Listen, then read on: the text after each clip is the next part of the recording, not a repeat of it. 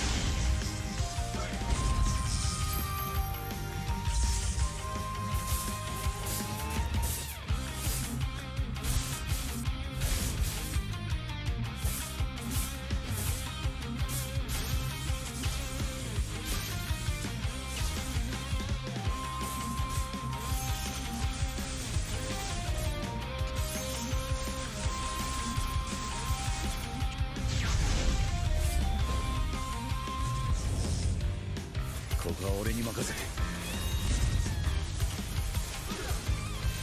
もらった。4代目保管を超える忍びはお前しかいないと俺はそう信じた。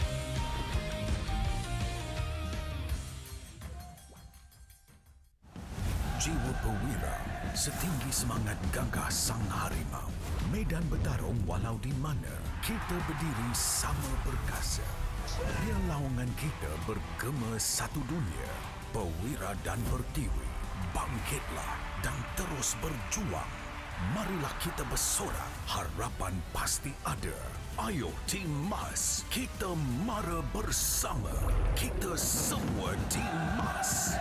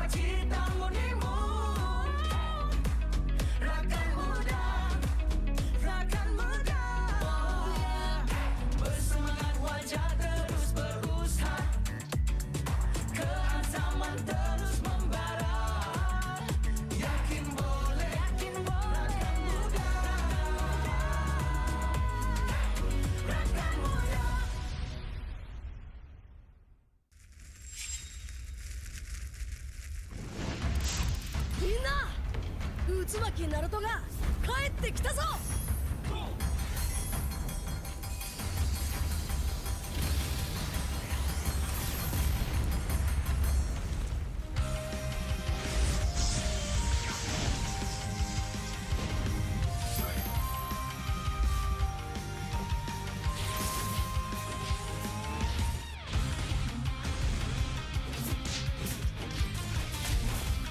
クラマ、力を貸してくれ。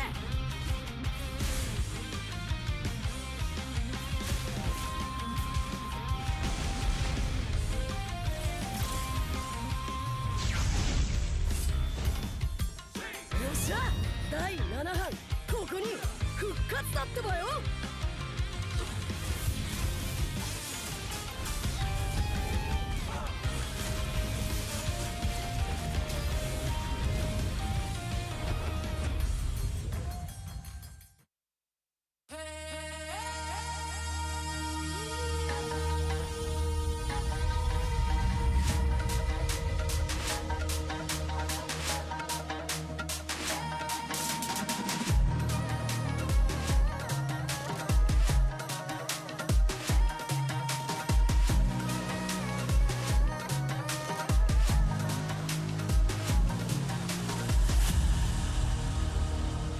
Aku hembus kata simas.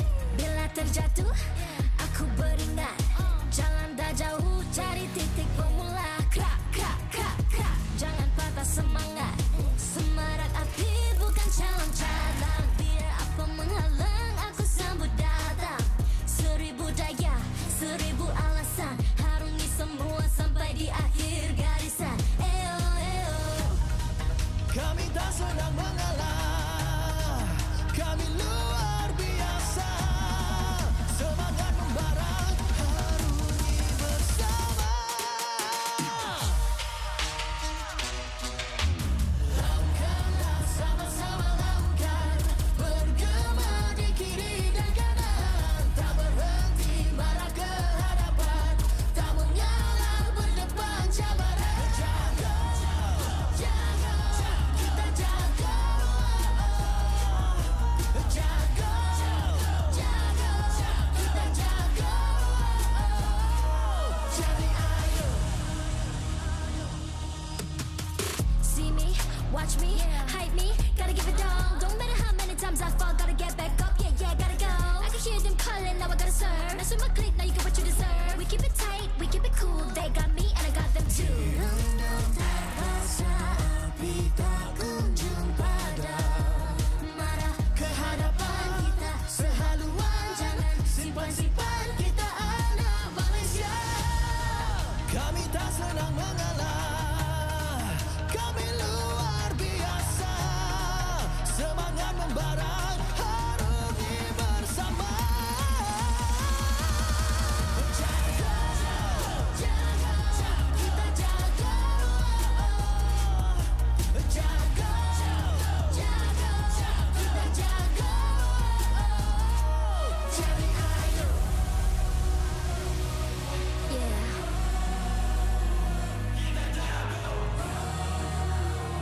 Are you ready?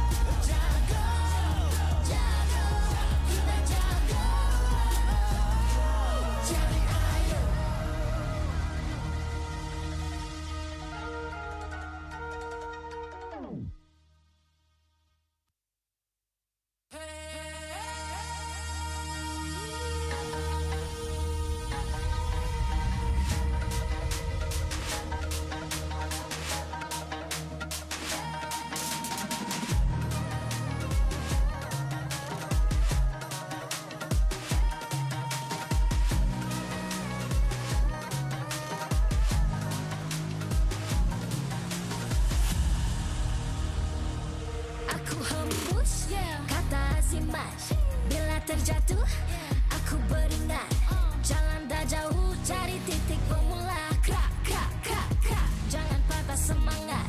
Semarak api bukan calon cadangan. Biar apa menghalang, aku sambut datang. 1000 daya, 1000 alasan, harungi semua sampai di akhir garisan. Eo, eo. Kami tak senang mengalah, kami luar biasa. Semangat membara, harungi bersama.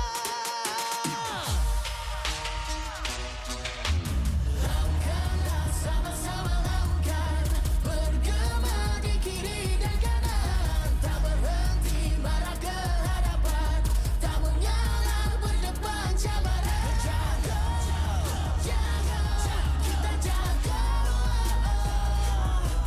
Jaga, jaga, kita jaga. Jadi ayo. See me, watch me, hype me, gotta give it all. Don't matter how many times I fall, gotta get back up, yeah, yeah, gotta go. I can hear them calling, now I gotta serve. Now swim my click, now you get what you deserve. We keep it tight, we keep it cool, they got me and I got them too. Api tak kunjung padam, Marah ke hadapan kita sehaluan. Jangan simpan-simpan, kita anak Malaysia. Kami tak senang mengalah, kami luar biasa. Semangat membara, harungi bersama. Jaga, jaga, kita jaga. Jaga, jaga, kita jaga. Jadi ayo. yeah.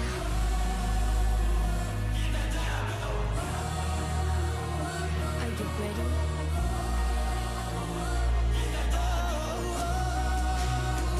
Can you feel me now? Yeah, yeah, yeah, yeah. Let me hear you say. Oh, yeah. Langkahlah sama-sama langkah, bergema di kiri dan kanan. Tak berhenti marah ke hadapan, tak mengalah berdepan cabaran. Jaga, jaga, kita jaga. Jaga, jaga, kita jaga. Jadi ayo.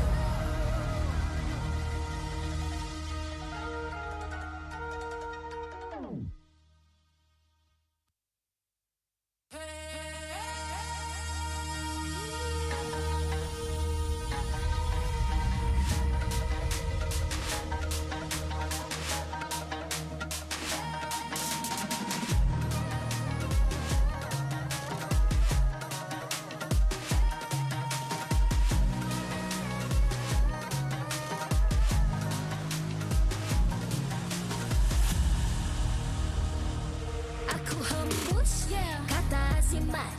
Bila terjatuh, aku beringat jalan dah jauh, cari titik bermula. Krak, krak, krak, krak. Jangan patah semangat.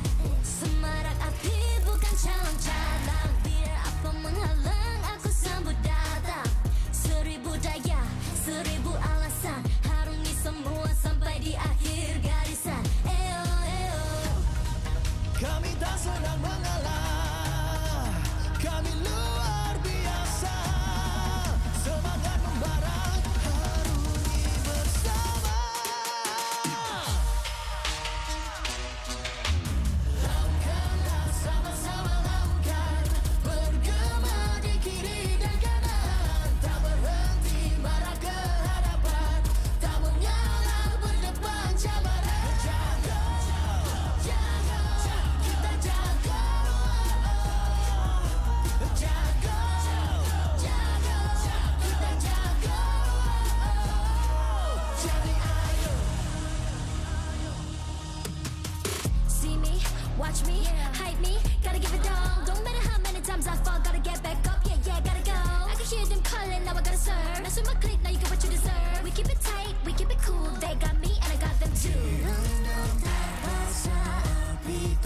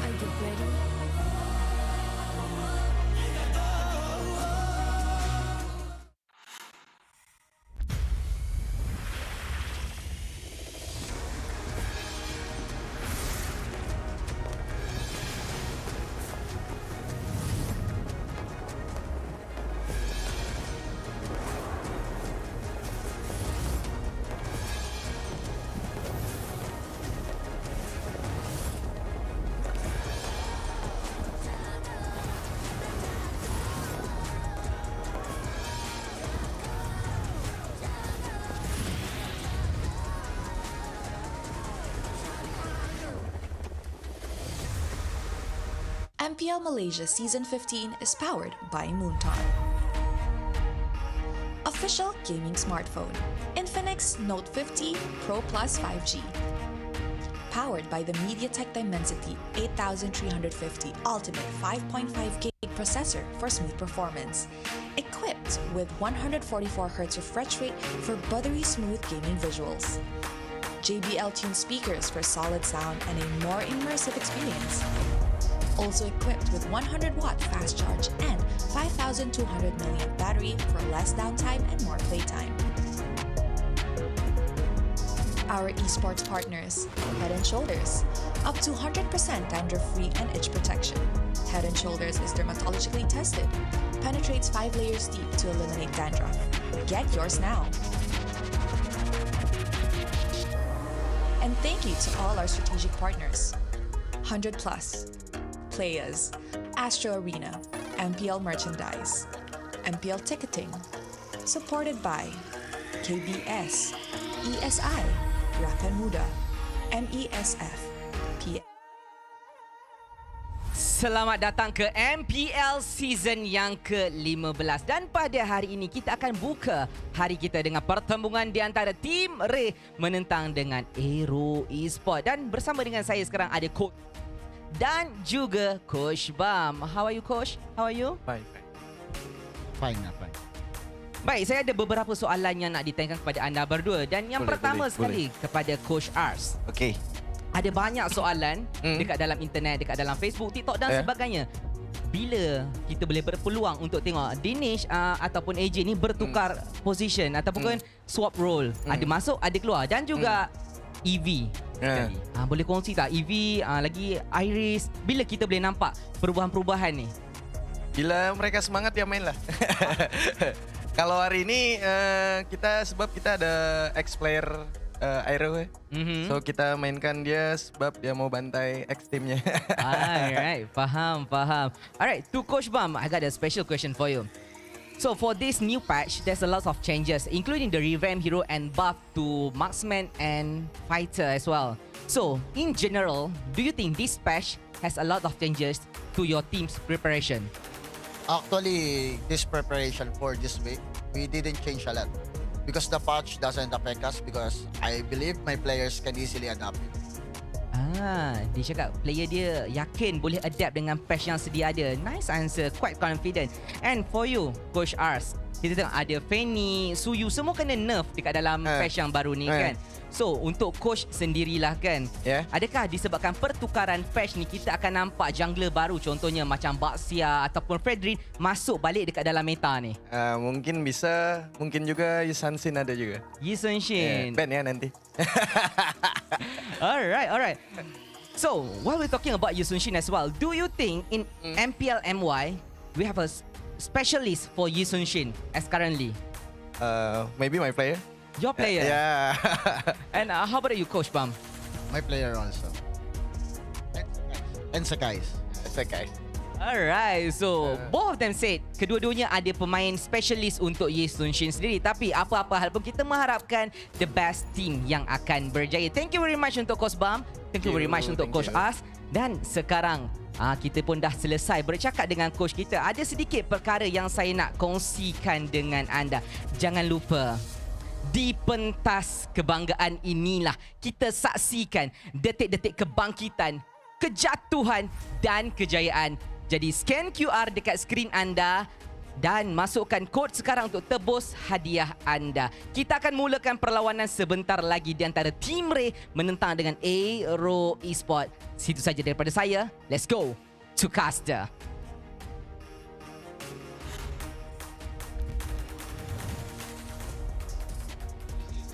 Welcome back, everybody. The MPL MY continues here today with the second week ready to go. And we've already got the teams ready to battle out. My name is Getting Q. This is Husky at the English desk to keep you guys entertained for the next 2 best-of-3 matches. That's right, you heard it here first. 2 best-of-3s to conclude Friday. And Husky, so far with the new patch, I mean, you've played it a lot more than I have, fortunately, in this server. It is rough. It is rough. It is rough. I think, well, we won't be able to see Kimi and Blue until next week. But aside from those two, I think that there have been certain impacts, you know, on some of the heroes. You know, Harif is still pretty good. Granger, I think, is still good. But I think it's going to open up a lot more variety, at least in the gold lane. XP is probably going to be the same. Roam pool as well is probably going to remain constant. Same as the mid lane. It's either you go artillery like Farsa, or you go utility like Luoyi and Zhu. So I'm looking for the go and jungle change actually. Well, I do hope that the golden jungle change is going to be actually useful. But at least they've already adjusted a couple of things. We'll see whether or not our professional players are going to have access to them. Unfortunately, we're not going to have access to Kimi just yet. She just did get a new fresh coat of paint. It's all nice. It's all fun and games, but only until next week. Yeah. Next week is when they're officially allowed to play it. So I don't know. I think that the meta could look a little interesting for the next 2 weeks onwards. Yeah, I personally am looking forward to see if tank junglers would make a bit of a resurgence. I don't need them to be meta again. You know, I just want them to be an alternative, right? Like the Fredrin, faster jungle clear, so much better. Yeah, no, it helps so much. And especially now that we're sponsored by the Infinix phone. Guys, the Note 50 Pro is already out there. The Note 50 Pro Plus, the ones that we're using here on the desk itself to keep monitor, and what you guys are saying in chat, so don't be naughty. We're looking at it in the middle of games. Now, we've got 5 minutes before we've actually started. First up, it's AERO versus Team Ray. Now, Team Ray has played a surprising amount of games for already week number 1, and looking at the rest of the schedule, a majority of their games are actually happening before the halfway mark. Yeah, pretty front-loaded schedule for Team Ray, right? Which makes it very crucial for them to start winning games and matches as fast as they can. You know, we talk about some teams being late bloomers, they need some warm-up period. Not Team Ray, they have to get up to speed as fast as possible. Can't really do much about that, unfortunately. But with that being said, let's have a look at the ping text here. Obviously, they're going to be using Infinix phones on the stage, and it looks like AERO is ready to go. I am curious to see whether or not the team has kind of brought themselves together. After hearing the story of Kuse, it feels like he wants to win this badly, but the rest of his team might struggle just a little bit. I mean, the team seems so passive. Yeah, we saw them against Homeboys, and it wasn't a competition, right? Homeboys were just clean. You know, we talked about the imports of Vel and Ivan. They really led Homeboys to a resounding victory.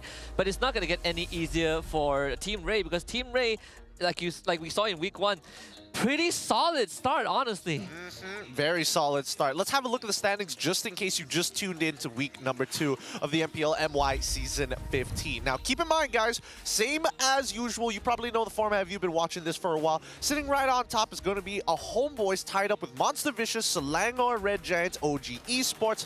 Whew, that's still a mouthful, as well as Team Ray. However, Team Ray has only been winning a majority of their matches in, well, they got a 2-0, they've got 3 wins, 3 losses. They played a majority of their games best of 3s, all 3 games. All their games, yeah. Yeah, every single one of them, all to the full extent. DX Soul in 5th, Team Vamos in 6th, JP Niners in 7th, and then finally, for the bottom placers, it's Ocean Black, AERO Esports, and as well as Todak, who have not gotten their next set of games. Yeah, I think the biggest surprise is definitely Todak, right? Losing 0-2 to MV, but it's just their first series. AERO Esports gets to play the second. So Team Ray still, at this point of time, will have the most series/games. But if they can maintain what they showed us in week 1, I think Team Ray are in a very good spot to kind of progress through the rest of the league. Oh, look at that. Even with new graphics, with the Naruto skins coming in soon, boys and girls, get ready for it. Better have some diamonds to roll. But for today's schedule, as per mentioned, AERO versus Team Ray. Afterwards, it's going to be SRG versus DXS. Now, I'm hoping that DXS has pulled something together, because again, when you're up against SRG, it's going to be a really tough time. I think for the rest of week 2, a lot of teams are going to be looking to prove themselves after the slow week 1. Yeah, I think DXS in particular, when we saw them up against Ocean Black, there were definitely some remnants, some shadows of that MAL performance, right? Very slow, very passive. But then when you go up against SRG, you have to start making moves, and it all comes down to Storm and Rasi. Yep, and these are the people that we might be keeping an eye out for as the patch has has already updated. With the 1.9.64 revamped heroes being Kimi Glue, I would technically say Yi Shinshin got a bit of a revamp, but it's only towards his ult. That's about it. If you guys don't know, go into game and check out the revamps of both Kimi and as well as Glue. Now we have to call it Spread. Yeah. That's a bit of a, oh man, it's not good. Not a good way to have on broadcast. Yeah, I think the naming convention that we saw in our own patch notes was actually better.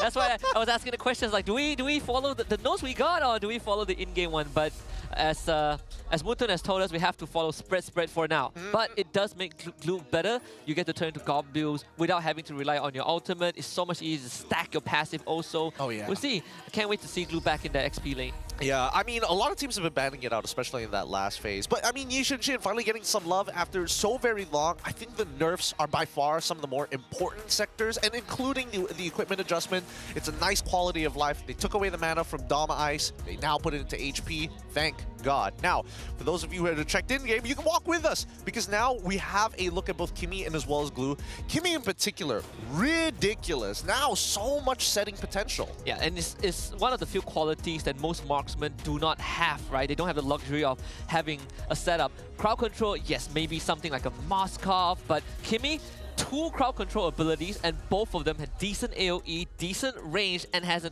the ability to hit multiple targets. Not only that, it's also another hero aside from Iritel that can quote-unquote run and gun, get piercing damage with your passive, and they also changed it so that her auto attacks right now is fully considered as basic attack. So, Feather of Heaven, crit items like Berserker's Fury, Concentrated Energy, we've seen some of that as well. And Rose Gold Media, in particular, changing attack speed to magic damage, they all benefit Kimi. Exactly, and I think, you know, there's going to be a lot of interesting builds. We'll see how long it's going to take before people truly break Kimi, or whether they're just going to know the best build right off the bat. Glue, again, couple of changes. The name Spread, not our choice. Grab. Grab. Again, not our choice. It's what Muntun decides. But I think the only benefit coming in from Glue, I can't tell if he's a bigger lane bully now because of the way his passive works, and as well as the Spread. But the scary thing is that, again, you don't have to kind of like circle around your opponents with your ult before you latch onto them. You can immediately just, first, second, you've probably stacked it up pretty high at that point. Yeah, actually, if you land your second ability, I haven't tested him enough. I'm not sure if you need the Molten Core passive to proc. I think you only proc it with your skills, right? So your second, your spread, the Gobules, the damage tick actually contributes to the passive, so your ult range is also pretty ridiculous, so it allows you to slash onto your opponents from pretty far away. Yeah, you can keep on just, it is obnoxious to deal with. Now, let's look at the Week 1 Best 5 rankers. Now, when we're talking about rankers, it comes down to different roles. Zorn taking it for the roamer sector with the highest kill participation of 75%. Innocent, of course, after coming off of last week's Savage, coming with the highest goal per minute, 892. Izanami taking the mid lane ranker as the highest damage per minute, 3,491. Lazir and Eevee from Team Ray each claiming the jungle as well as the EXP role, highest turtle in Lord Slain, and highest average damage taken per minute, probably due to the mass amount of games that they've had. Yeah, best debut so far, right? One of the few teams that have not made any roster changes. They've added new players, but the core is still the same. Last season, there were a lot of questions, right? Eevee back in the XP lane, Lazir showing up with some funky picks, but the Week 1 showing have been very, very consistent. They are hitting all the notes, even in games that they lost, they made Vamos work for it. Yeah, they really did. I mean, to be fair, Vamos did play rather poorly overall, but I think that Team Ray, at this point, with so many games in the first half of the season, I do want to see whether or not, like, there is a ceiling to them, right? Where is the growth going to be limited or stunted before we get towards MSC, which we have 2 slots, by the way. Yeah, it's a big year, right? We've earned that slot last year by winning MSC. The doors have opened, and we want to keep it open as long as we can. With that being said, let's have a look at our first team to make it up on the stage today. It's going to be AERO Esports with Kusei, Zigwif, Kim, Rindo, and as well as Reza. This team was very passive last week. We want to see them get a little bit more active on the map. Yeah, I hope they shake off some of that jitter, some of that rust from week 1, because Team Ray, even last season, have been a very active team. It's just that it's limited to the first 5 minutes according to their playstyle, but they've refined it, right? Now they take initiative, not just they've power it up from what they are good at last season, and they make sure that they keep the ball rolling. So if you're up against them like AERO Esports, you got to make sure that you put a stop to that choo-choo train. But that's not all. Their opponents will going to, well, let's see whether or not they're going to get even more active this time around. It's Team Array, this time with Trap, Virgie, Dinish, Lazir, and Iris in the EXP. Well, I was wondering if we would ever get to see Iris now that the meta doesn't really favor him as much since last season, but we have seen big setter XP lanes get picked up thanks to Monster Vicious with that Terizla of all heroes showing up in that XP lane. But it also kind of fits that bill if you want someone to start a fight. Terizla, Arlet, we've seen those two heroes once last week. Maybe Iris can fill in that role. Lucas as well has been a highly talked about pick, but not picked enough. Yep, I think only Lazir is the only jungler who picked it up so far in the MPL MY for Lucas as well. I don't know, with the aggression that we've seen from Lazir, I am curious to see whether or not Trap can actually, you know, understand the boundaries, the lines between aggression and defense. With that being said, let's have our teams walk out onto the stage and man their battle stations. After kicking off the season with a tough loss, they return hungry for redemption and ready to secure their first victory. Ladies and gentlemen, make some noise for AERO Esports!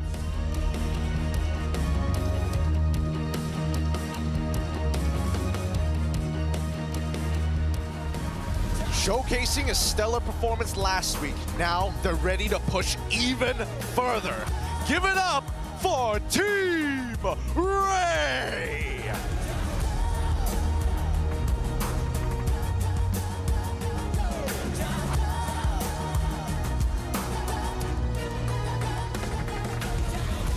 Introducing the coach and analysts of two teams and the head of League Ops Franklin that will ensure fair play and professional integrity in the match.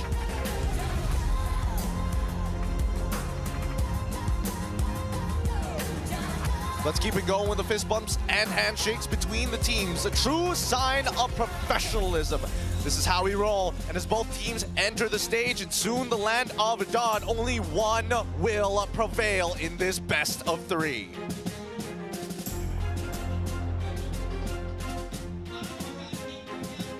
All right, this is one of the teams came prepared.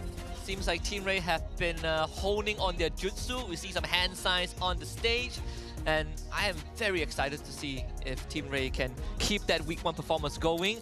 Getting first pick selection nonetheless, so even more advantage on that blue side. Speaking of advantage on blue side, I feel like this patch might shift that balance a little bit, right? I really hope so. It really depends on the team's judgment and analysis on the current patch of whether or not some of these top tier picks are not worth it anymore. Things like Harith, things like Granger, things most especially Fanny as well, which has been a huge detriment to teams who've been banning it on the blue side. Yeah, the heroes that got nerfed all primarily got hit in the damage department, right? So Sicilion, base damage nerf, Fanny, base damage nerf, Granger, base damage and range. Harith, they tune it a little bit, but they still decide to increase the animation for synchro fission. Whatever reason is behind that. Look, I think at the very least, if they take away, they have to give something. I don't think that Harith needed that, to be fair. I think it's hard enough to dodge the center of it for the most part of it. But now let's look at Lazir and his player history, because again, he has been with Alter Ego for some time in MPL ID Season 10 and as well as 11. Playing from the MDL in Season 5 for Alter Ego X as well. He has been a jungler throughout. Yeah, if I remember correctly, Lazir also has the most unique hero picks right now in the jungle. We've seen him play the Joy, we've seen him play the Lucas. So that hero pool itself, it's an advantage, especially when we're coming into a meta where this patch might affect the junglers getting opened up in these early stages of the game, it would benefit to know a lot more of those heroes, right? We haven't seen him pick a Cho, even though I don't think we will see that ever again. But the fact that you have assassin pulls and then you have a fighter and tank pulls in your arsenal, it's going to benefit you in the long run. It's going to be very, very helpful. I would like to see whether or not a team is willing to actually pick up Fredrin this time round. Something that Team Ray has done before, playing a strong Ube strat last season. But now we go into the drafting phase, so let's find out. To kick things off, it's going to be Team Ray on the blue side with Coach Ars, and it's going to be AERO Esports on red side with Coach Bam. Yeah. 3 of the most banned heroes still up on the list. You know, Fanny still strong, even though the base damage nerf just because of how unique she is. Matilda and Phobius, not a surprise. And of course, you guys can see Kimi and Glue not available for this week. So at least if teams are banning Glue or were banning Glue, they don't have to worry about him for a week. Well, we probably should have asked the same question for Yishin Shin with his ult as well. Hopefully it doesn't cause any problems in game, but let's see, because a lot of teams, it is a high risk, high reward to go for any type of jungler who needs to scale fast. I mean, Ling has taken so much punishment in this meta when it used to be so popular. Yeah. Kalea, Lucas banned, so Coach Ars banning out Lucas himself, and this could give us an idea that they are still looking at something like a Joy Suyo. They might be open to that trade. The Jusin is up on the pool as well. Now the Kalea is out of the picture. The Jusin is also an option, I think, for Team Ray. They have a lot of heroes that they can go for. Yeah, interesting. I'm curious to see whether or not Team Ray is trying to set up for Iris to a certain degree. I don't know if they're looking for maybe even CC in this particular meta, or whether or not they're going to put him on a traditional tank, if not a strong setter. Those are my ideas coming into it. Is it first pick worthy? Not yet, no. But at least Chip is available for play. So the fact that they're banning it out, at least Arrow's on top of it. Yeah. And contrary to last week, we didn't get to see any Chip being banned out, because even during SPS, there was a bit of an issue that needed to be fixed. Now that Chip is back in the pool, we see that Jusin first picked up by Team Ray. I do like this opening. One of the weaknesses that Jusin has is always low health pool and the lack of burst, right? She likes to stay in fight, so the longer the fight goes on, the better it is for her. Maybe if they're playing for Iris as a setter, then Jusin would come into handy. It makes sense, right? If they go for like a double revitalized, double tank style composition. Ooh, Badangan as well as Harith, in anticipation that maybe Coach Ars is trying to set Lazir up with another assassin-style jungler. I mean, technically, Hayabusa is out there, Suyo is out there, Joy even still out in the pool. Many options, in fact, and it still doesn't take away much from Team Ray. I think they have plenty of options to go for. You could opt for flex now. Team Ray does love the Jawhead a lot, although we have seen usually these Roamer picks go in the 4th and 5th pick. And who do we see? Is that Uchiha? Is that an Uchiha?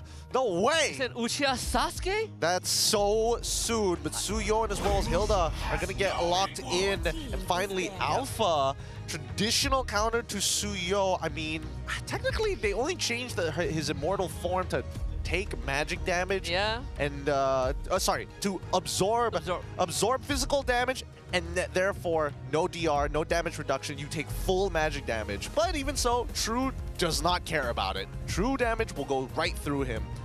But still, I'm surprised that it has come down to this, right? I mean, Joy was still open for either one of these teams, and still this is what they defaulted to. It could also lead back to the safer kind of playstyle that they showed us last week, right? Alpha, generally you feel a lot more in control, being able to play Badang. You have some setup for yourselves. You're not too worried that, oh, if I get snowballed, I kind of lose my function for the next 5 to 8 minutes like a Joy. They do ban out the Moskov this time. And kind of segue a little bit. If this is the portrait when we pick Naruto skin characters, I'm up for it. I'm down. I'm getting all of it. I'm down. I wish that it was a little animated as well. I mean, that's something they're probably working on. Susano ain't moving. Yeah. We're not seeing the cool particle effects.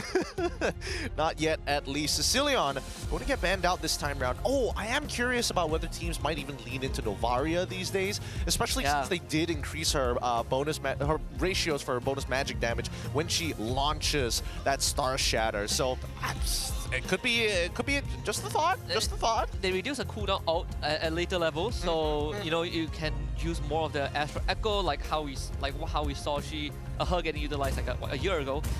But the condition is still the same, right? You have to land your Star Shatter to make it worthwhile. So every shot you miss is sort of a, oh, oopsie, for the next 5 seconds, I don't really deal much damage.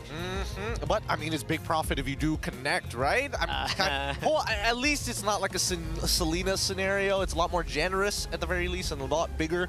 And especially with your ultimate, kind of free sometimes. Now we go into, oh, hold on. Seems like Team Ray has not gotten their last ban in, with Cho already gone and as well as Moskov. Did they intentionally open it? Oh, wow, when they... Okay, so it's a Eve ban. So they banned out the Eve. Wait, weren't... Okay. So they banned the Eve, that means Farsa is open. I mean, we got the Vexana too. I can't see Vexana getting picked up just because... Okay, now it's a Selena pick. Yeah. Not sure what the conditions are for this for now. At the same time, at least Selena might help Alpha disengage. And I think that's the biggest problem right now, right? Is how exactly is AERO going to look for these big engagements and not get punished by Jushin or anybody who's willing to peel? Jawhead also getting locked in. And, I mean, they're building this composition around the Jushin as much as possible. Yep. We kind of mentioned it earlier on. Jawhead is one of Team Ray's most favorite pick, aside from the Cho. So this Jawhead gives us a bit of that Team Ray identity from last season. They really love running around in this early game. And not to mention, all 4 heroes right now have that capacity to just start a snowball and keep running with it. With Jawhead being shown, it does mean that Hilda is going to be guaranteed for the EXP. Wanwan is going to be the pick of choice. Somebody who, gets hit by CC. That's not a problem for her. Is able to kite around her targets. However, she is ultra squishy. There's a lot of CC on the opposite end. You can't cleanse everything. And even with Inspire, it might be a little tough, but Trap proved to us last week that he can play it. Just pray that you don't reach late game and get 2-tapped by Kusei Harif. But that's the only condition that I think Trap needs to worry about. But how fast they can play if they achieve that condition like how they did last week in their first series, I think they are in a very good spot to just win the game before AERO Esports even come online. Which begs the question, Badang, what is it? He's going to be roam. CC is going to try and win this lane up on the top side of the map. Now, the biggest problem in the EXP matchups is that Hilda, in the early levels with Concussive Blast, will clear the lane just slightly faster at the cost of her HP, which she regenerates in a bush. Yeah. Before you get War X on the CC, the Hilda actually just beats the crap out of you at, in the early level. So until then, I'm definitely expecting Iris to start walking out of lane, join out with the Suyo. So maybe Lazarus can start on the opposite side of the XP lane, and then you join up with the Hilda, go for those early invades. It also comes down to whether they can spot out where AERO's jungler starts on. Yeah, I am curious to see how this is going to play out, right? We are going to see the Harith come into play after the nerfs. Let's see whether it's going to be just as dangerous, or if not, maybe the backswing and the increased animation speed against the Wanwan for the Synchro Fissure might help it out. But we'll find out as we head on in to the Land of Dawn to kick things off for our first best of 3 series. It's Team Ray on the blue side, facing up against their opponents on AERO on the red side. So following protocols, it seems like that is going to be the case for Team Ray. They're starting on the opposite side of the XP lane. And of course, they're going to go parallel jungling, right? Both junglers starting on the top side of the map. Rindo will go from orange and into purple to Little Wanderer. But of course, if you have that Tusa in the mid lane, you won't get priority for now. But that Suyo is getting a big boost in that clear speed thanks to Virgie's Sleesh. Yeah, but also, it's interesting how we're seeing that like both sides want to end up at the EXP lane at the very end here, right? The early invade is only going to get information as that purple buff is going to get taken. Litha Wanderer gives Lazir a very slight EXP lead. I'm curious to see whether or not they're going to fight for the EXP crab as well. Yeah, I think if there's one lane that AERO might look to try and win early, it is that gold lane where Kusei will have that pressure over trap. You just poke with the single fissure. You're always going to do more damage in the early game as long as you don't somehow take a weird trade. As a Harry, you have to shoot as well. One big difference right now is the junglers decide to end up on the opposite side of the map. Yeah, I mean, no interaction so far, but moving towards the top side, we notice that Harith actually has Festival of Blood. Now the gank in the mid lane looks pretty good for now, as Kim going to be given over his first blood. Wow, very well done by Team Ray. AERO Esports just overstepping. Kim didn't need to be that far up. You have the trap to work with. Your Roma wasn't there, and we see Iris once more just pushing Reza out of the lane with the help of Lazir. The turtle coming up. AERO Esports, I'm not sure if they want to contest this. I don't think they will. I feel like AERO at this point in time, until they've got like a definitive lead, they're just gonna like, you know, step back and chill for a second. You can see that Alpha already on that purple buff, not trying to put himself in a dangerous spot at all. Just counter jungling, give up the neutral objective, walk back, full clear, rinse, repeat. Yeah. So Team Ray, they did kind of sniff it out, but slightly late to the party. They decided, okay, Rindo, you got our purple buff. It's completely fine. We aren't really losing out on that much. Lazir still got the turtle. It's going back to his orange. At this point, what AERO Esports wants to do right now is just play slow. Make sure that Virgie and Dinesh doesn't get the space that they want. So you have time for this CC and this Harry to start building up that item. Reza push out of lane again. Getting chunked out pretty hard, I'm not gonna lie. Very, very hard to do. But no battle spells lost, minimal EXP. Oh, he will miss out that Carmen. And oh, hold on, the ejector is good, and Lazir finds a second kill here. Great to find it for Team Array. Dinesh, oh, actually, no. Dinesh taking the first one, and Lazir taking the second one of the game. Wow, Foresight must have saw his ZK run into the bush, an instant flicker toss.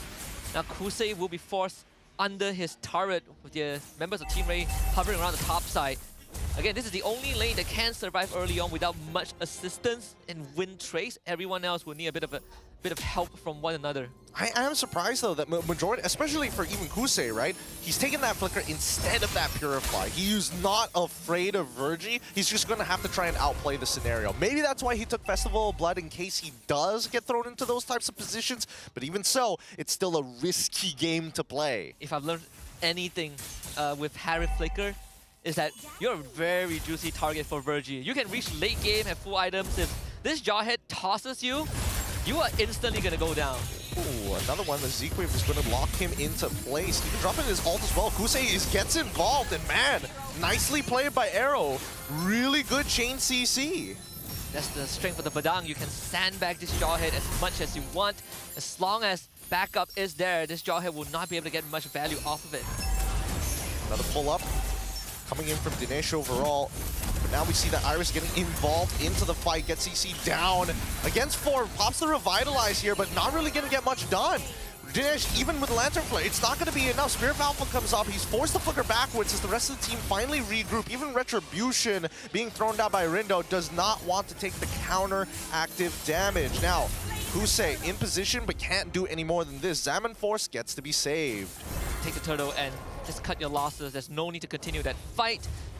AERO Esports actually have a lot of crowd control with this Badang. If you can't kill Zkip, he is going to start killing you instead. And not to mention, you have all these long-range abyssal arrows from Kim that you always have to watch out for. And now we see the lane swap, sending Iris up top, but so does AERO Esports, right? Bringing people to top side. Oh, perfect chain CC again. Fist crack into abyssal arrow underneath the tower, allowing Kusei to get free chrono dashes with the Zaman Force. Nothing much they could have really done there. And now on the bottom side, at least when they've got this lane swap down, they've traded tier 1 for tier 1. But the same movement is a luxury sometimes with the amount of CC AERO has. And it frees up Kusei's lane.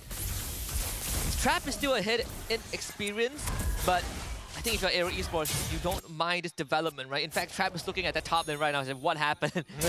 Half a minute ago, we did a lane swap, and now I lost my turret. Yep, it's just gone. There's nothing much you can really do about it at that point, but here we go. As AERO now continue to rotate out towards the bottom side of the map, they probably want to get that other tier 1 as well. With the turtle spawning in 46 more seconds, looks like they've got a pretty ideal path, but despite the counter jungling, Rindo is still slightly behind Lazir. It's going to be a temporary situation, I think, for Rindo. I think as the game moves on, Lazir is going to do more damage. It's a Suyo thing. But at least Rindo does provide that frontline potential, that setup, right? Again, he leans back to the amount of utility that AERO has to hit multiple targets in a team fight as compared to Team Ray, where you are relying on this buffer of the Lantern Flare or a flicker toss from Virgie, but it's single targeted. Have to take their time here. Kim poke his nose out as Iris opens up the map. Zquid can peel him back for a while, but nothing about taking the space or territory. They want Kusei to get involved. Reza looking for an angle towards Lazier and Trap. Danish gets hit by the first one, but Rindo gets ejected and he's dead! He's gone! And Tigwin might be the next to fall. They find it as Trap instantly capitalizes. Fast responses. They take out 3 members of the side of AERO Esports. AERO not even in a position to respond to any of those collabs. They had Reza on the flank, but this CC is not a threat at all if Team Ray gets to pull the trigger on you like that. Once more, Virgie with the catch. And we saw the idea from Kim. He's trying to chip out Dinesh for some resource out, but Dinesh knows that he is going to be safe, and now this whole game has just been blown wide open. Bot tier 2 taken by Lazier. Trap gets to go back to the top side now with 2 kills under his back. Virgie is even going to take that opportunity to take this orange buff away. Now, in most situations when we see mid laners trying to kind of zone out their opponents, they usually do it by like, oh, I have a lot of damage, I have a lot of range. In this case, it's really, really tough. Once that Abyssal Arrow is down, I think that Danish gets really, really aggressive, right? He's right in your face, he can bait out the engages, and he basically can zone you out for free. There's nothing much AERO can do about that. And there's this very cool trick by Jusin, where you shine your lantern into a bush. You do not need to hit a target to check for vision, and that's the best part of it. I think the problem is going to start, accumulating for AERO Esports, because how do you play these side lanes, right? You don't have the best heroes to manage side lanes. Compared to a 1-1 Suyo, AERO Esports will always be one step behind. These Abyssal Traps now start losing their value, because Virgie can just step on it, eat up the damage, same as Iris. They're essentially, mercenaries sent out to just trip all these mines. Yeah, it's a little difficult to deal with, especially when you have a Hilda on the opposite end. Even so, Trap is in a great position. 3 items already complete.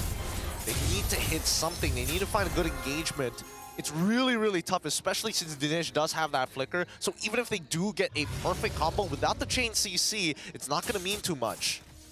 Unless they can flush out Iris from the bush, I think it's pretty hard for AERO to even walk up. Maybe you rely on this Badan to get a big snap engage, right, and try to blow up your target. But it's a lot to ask for, because then the remainder of these damage comes from Kusei. Oh, the ejector flicker again. Reza in trouble. Quickly drops down his vengeance. Ends up dying to Trap regardless as Rindo gets run down too. Lazier does not care at all. He will jump on you. Team Ray, really good pinch as they get on top of that lower. Kusei trying to make a play of his own with his Amend Force. He's getting some good damage in, but it's not enough without that Holy Crystal. Virgie is just eating these shots. Lazier secures the Lord. Wow, that is quite an eye candy to see Harry do 0 damage to a tank. Yep. I mean, those nerfs are coming into effect here until we see those third items. Even so, AERO Esports in a very dangerous spot. They're going to lose the rest of their tier 2s for sure. Whether they lose an inhibitor, I'm not so confident they can hold on to it, especially if Dinesh is just walking up like that. And they don't have the best wave play either. A lot of weaknesses in this draft. And you only start to see it when you start falling behind, and this is the spot that they are in right now. Not the best side lane management, not the best wave clear, and they can't even deal with all these pickouts, right? Your front line.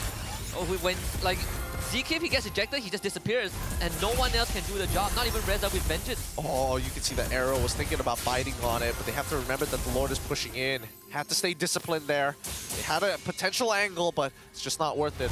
Holy Shielding also going to get popped on both top and bottom side, and unfortunately, you were right. AERO, they've got no wave clear to really deal with this type of pressure. I could have utilized the Lord a bit better if Virgie just walks up and tosses a minion, but he wasn't in position to do that. It's fine. Small detail for Team Ray that it's not going to cost them too much. They can still continue to siege. Yep, and here they go. Virgie looking for the play. Flickers forward, gets the ejector again onto Reza. Gets blown up as the crossbow tank is out. Luckily, Winter Crowns keep them protected. Underneath turret is a little dangerous, but Dinesh gets them out. And Kusei, he wants more, but instead forced the flicker away. And Trap is able to get him underneath the turret. A 1-for-2 trade in favor of Team Ray. Oh, that is so unfortunate. Rindo saved his entire team by aggroing the 1-1 out and pressing Winter Crown, and then Kusei decides to man fight the rest of Team Ray when his team backed off. So big mistake there from AERO. They will still keep the inhibitors, and that's the silver lining. But Team Ray, they can keep doing this for days. No one from their end is going to go down. Iris will heal back up in the bush. Virgie's just respawn. Less than a minute for the next door to come up, and AERO Esports have no way of now taking control of the map. We're getting close to that checkmate angle once again. 7.9 about to turn it into 10.2. They're going to jack all the jungle here. However, they need... Oh, wait, hold on. Injector almost... No, gets cancelled out. His window gets pulled by Lazirin as well as Danish running him down. A split disengage costing the life of their jungler, and that's a free inhibitor for Team Ray. Because DK even used his ultimate, so even if there's an opportunity to counter-engage, he just can't take it. You need that ultimate for the extended crowd control time, and now you have to wait for another half a minute. And half a minute is a luxury at best for AERO Esports. Building the stacks fast. Holy Crystal just bought by Kusei. This could be the saving grace. And now with his Diamond Force out, he's trying to find an angle. Chunks trap out pretty hard. Okay. Starting to see the old Harith numbers start to come back at level 12. He's lucky that Virgie's flicker was 3 seconds off cooldown. If that flicker was off cooldown, oh boy, Kusei he would have gotten grabbed instantly. Either way, Team Ray should get this Lord for free. Concealed from AERO though.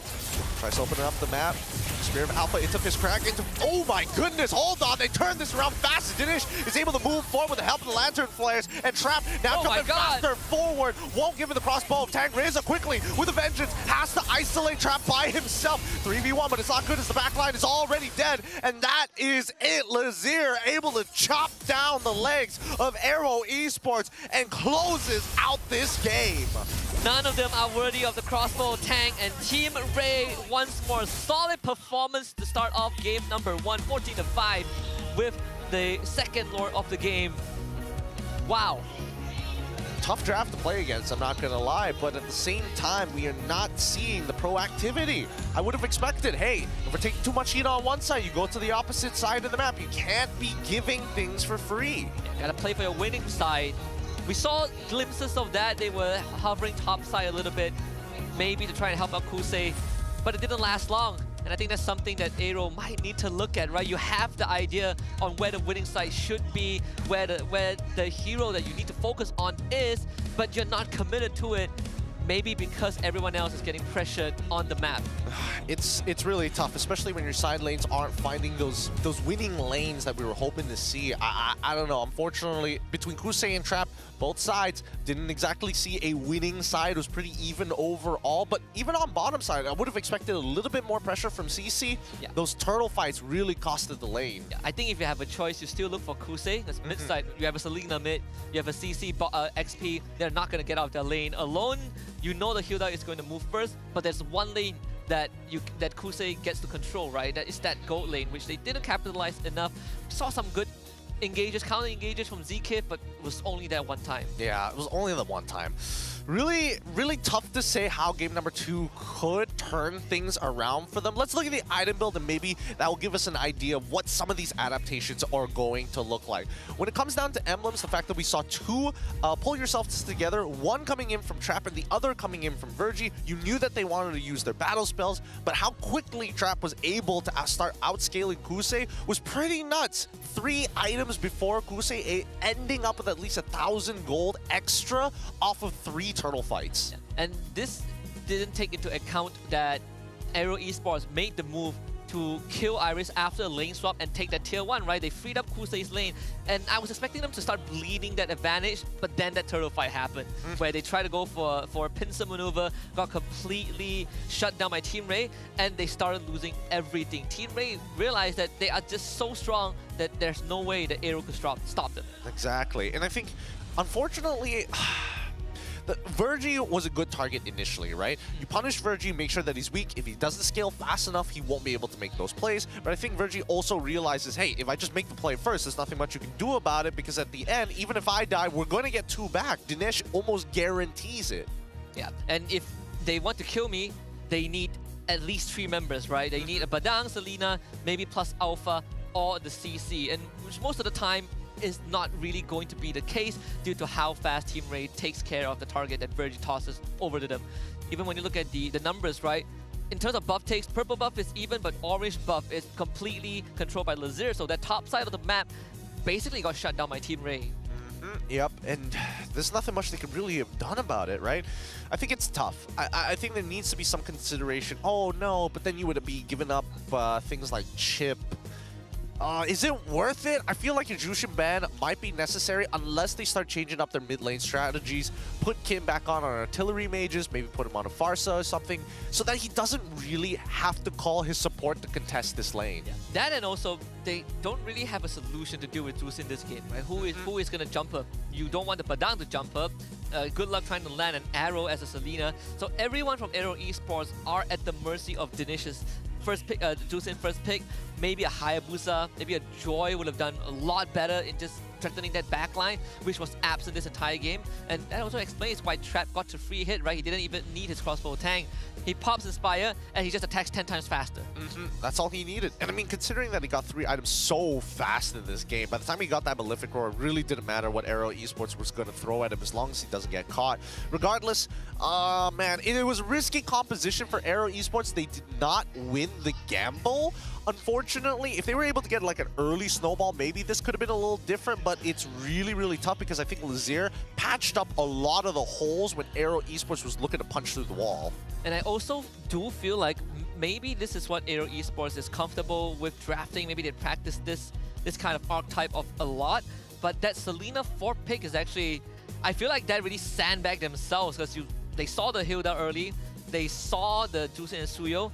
The fact that the Hilda exists means that your push control with the Selena trap goes down by a lot, right? And they still went for that. So you got to sleep in the bed, you make in, but key players this game all from Team Ray. Yep, no surprises that Rich Guy goes over to Lazier once. Again, he is capturing a lot of that 900 GPMs. When he's popping off, he's really popping off. The carry going to Trap, of course, Iris, as well as Dinesh, Sandbag, and Wingman alternatively.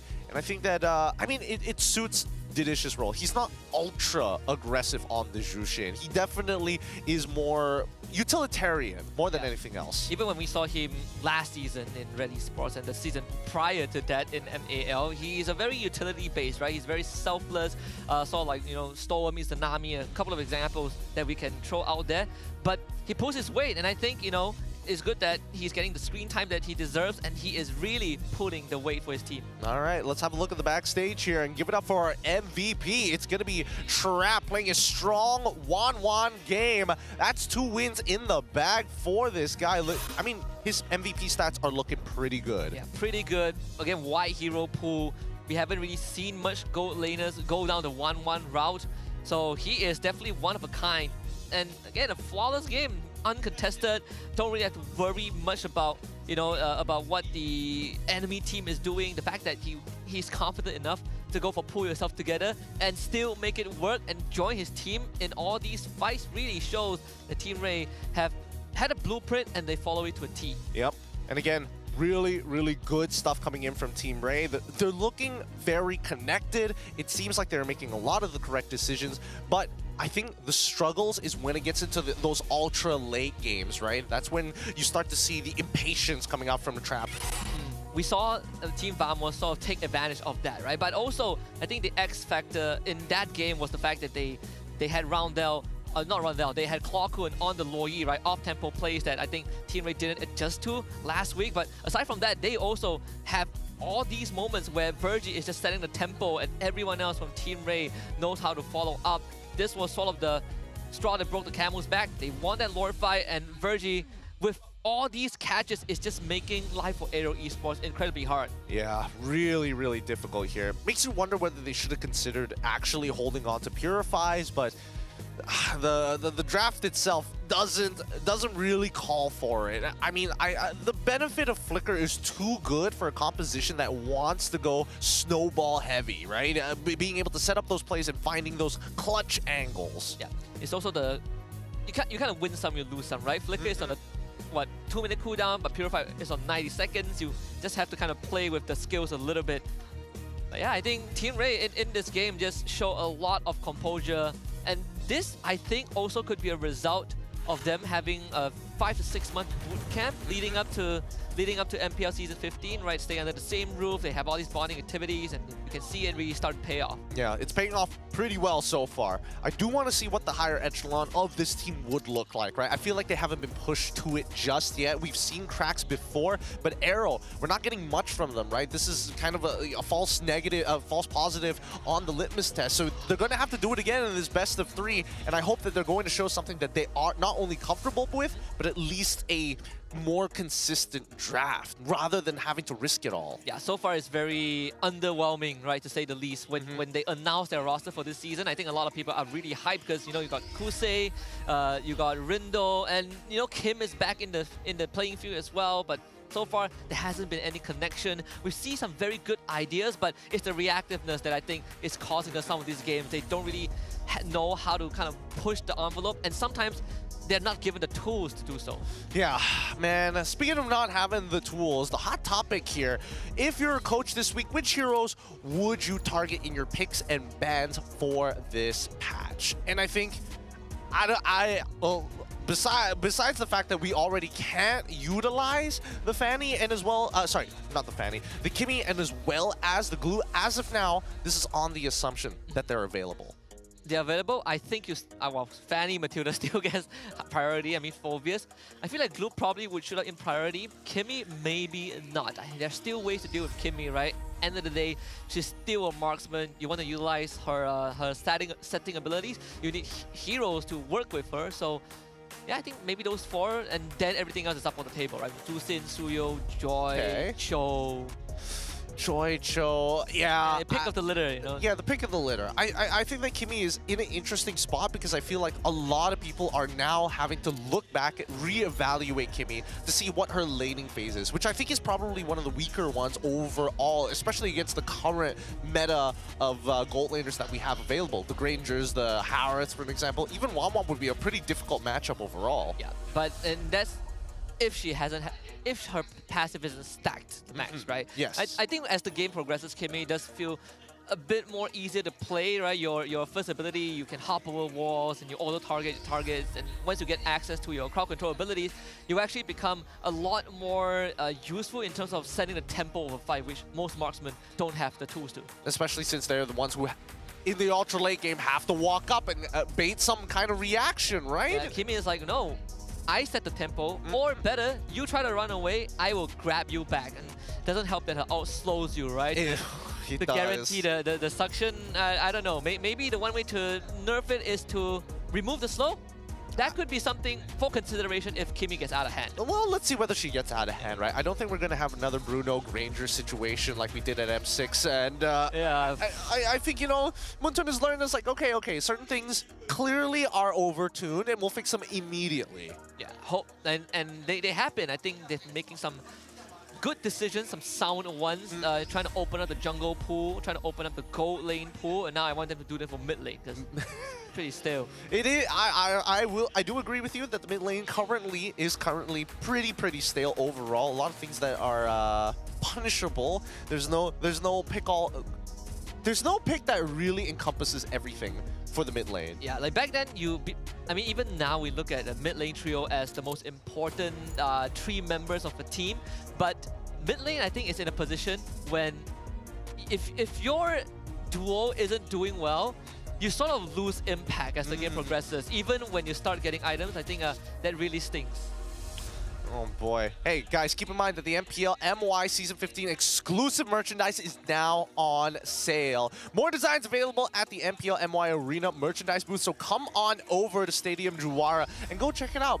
Based on which teams do eventually come, they'll also be selling their jerseys too. So if you want even more merchandise from your teams, and as well as MPL, come on over. You don't have to buy a ticket for the match, by the way. You can just show up to Stadium Juara, go to the booth, buy your jersey, and if you want to go elsewhere afterwards, feel free to do so. Feel free. But I will say that entry pretty cheap. Very cheap this season. 10 ringgit, an easy walkthrough to enjoy the game. Now, we've got a minute left, and now I'm very curious because it doesn't look like the spirits are broken for the side of AERO. I think they understood high risk, high reward. We lost the 50-50. What are we going to do about it? Let's see. Make it easier for themselves. I think that's plan number one. That's the first thing they need to start considering. Sometimes you go for a draft that on paper works, and I'm pretty sure it works, but with a higher requirement for execution, right? And that's sort of what they went for in game one. Game two, I think keep it simple, right? Get a mid lane, the artillery mid lane, get a jungler that can snowball, get a gold lane, you can stick with Harry, Ranger, Moskov, I don't mind that as well. And get a roamer that can pick people off easily, right? Maybe you trade a Jawhead for a Joe. I think a Tigro isn't too bad as well. You could go for Flex with the Gatard. We've seen that. In fact, I think Gatard has the highest win rate so far from week one, right? 8 out of 10 picks were wins, so that's what, 80%, and it's flexible. It is flexible. I agree with you that, but then again, I'm getting a little tired of seeing these pick-off style of roamers rather than teamfight-oriented ones. It just goes to show the drafting phase is so important for the teams to identify the game style. And now we have AERO Esports on the blue side up against Team Ray on the red side. Okay, a blue side fanny ban.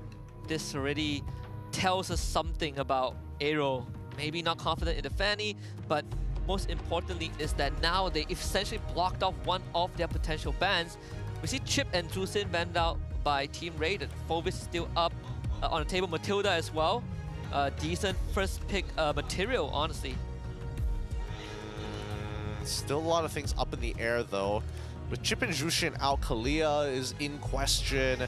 A lot of the top tier junglers as well. Actually, wait. Now that Suyo takes full magic damage, does that make his matchup against Joy even worse for him now? Yep, in a way, yes. I think there's outplay potential. We've seen it's like a skill matchup to a certain degree, but Joy does way more damage than Suyo. If he doesn't have cooldowns, you essentially just get 100 to 0 by a Joy in the late game. That'll be interesting to see whether teams are still able to make those outplay scenarios happen. Harith, the next ban coming in from Coach Bomb. Huh.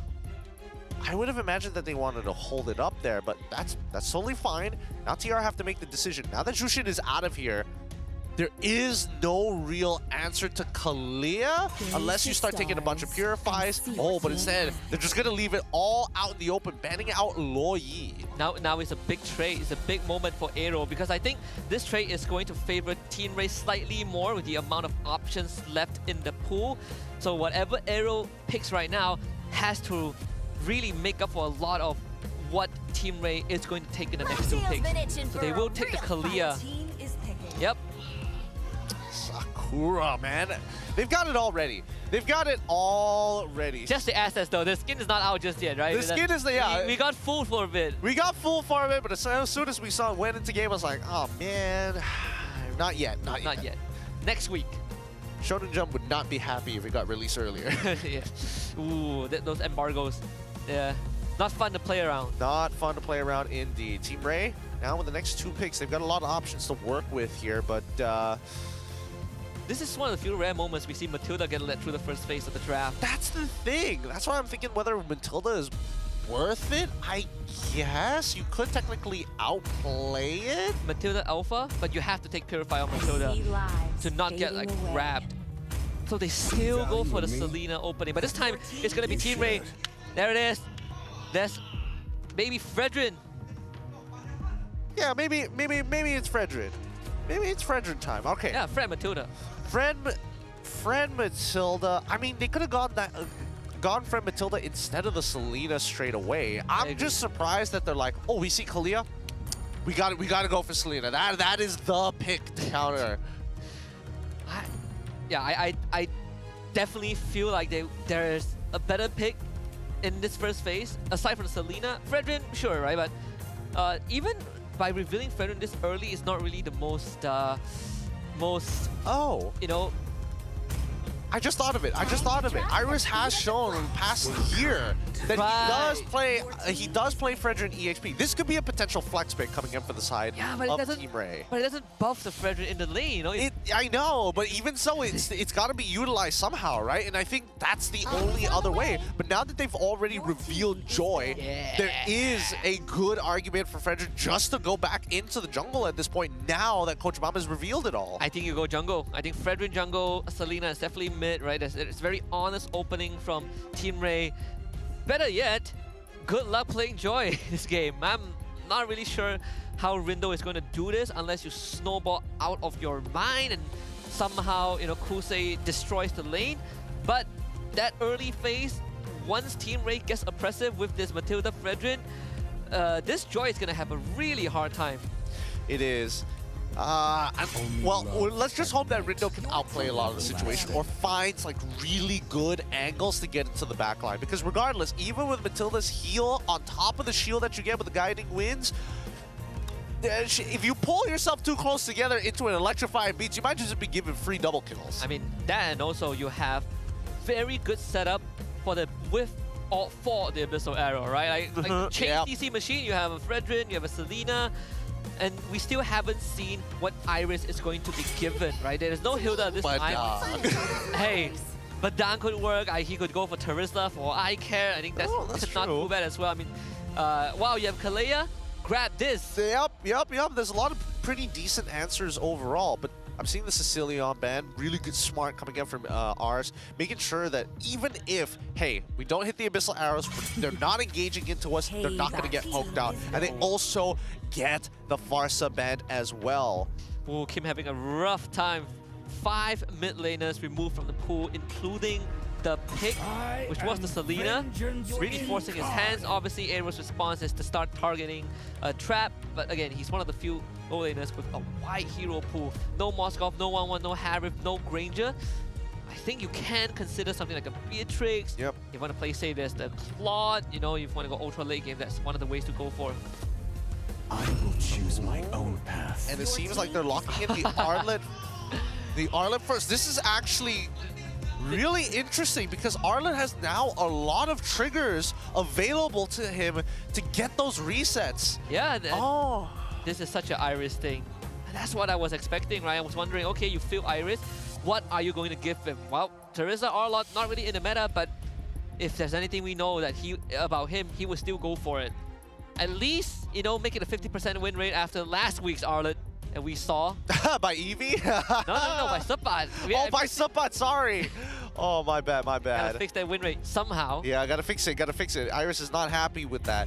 Looking at the draft one pick recaps, the second phase is where it got really, really interesting. And now missing out on two mid laners. They're left with Eve as well as the CC to face off against this Arla. And I'm not gonna lie, it's a pretty good matchup for CC, depending on what emblems Arlen decides to take. Yeah, it's a good CC matchup.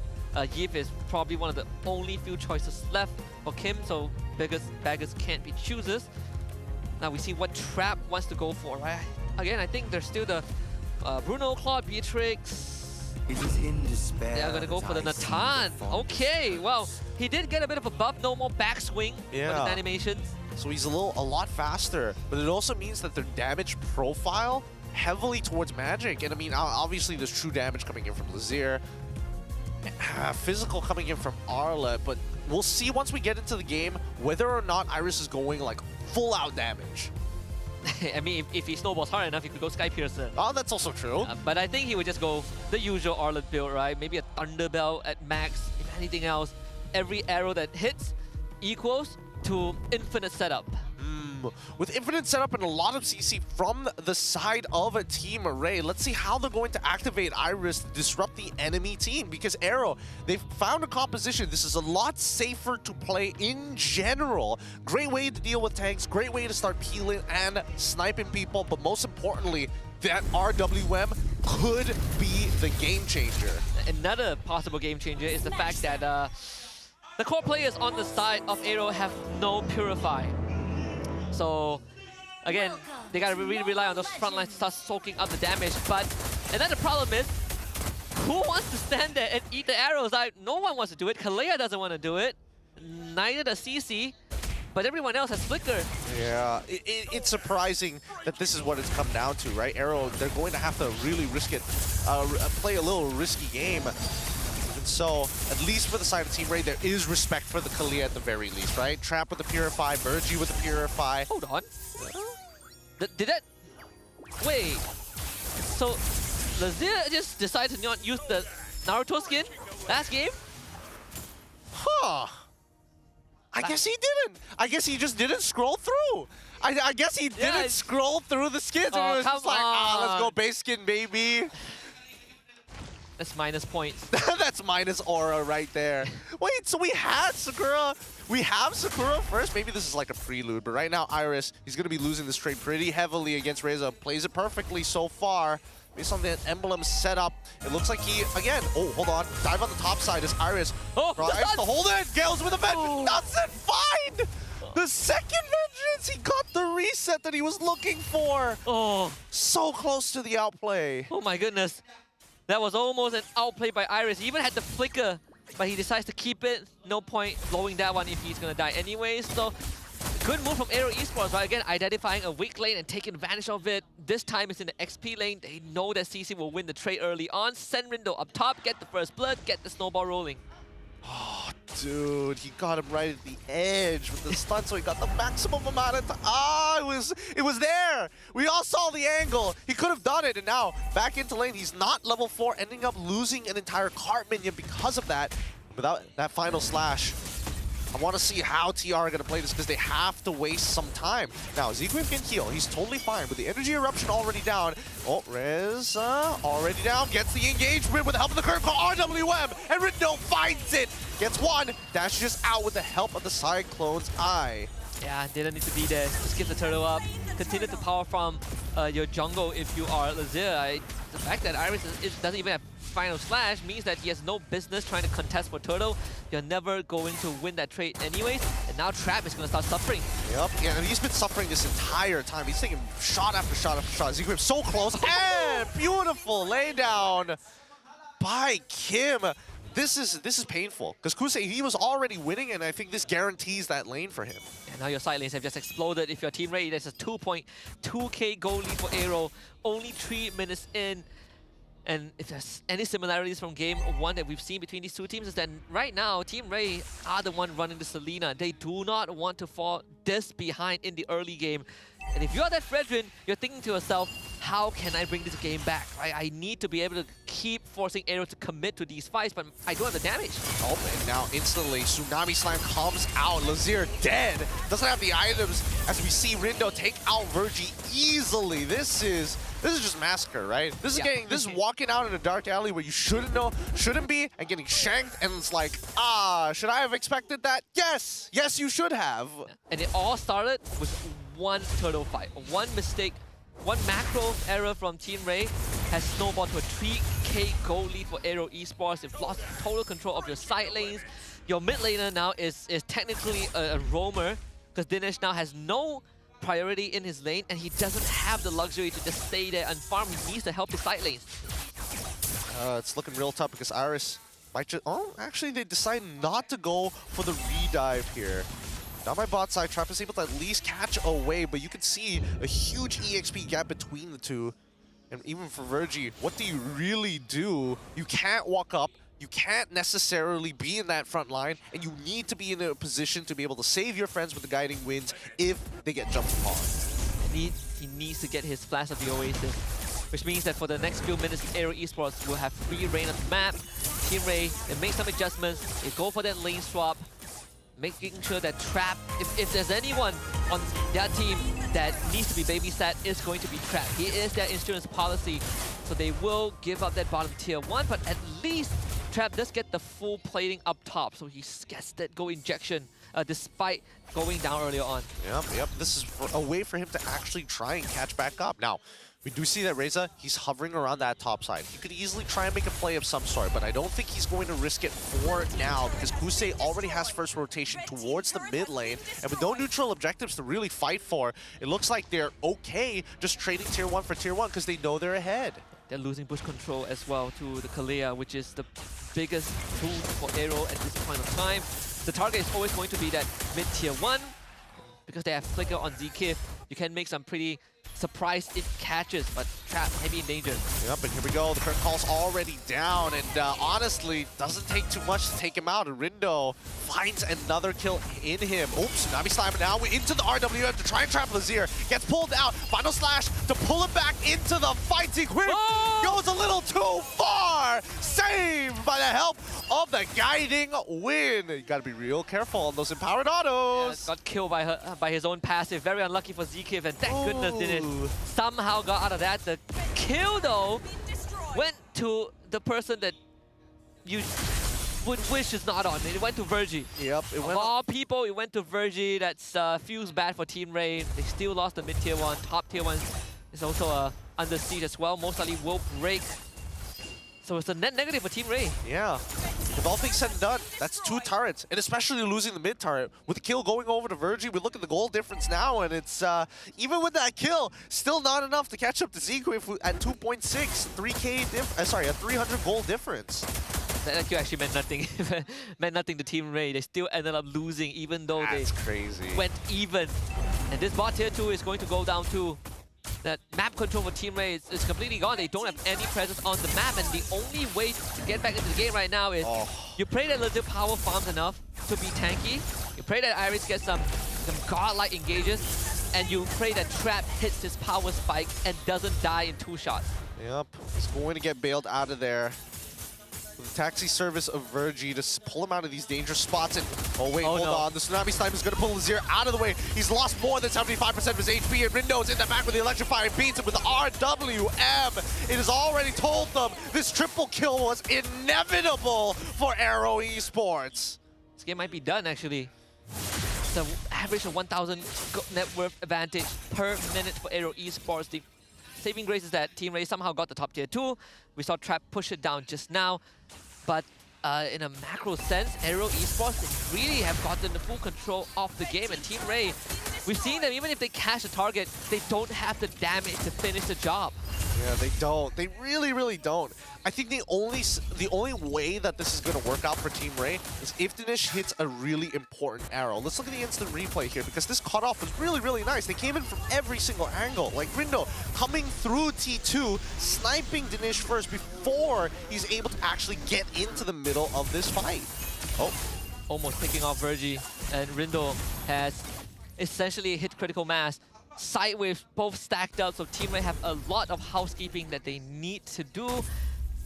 And I feel like we're watching the reenactment of Game 1, but it's the script flip a little bit, right? Team Ray now have very poor control of Silas and Trap. Guiding wins. Nicely played. Nicely played. Able to get out of this time round. Rindo now keeping into account that he has to also deal with Virgie on top of him. But in the meantime, an 8.2k. Maybe this is blue side supremacy. Maybe it is. Part of me still felt like this Selena first pick is partially the reason why they have zero control.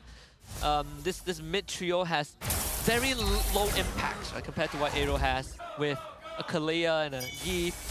And then you add on a Fredrin second pick on top of that, and then Matilda comes afterwards. I think Sequence definitely did give Team Ray some false sense of confidence that they can get the ball rolling, but they didn't expect the game to get out of control so fast.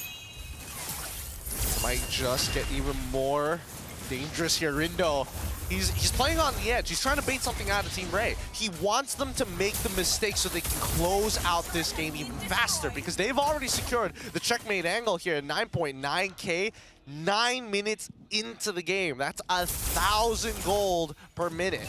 No punish on the draft that ran Flicker on the course, right? Kusei has not been touched the entire game. Kim, he was like caught once, but no, he still didn't go down, right? He had that RWM shield in that mid-side skirmish. A 10k gold lead at 10 minutes. AERO Esports, if anything, they have essentially won this game for themselves. Lord is coming in from bot side. The whole defense was popped prior to the Lord take. So Team Ray might guarantee to lose an inhibitor. All right. Let's go straight for the inhibitors, boys. One by one. Hussein will start working on that bottom inhibitor. Team Ray, they might just have an opportunity. That final slash goes from right to left, so we need to keep our eyes out for Iris. and as well as Dinish's arrows. If Dinish can find an arrow on a key target, I'm expecting Iris to immediately look for a flicker final slash. And as they systematically take down that mid turret as well, AERO is just going to suffocate Team Ray in their base. Bang for their buck for sure. So free. They might even get the top inhibitor if they want. Oh, and here comes the Tsunami Snipe almost instantaneously. And Kusei takes him out with the help of the Sky Piercer as well.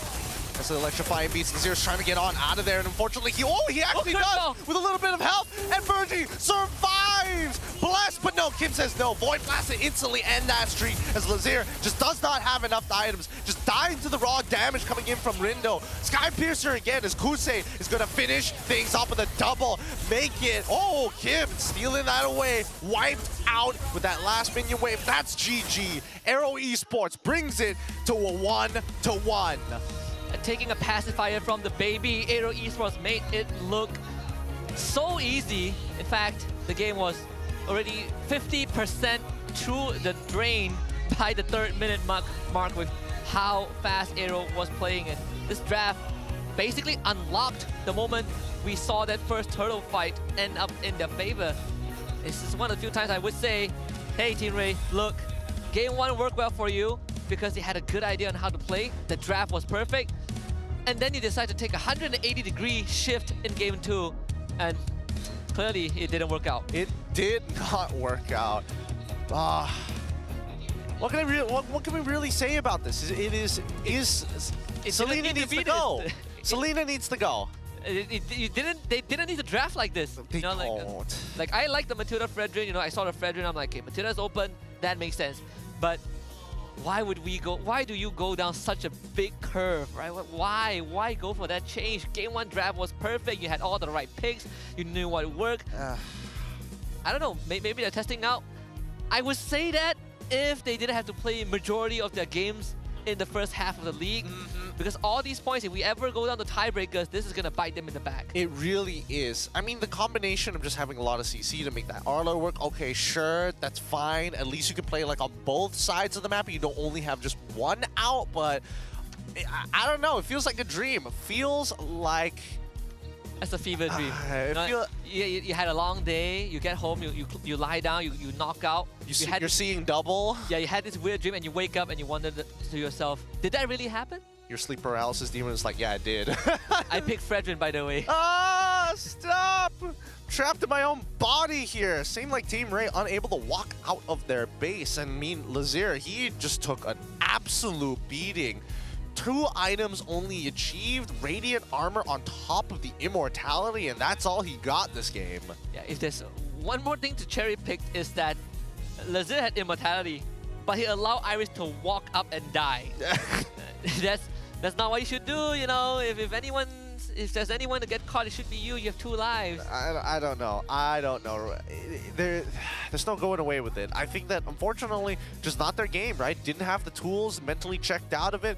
And I think that AERO Esports just took full advantage. I'm guessing this is why AERO Esports were so confident in game number 1, because I'm assuming sometimes their scrims look like this. Yeah. Which is pretty crazy, considering that 5 mid laners were not in the pool, right? Yeah. Including the Selena first pick. Yeah. The Yif went through, and in fact, Yif was sort of like the one of the biggest winners for AERO Esports. They're like, you took Selena, well, good for you, but guess what? Of all the heroes who didn't ban, we had Yif for Kim.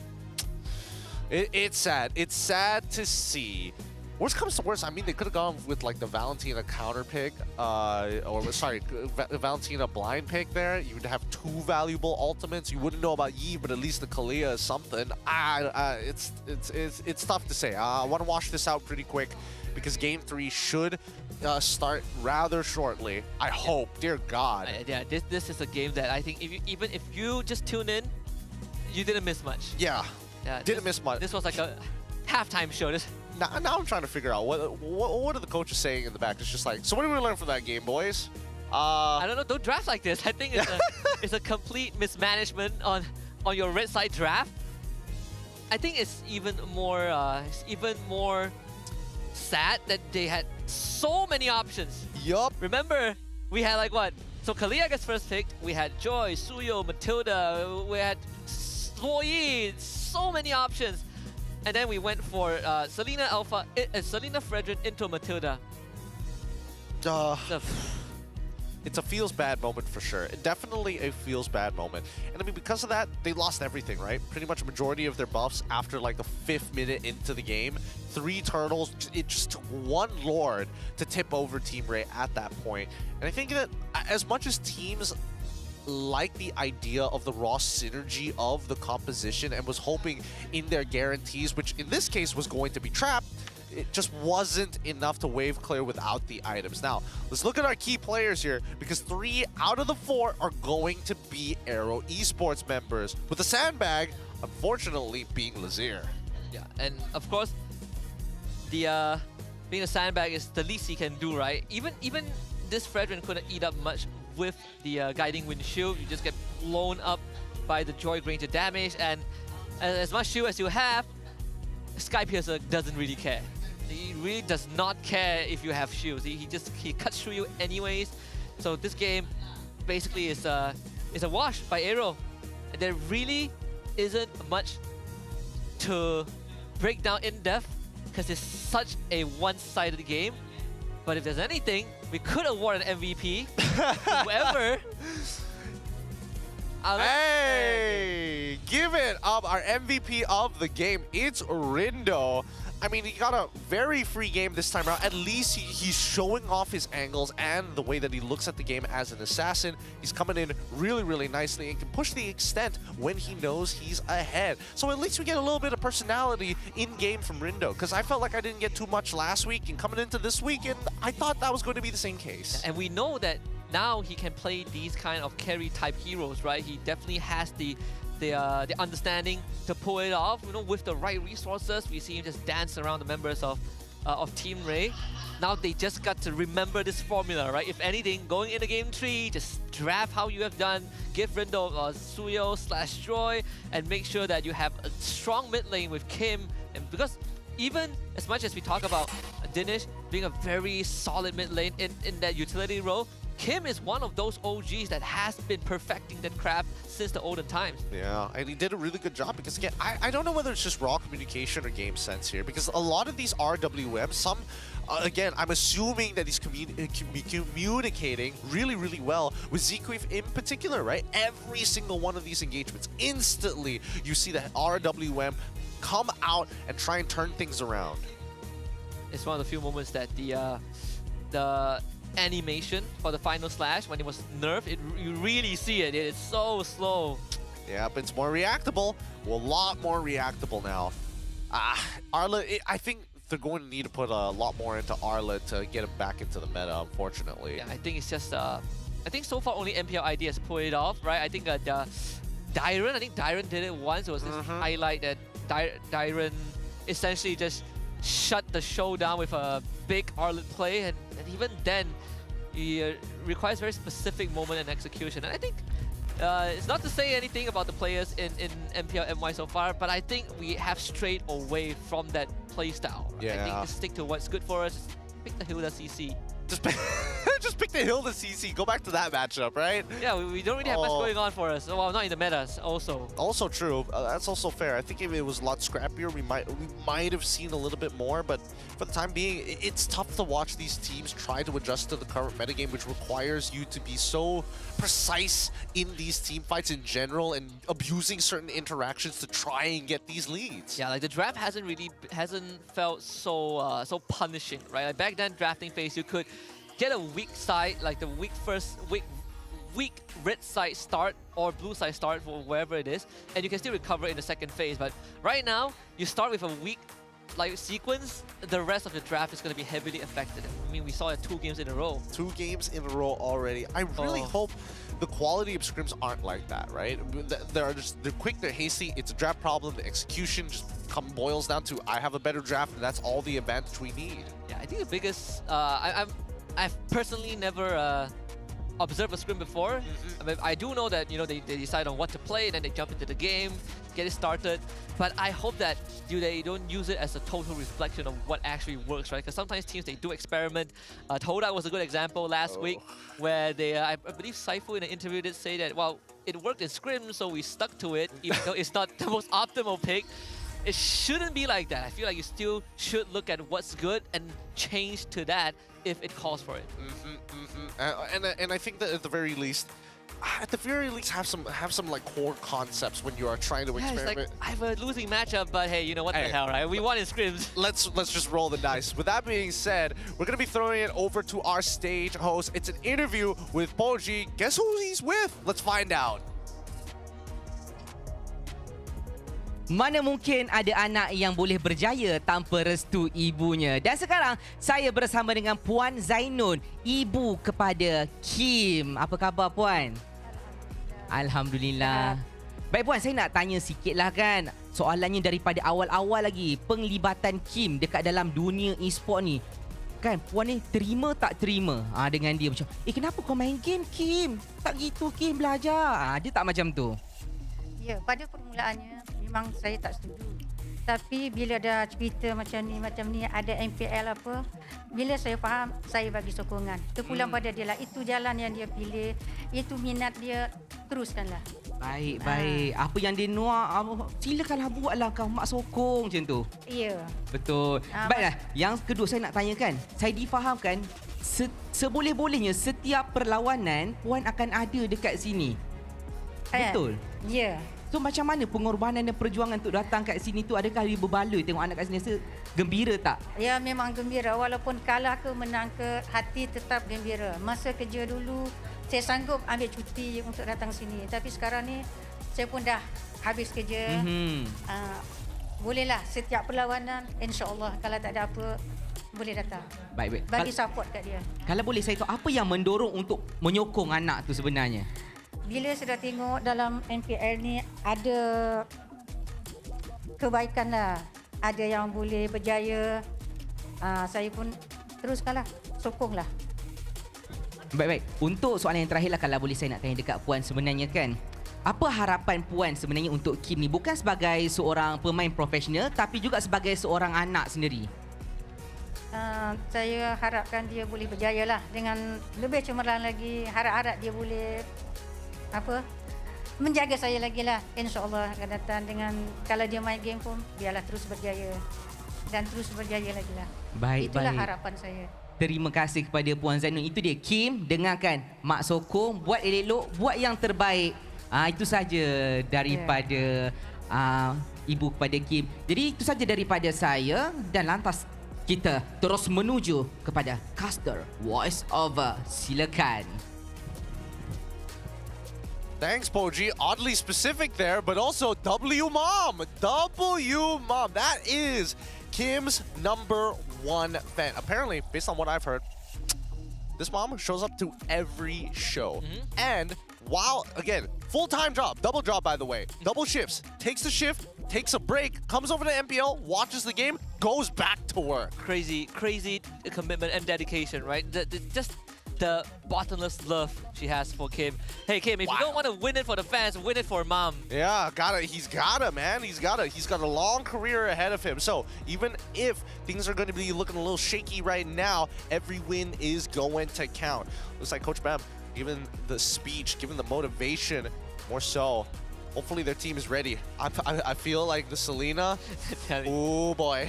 Just ignore Selena. It's cursed. Like you've seen it even in other regions, Selena is not the household name, right? Not every mid laner picks Selena and wins game. Even the best teams in the world have lost games on Selena. And I'm talking about players who are known for Selena. Even Prince has lost his games.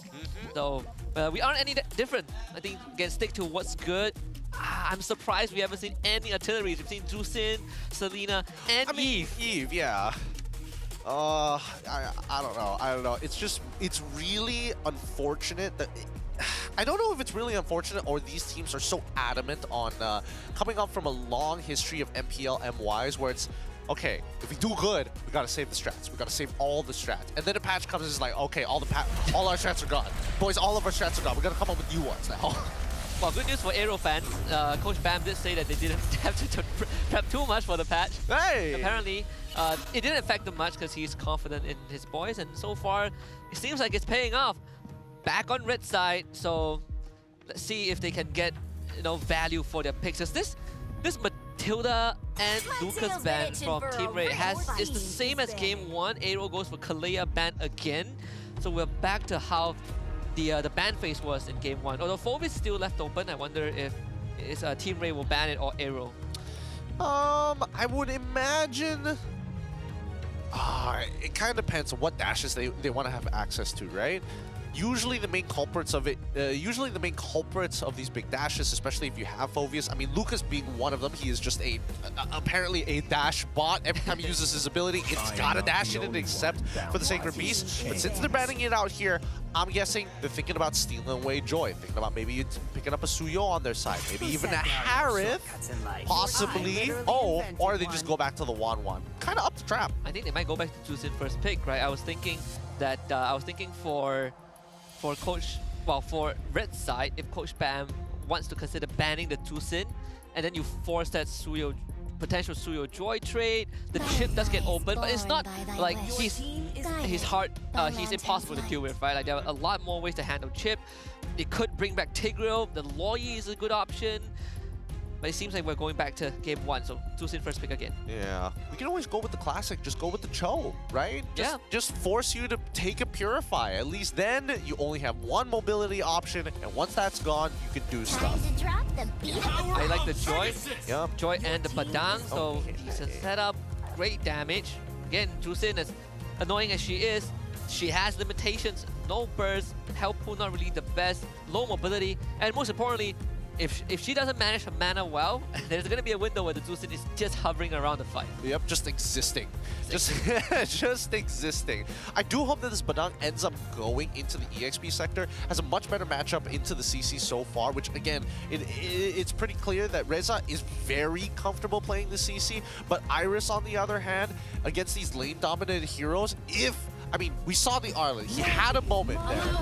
But that's as good as it gets. Harith, Hilda, locked in for ours. Yeah. So that saves Iris in the lane, at least. Giving him a Hilda, which otherwise would have probably forced him to default back to big team fight setters. If that's the case, I wonder if you want to go for your marksman now. Moskov, I mean, Ranger is still around. I mean, they still have one. Oh wait, no, that's an AERO, right? I think they technically can if they wanted to. I don't see anything wrong with it though. If they go with a blind pick for gold lane, I think that's totally fine. I mean, you didn't see the Harith, right? I think you can go for the pick. I think it's better to match it here because technically Team Ray is missing out on their jungler. Okay. Their jungler and as well as technically a support, their roamer. It's safe to assume that Hilda's going EXP, so therefore Era really needs to clamp down on what is going to hurt the comp. I'm guessing like things like Hayabusa, even Suyo might come into consideration. Yeah, Hayabusa, Suyo probably, right? Then you could force Team Ray to go back to the Fredrin, maybe Alpha. I mean, the Hanzo is still up there, but then it makes it pretty tricky because they are they are very money hungry, you know? Yeah. Hanzo, Harith, and you sort of lose that pressure unless you can get an early snowball going, and then you can start abusing the fact that this Hilda and Hanzo, Hanzo Jusin combo can run around the map. Yeah, that's a fair point. That is a fair point. There are also okay. shadows. Loyi ban for the side of ours. Again, both sides, they need mid laners, and it's very unlikely that AERO wants to ban out those mid laners. So really pinching down on the pool makes sense. Now, getting rid of one part of the combination of the Jawhead Suyo for fast clears is gone. Do they want to completely get rid of Suyo and force them onto something a little bit more farm hungry? They ban out the Cho. Okay, targeting Virgie this time. Again, he loves these kind of pick-off heroes. Both of the premier ones have been banned out.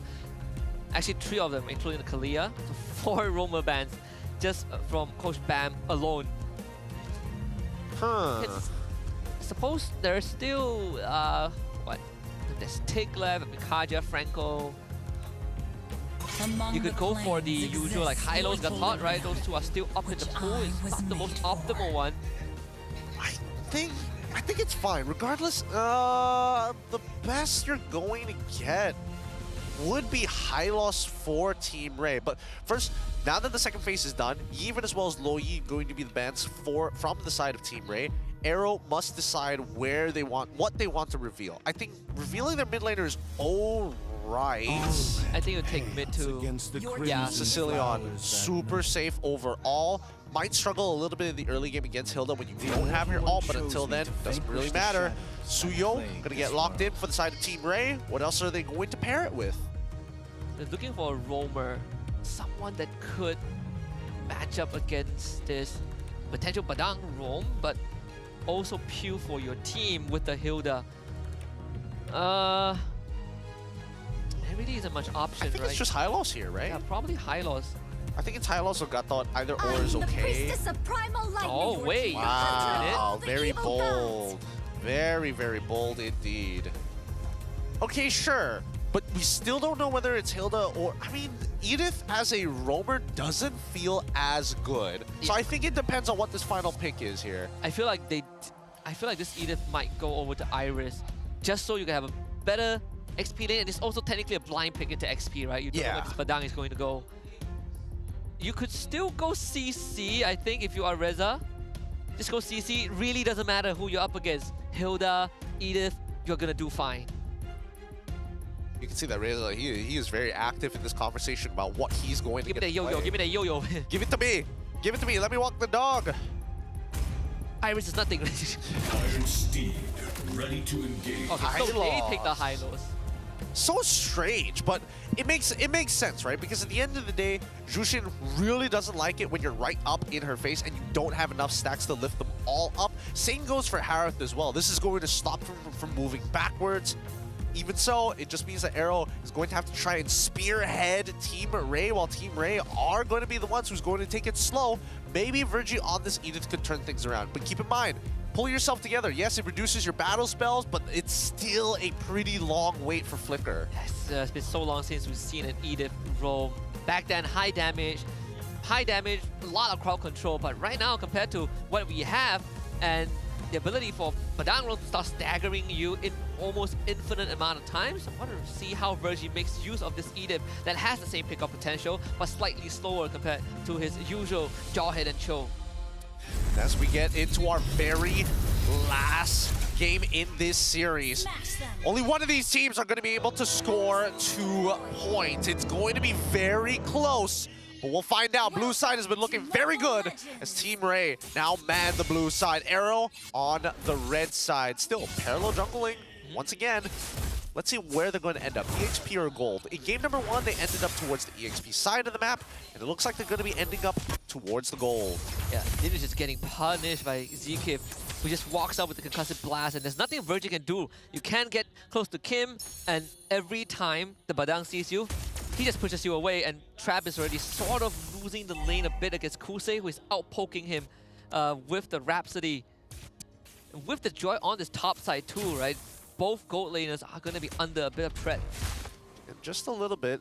They haven't stolen the camp just yet, as both sides are starting to walk up here. A 3v2 scenario that Zquif, he's got to be careful to keep those charges back up as the mid lane Kim is getting zoned out. Able to clear the wave just in time before his mana runs out.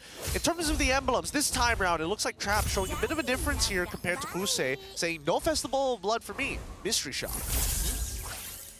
Get my items as fast as possible, hit the critical mass, and hopefully I can outscale you.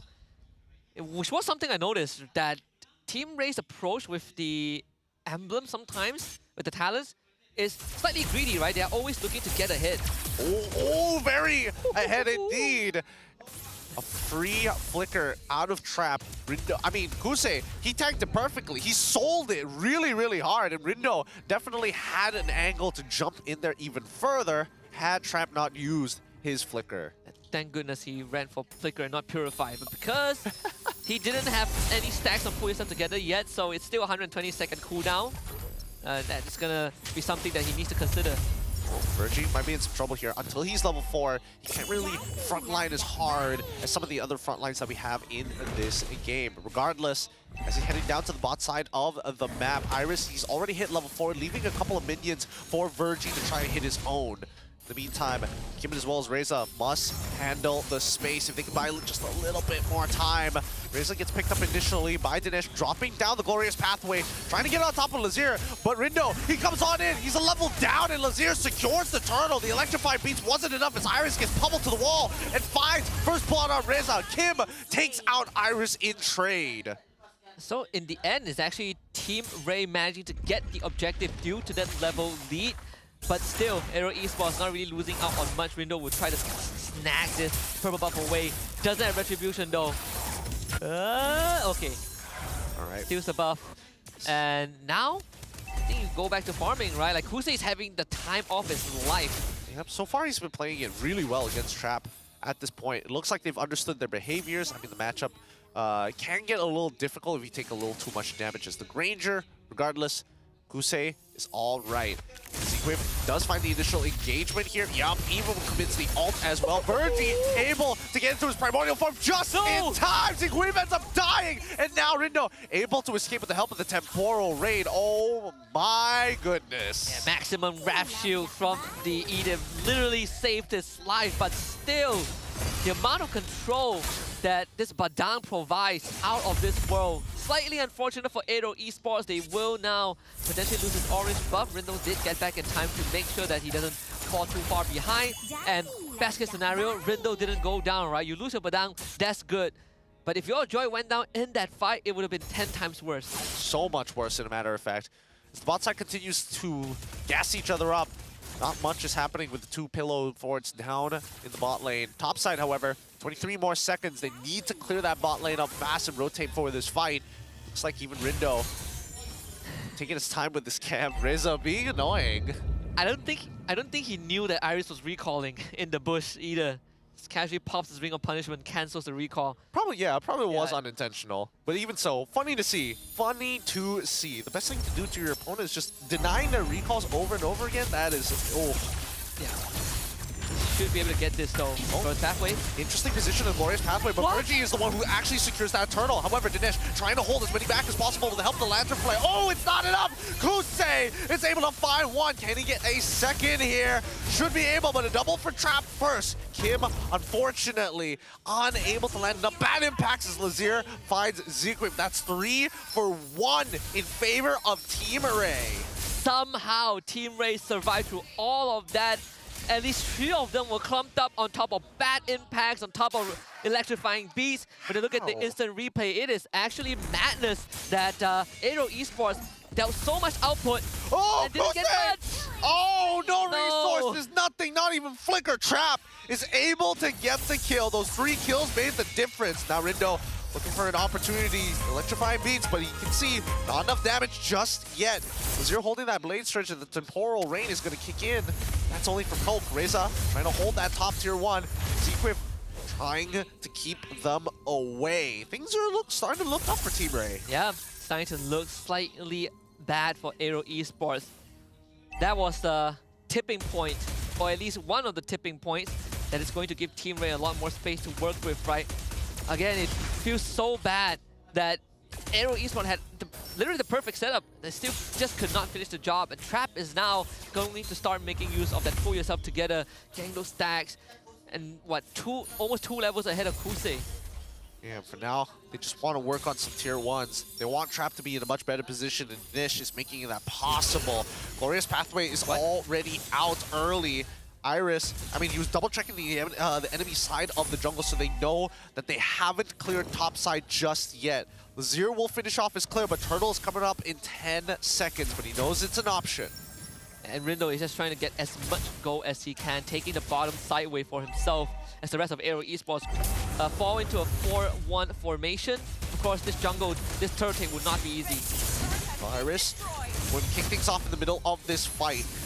Taking his time, but he's already popped that sprint. He's tanking a lot of damage, but can he run away from Kusei? No. Kim ends up finishing him off. Dinesh tries his best on top of Reza. Rindo, does not get the steal, but Trap gets Kusei, and now this fight is done for. Trap is just too strong to deal with another double kill in the bag. Rindo must outplay Lazier. Just walks away from the scenario. Zequip will get the damage down as Kusei does finish off his Sky Piercer, but regardless, AERO Esports find nothing. Yeah, not the best timing for that Sky Piercer considering everything that has happened. It's the best that he can ask for. Although AERO Esports have insurance policy, right? The longer the game goes, the stronger their hero becomes. Sicilian, Granger, Joy. We even saw ZK doing quite a good job holding back Lazir, if anything else, right? They're managing to get a kill onto Iris early on, even though they lost the turtle in the end and are now almost 5k behind AERO Esports. If they can drag this out long enough, they're eventually going to even out. Yep. I think that this has been quite the game so far, right? I mean, it still hasn't reached that breaking point that we're looking for. Kusei just got that Sky Piercer, right? So maybe they can pull this back if Team Ray makes a couple more mistakes. Now, Virgie, he gets sniffed out. Wow, that didn't connect. Okay, I would have imagined that would have. Just sidestep.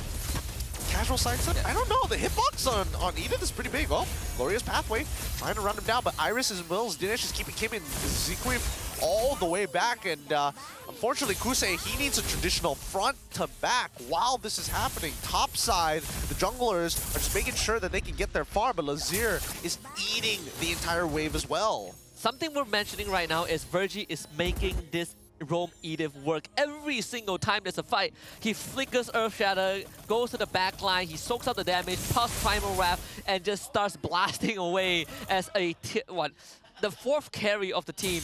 So AERO Esports, they haven't found a way to deal with him just yet. This Edith pretty tanky and does ridiculous amount of damage, and he has really been keeping the backline of AERO busy. Yeah, but he's also been playing a very, very tight game, right? Living with like 1 HP on multiple different occasions.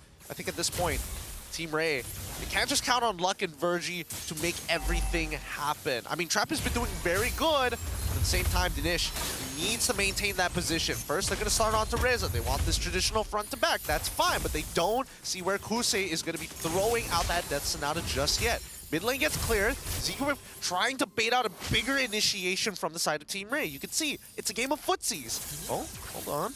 Rindo getting some good damage onto Iris. Not like it's going to matter. But for now, they just have to maintain battle lines.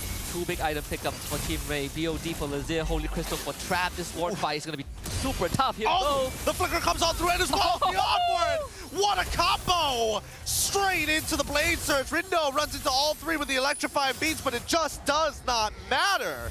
Putting that item spike to good use, and they still want more. Flicker as well. They caught Trap underneath the turret as well. Rindo finds an insane angle as now Rindo trying to dash around. Zikwi, after finding an insane angle, forced to back away. They don't have the resources and they don't have the life to fight this now. Oh, Kusei, if only he had actual Sky Piercer stack. That might have been a kill on the Dinesh, but still good retaliation from AERO Esports, cutting down the net worth deficit from like, what, 5k plus to only 3k. Big swing, and now they get more control of the Lord Pit. Rindo feeling a lot more confident as he was able to find a way to the backline. Virgie has no flicker as well. Dinesh also no flicker. So AERO Esports now, they have a lot more opportunity to make these catches. Yeah, and Kim is doing some really good damage as well, especially, I mean, he doesn't have the items to like just one-shot people off the first bat impact, but that second and especially that third has been getting a lot of value every once in a while, especially towards Dinesh. So again, if they can disrupt this position, maybe AERO has another opportunity to make a cool play. Yeah. For now, Trap, I think he's learned his lesson. I can't walk up too far. Zikri will punish me. They'll see Trap on the top side clearing the wave, so AERO Esports will start walking up. Oh, here's the Glorious Pathway. Lazir getting zoned out of the pit for now as the rush continues. Rush it down. Lazir jumps in. Rindo is the one who secures it. Kusei now in some trouble as Iris is on top of him. Eats as many shots as possible, but unfortunately for Rindo, gets locked down by Virgie on the bottom side. Kusei able to take that trade against Iris. Perfectly played by AERO Esports. Another 2,000 gold swing, this time playing the macro game. They had such a huge weight up top. The moment Trap shows himself, AERO Esports pulled the trigger, and there was nothing the Team Ray could do. Even, I think Rindo, with the help of Reza, killed off Lazir in the backline, won the Red Tree fight, and now AERO Esports have officially come online with this late game draft. Yep, they've got the items, they've got the damage as well. Hussein as well as Kim just poking them out. That's how you want to play this style of composition. Chunk them out, make them low, and let Rindo and Reza do the rest. Now, Zikri sees Iris They've done this dance before. However, I'm keeping my eyes on Virgie right now because you never know when he's going to make that next play. He does have Flicker available. And Iris is rocking the sprint, so if you get trapped, they are going to burst you down. There's no way out of this. Here we go. Lord already crashing down in towards the inhibitor. But that's going to be it, right? Just a little bit of damage. They just want to focus on the T2s. They've got bot T2 as well, and now they're going to collapse the final outer turret, only leaving the inhibitors. AERO Esports very disciplined. What a turnaround. Who would have thought that this all started with a couple of pickouts and the punish onto Trap, right? He was 7-0 before he went down. A near perfect game. A near perfect game. Already 4 items complete, but honestly, Husei, he's catching up very, very fast. Only 1,000 behind him. And once he gets that BOD, that's when he's going to do some serious damage. Virgie getting his immortality already. He was going for the budget build. But now he's starting to realize that he himself isn't enough. All these crowd control would matter in like the first, 8 minutes of the game. But right now, he cannot do it alone. He needs his teammates to help him, and they are not able to provide the support. Divine Glaive, BOD, bot. So AERO Esports, if anything, I think the damage has overall outscaled Team Ray's. Yep. Team Ray do claim a T2 down bot side for themselves. A little strange because I would have imagined that AERO Esports would have been able to control more space. However, Team Ray, with a bit of an awkward spread, are able to guarantee it. So that's extra econ, but still dead even. If we're looking at the stacks, 492 and 14 minutes of the game. 20 stacks of Sky Piercer, 200 plus stacks for the bad impact for Kim. They've all hit that critical mass. And now the net worth doesn't really matter too much. If you're AERO Esports, you don't really care as much if Team Ray is 1,000 or 2,000 ahead of you. But if you're on the opposite side, you have to be very worried. Because the value is actually inflated if you're Team Ray. Iris. Second Divine Glaive for Kim now. Oh. Ooh, one on Rindo, one on Kim. Yeah, this is where it gets really difficult. Now Iris, he's going to open up the map first. It looks like the rest of Team Ray are going to follow his lead on this. They're not going to cut through the river. They want to play for Tri-Brush. Now they can do this for a while, right? But if we're looking at the lane states, I would say that bot side is starting to build up a slow push. Yep. Top side is still even, and that's where Team Ray wants to kind of change those odds to turn it into a slow push. And yes, they do. They set it up as a slow push as well. Yeah, they can. I mean, AERO can dance this forever. Can still play. Virgie sees it. He's going to get locked down. Earthshatter comes out. Oh, the Primal Wrath did not matter, but now Trap comes in with the Harith. Oh, with the Harith as well. Dash it on through Kim. Able to find one. Kosei cuts down that front line like it's butter. Holy cow. Where did he go? Man, Constellation, they almost killed Kim in the process. And all of them were standing on top of a Synchro Fissure. But thank God that Team Ray lost both their front lines in an instant. Oh my goodness. That could have been so much worse. That could have been way worse. Way, way worse. And now bot side, the big push is coming in. And AERO, they don't mind this. They're just going to hold. Once again, the glorious pathway coming up for Reza just to clear and slow down any approaching targets, but there's none in sight. Rindo securing another Lord. It's fair to say that Virgie has lost whatever effectiveness he has had in the early stages of the game. I mean, he still has playmaking potentials, you know, Flicker Earth Shatter, Flicker Armor. It's always great to catch a target off guard and have your team blow them up. But it's so much harder to do it when it's always Reza or ZK standing in front of you. Yeah. Whoever you catch is going to counter-engage and just take you out. We saw, like, ZK, he just put an engage onto Virgie and Virgie disappeared. Exactly. Really didn't matter what he had. And even if it was Reza, we switch it out with Reza, I think that right now Badang is getting just so much value off of just pushing people back. Just the raw peel alone is making it really difficult for Team Ray and even for Lazir, right? If you hold any of your abilities, you get touched once by that skill one, instant cancel. Yeah, he staggers you. Same as Trap. Trying to siege mid side. Oh, here we go. Glorious Pathway's already out. Two inhibitors will fall as Rindo is right on top of Iris. What? The damage is good. Don't get me wrong. Iris getting chunked out pretty hard here. A Dom Ice purchased by Virgie, but that's going to be one Lord Wave already completed. They're looking for the second one. And Kusei starts to poke Rindo on top of Iris all over again. And this time he tries to go for the kill. Electrifying beats ain't enough. And Reza tries his best, ends up dying through the Revitalize. And Dinesh held his ground, but the back line is now safe. And it's all good. We're back with two missing inhibitors.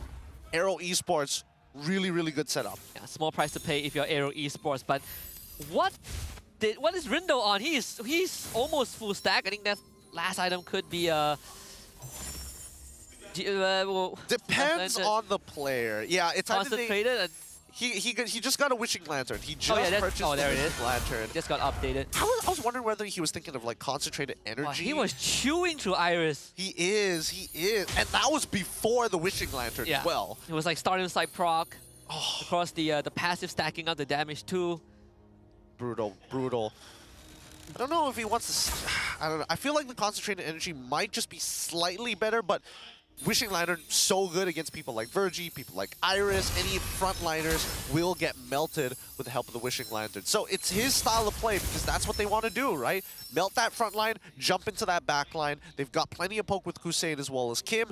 All Queef and Reza have to do is just maintain that front. Oh no, Lazeer might be in some trouble here. Ooh, the Earth Shadow to deter. Conceal on top of it, and Zigway flickers forward to make it happen. Cracks him against the wall. Iris goes down, and now Trap, the only one to try and make this happen. Signal Fishers are good, but he walks away.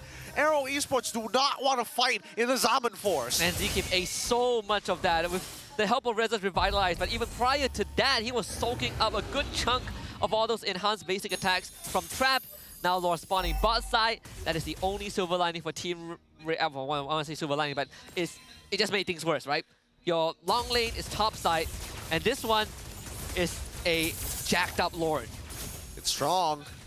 There's a lot of damage reduction walking along with it. Virgie already chunked down, loses his immortality, instantly dies before he can even ult. Harith now with the Zaman Force already out. Rindo gets chunked! He's cut down! They have an opportunity to turn this around. What? AERO, they maintain the space. No retribution, no problem. Oh my god. Wow, still slay the Lord. Again, slightly small price to pay. Rindo probably didn't have to go down, but hey, at the end of the day, AERO Esports, they're going to have full control of this game. This next Lord, if it doesn't end the game, it's definitely going to guarantee that last inhibitor in the bot lane go down. And Team Ray will have to, from that point onwards, constantly deal with empowered minion waves. Ooh. It's AERO's game to lose right now. It really is. It really is. Right now, Kusei is melting through that front line. And Virgie, I don't know what his build is. I forgot to double check it just now. But it just does not stand up to it, right? Too many damage profiles. You focus on one, the other is just going to melt you away. Here comes the Glorious Pathway once again. Trap in the middle of the fight, however. Okay, Sanguine Claw as well. They're trying to pull the wave as close to the bottom side as possible, and now they have to commit everything. Sanguine Claw hits nothing here. Husei still taking his time. Trap already with Zaman Force. They pull back the front line and tries to flicker forward. Zigway finds two. Trap gets out of there, but the dish is out of position. Kim takes him out with a bad impact. A second one comes out. Lazeer able to escape. Trap back to full. Does he have the Zaman Force ready to go? It's close, but Virgie tries. Primordial Form is already popped with no Wrath down. AERO walk back, but Lazeer needs to clear this. Doesn't find anybody, and the pause is called. Could not have happened at a more hot, gripping moment.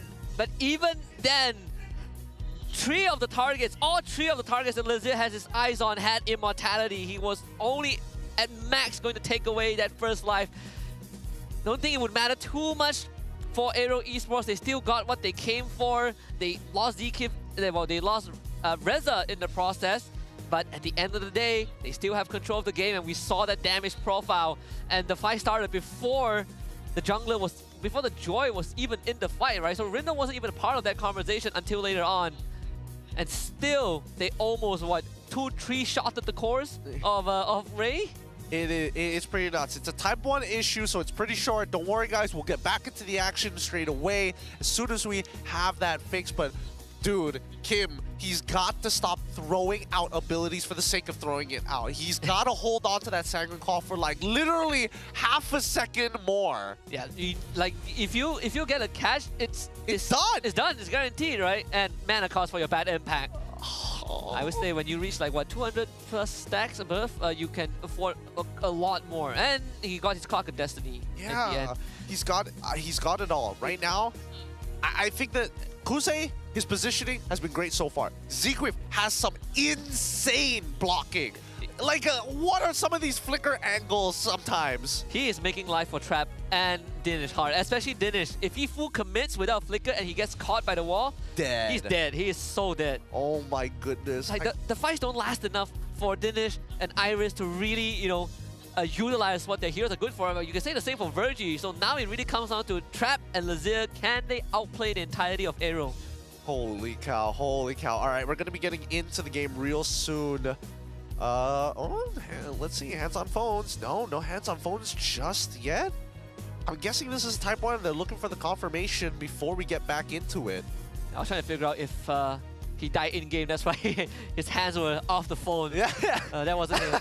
It was Reza. Reza's hands are on the phone. Okay, here we are. We're going to go back into the game. All right. I don't know what Ray has to do, but it's going to be... It requires hell of a play, you know, like that. They didn't get the bottom in him, actually. So, better than I expected. They still make sure that there's one lane that they can control. Doesn't really matter, though. It really boils down to who can win this next fight. We're 20 minutes in. Only one of these teams can get this Lord. Whoever gets this Lord should be able to close out this game, no problem. And then, looking at the items, what does he have? Dom Ice, Athena Shield. Doesn't really have some like natural tank items, traditional physical tank items as well. Hasn't completed it. No antique. Wonder he's melting so fast to Kusei. He went for the budget build into an immortality, right? So now he's trying to complete the rest of the build. Oh, Kusei went super defensive. Rose gold, immortality. Can't blame him. But if I remember correctly, he has 40 stacks of Sky Piercer. Yep. Halfway through max. Sea Halberd, so he did swap out an item for the Sea Halberd. What was it? Interesting. I'm guessing that it's probably either the, most likely the Rose Gold in these types of situations, especially after the passive is already popped, right? Or he just ditched the boots. I'm guessing he ditched the boots. He already ditched the boots before Sea Halberd. That's I true. Guess he's quite far away, quite far from the stage. My vision isn't good enough. It's okay. But it does work wonders against Trap, who has the Oracle. Gonna be consistent damage as well. It's long. Remember about the unique passive that Sea Halberd actually has. If they have more HP than you, you will hurt them a lot more. Conceal coming up. Focus. Zekrief, yep, able to break it. Sees Lazier unable to cancel the Blade Surge though. But they've already gotten the glorious pathway out from Reza. Rindo hiding in Tri-Brush. Team Ray, they have to just take their time with this, right? And AERO Esports even more time because that top wave will eventually push in. Oh, Sanguine Claw is going to connect. Earth Shatter in the wrong direction, but only losing 60% of your HP is not as bad as dying. Yeah. As much as the Death Sonata range has been reduced and you don't get vision, you still can confirm if anyone is in the bush, right? We saw Sanguine Claw into bad impact, into Death Sonata. It's still a lot of your HP, and now they will see the Suyo on the top side. It's Lord time. Yep. They're going to begin. Earth Shadow, Zekrief is playing it well. Healing away too. Iris is going to get into the mix as the glorious pathway comes in. Dinesh on top of Zekrief for now. However, it's a dangerous game. Reza's getting a little low. Kim needs to land these bad impacts, and they're just reset. Their front lines are a little too low, but they now find Kosei gets it with a Death Sonata with the help of Kim, caught with a Sanguine Claw. Holy! Carelessness from Team Ray. Never recall in a push like that. You know that they had a Sicilian. Team Ray feeling a bit desperate seeing that wave on the top side, and they paid a huge price, losing both Lazier and Iris. And the Lord insta-spawn too. They did. It insta-spawn. I just realized that the font of the Lord Slate is also in the Naruto font as well. Oh, that's a little fun Easter egg there. I didn't notice it until just where's now. Madara? Hey, whoa. All right, hold on. The game might just end here. The glorious pathway to slow down Trap. Trap is going to have to do everything to make this happen as Virgie is already down. Reza stuns it for a second. Trap tries to peel backwards, but it's just too much for him to handle. Rindo down. Kusei ends up dying, but that crystal is broken. And AERO Esports take their first win of the season, 2-1 against Team Ray. I can't believe it that AERO managed to pull it out of the bag. The first two games were decided from the draft alone. Game 3 was the first proper one we had in the series, but AERO really pulled it off in the very end, waiting until they hit the power spike. Of course, Kim winning his very first one in the season alongside the rest of AERO, who have shown some adjustments. But if you're Team Ray, I think it's time to go back to the drawing board because this game tree shouldn't have went down like this. Oh my goodness.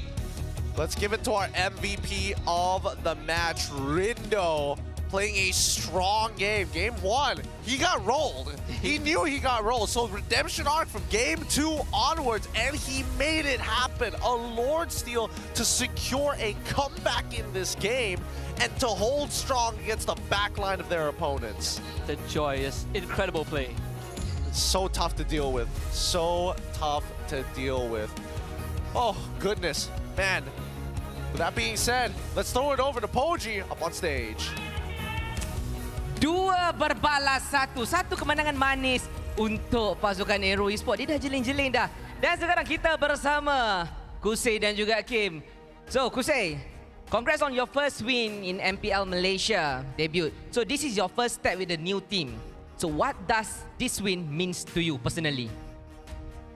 This win for me is very important since we're slowly building our rhythm to perform at the stage and that this tournament, since as you can see we have 2 rookies and we're building more chemistry and to show what our performance really are slowly on the stage. Alright, nice. Maksudnya dia tengah lagi nak bina chemistry dekat dalam team dia dan diharapkan benda yang lebih baik akan datang untuk masa depannya. And then the second question, Kusei.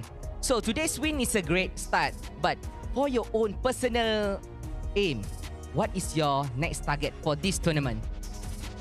For this whole tournament? Yeah. For this whole tournament, I always aim high. I want to go EWC. Yeah. And I want to compete against everyone in international. Nice, nice. Sebab saya tanya dia untuk dia punya personal goal dia, apa dia nak buat. Dia cakap dia nak pergi EWC dan harapnya apa yang dia harapkan tu makbul. Dan sekarang soalan kepada Kim. Apa khabar Kim? Hello. Mak datang tadi, happy tak? Happy sikit lah. Sebab ada buff kan? Ada buff. Alright Kim, pernah kita tengok Kim ni main sama-sama dengan Iris kan? So sekarang ni bila dah main sama-sama dekat lama dekat Riyadh Esports tu dan sekarang Iris dekat sana, Kim dekat sini kan? Apa perasaan bila bertemu semula sebagai pasukan lawan? Actually ada 2. Dennis dengan Iris. Daripada Red. So saya happy lah untuk diorang dapat turun lawan kita orang.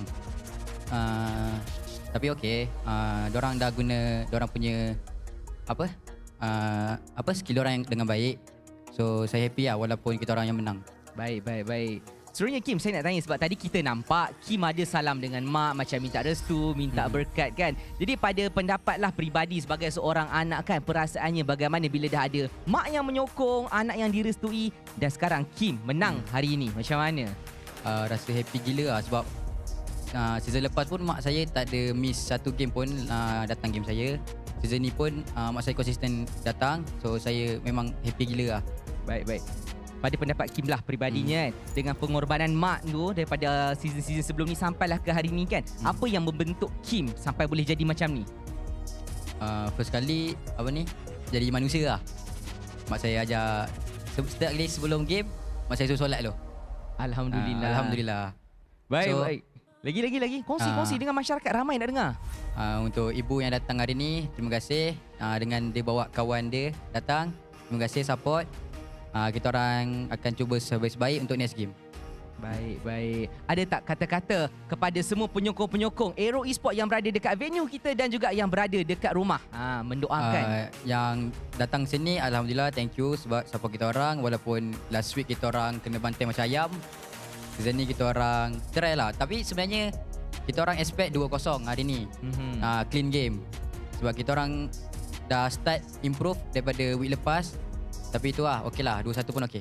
Alhamdulillah. Apa-apa pun usaha tu mesti akan ada dengan kejayaan. Terima kasih kepada Kim dan juga Kusei. Dan itu sahaja daripada kami.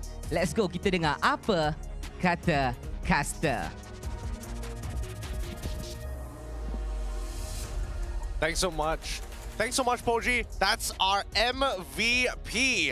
Give it up for Rindo. 8-0-6 coming off of 2 hot games, both on Joy. Yep, now he is listed as one of the candidates for the next Hokage for sure. There's clean Joy games. He's earned the scroll of promotion. Game 2, I feel like Game 2 was given to him for sure, but Game 3 he had to work for it. 4 deaths, some of them in pretty tight situations, but As they got the ball rolling, Rindo really started to know which buttons to push. Oh yeah, he did indeed. I think the best part about it is that we got to see him play from ahead and as well as behind. And I think it's a pretty good, you know, breadth and width of a player when you've seen both sides. Yeah, look at the GPM. The GPM tells you a lot, right?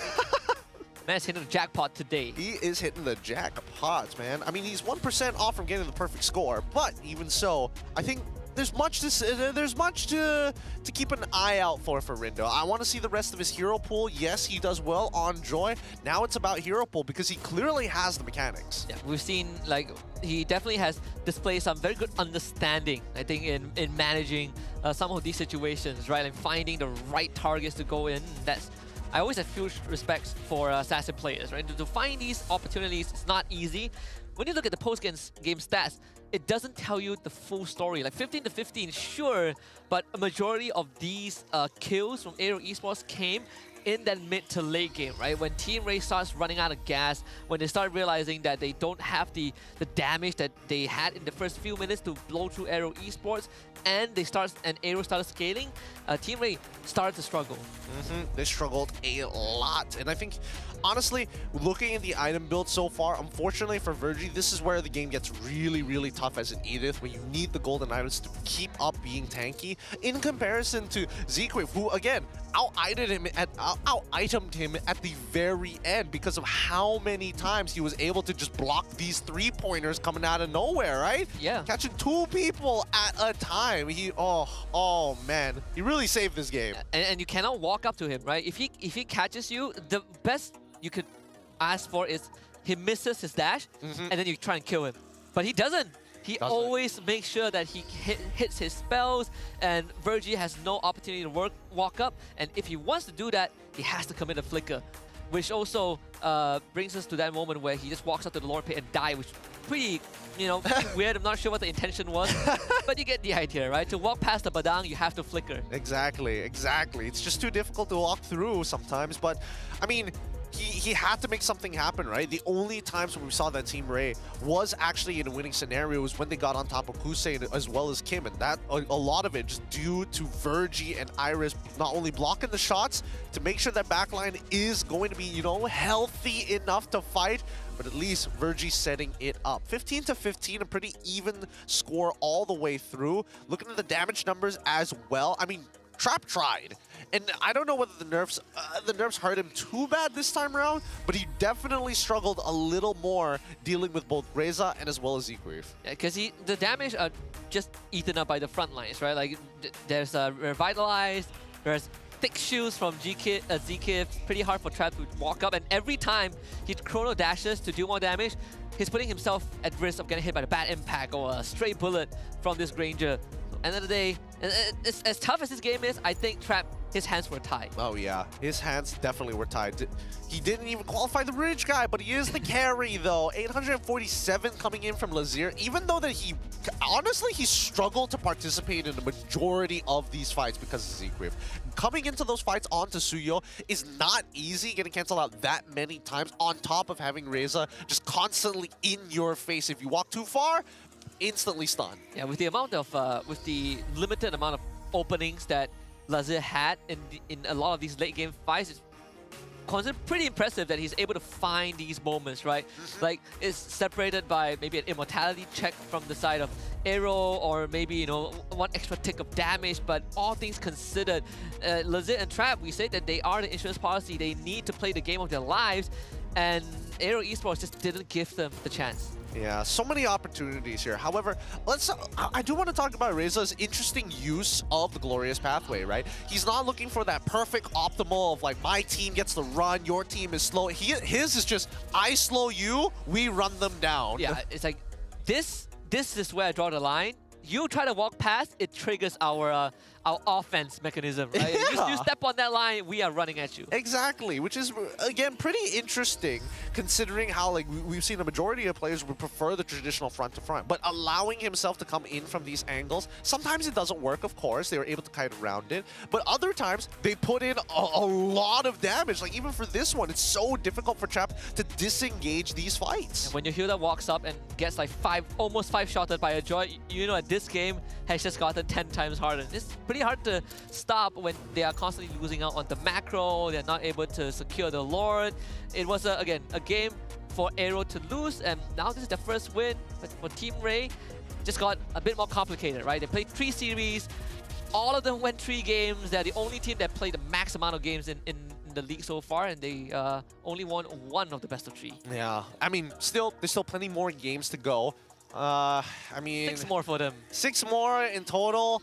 It's all right. It's still salvageable from this point onwards, right? But at least for AERO, this now brings their current record to 1-1, which again, it's looking pretty good so far for AERO if they keep up this type of pace. Yeah, power ranking is going to change a little bit for Team Ray after this series. Of course, long road ahead for both teams. I do hope Team Ray kind of keeps the identity, right? I think they questioned themselves a little bit halfway through the series, which kind of led to this 3-game slugfest we had. I do want them to look back at that game 1 and last week's series, and hopefully they polish on that a bit more. Yeah, I do think that the polish is going to be necessary, and I think earlier is much better compared to later, unfortunately, because EWC is just around the corner, and there's not going to be a lot of time to actually prepare in case another patch ends up dropping before then. Yeah, which usually has been the case. It has been. Other regions are really powering up, right? The ID, PH, they are all going to send monsters to the EWC stage. If we have 2 slots, we got to make sure that both slots are occupied by the best. Yeah, we're going to have to try. I mean, usually, most of the time, we've only got 1 going in based off of last year. We're not used to having options. Yeah, we're not used to having options. Most of the time, sometimes we don't even make it out of wildcards, all right? That's how bad it gets. But even so, we still have 1 more match happening later. In the meantime, listen to the mic check here at the MPL MY. We're going to close it out here for our first best of 3. Second one after the break. We'll see you then.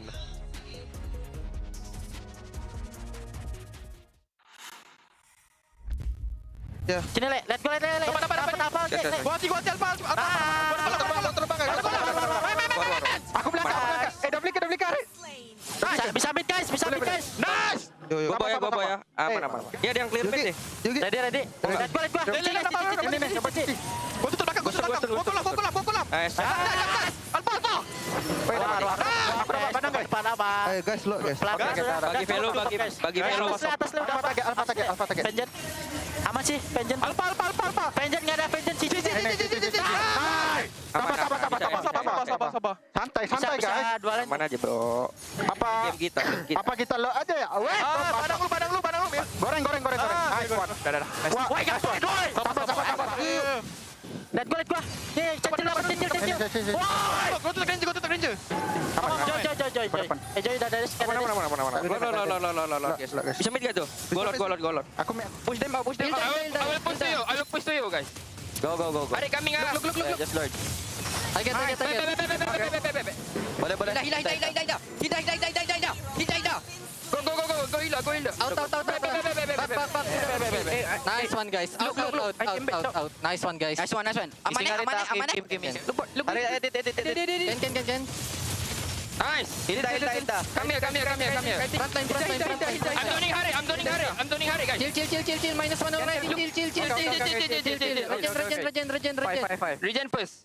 I aman. Watch me. Yeah, I'm looking. Watch me. Hilda. Mati. Chill. Chill. Still not win. Chill. Wait. Atas lagi itu. Jangan lu balik dulu. Takut. Gua pulang lu guys. Lu banget gua. Aman. Dia. Ya. Balik sih. Nice one. First win, pre. We got the momentum now, guys. Badang cow.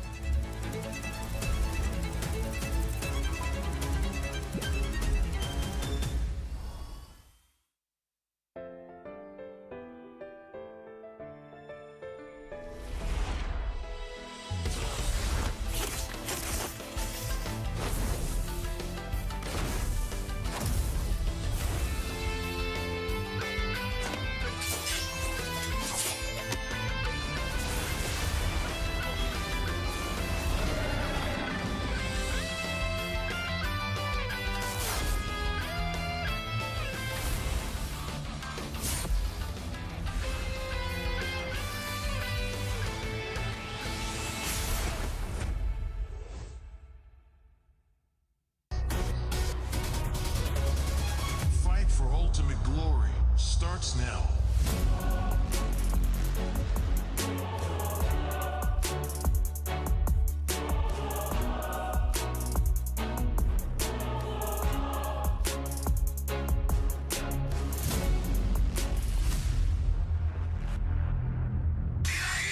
Mobile Legend M6 スイスウォッチ。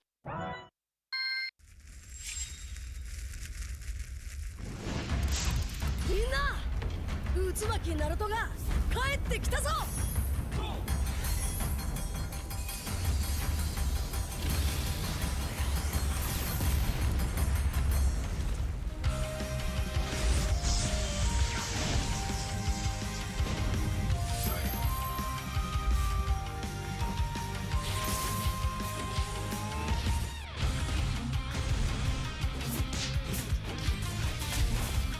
クロノ、力を貸してくれ。よ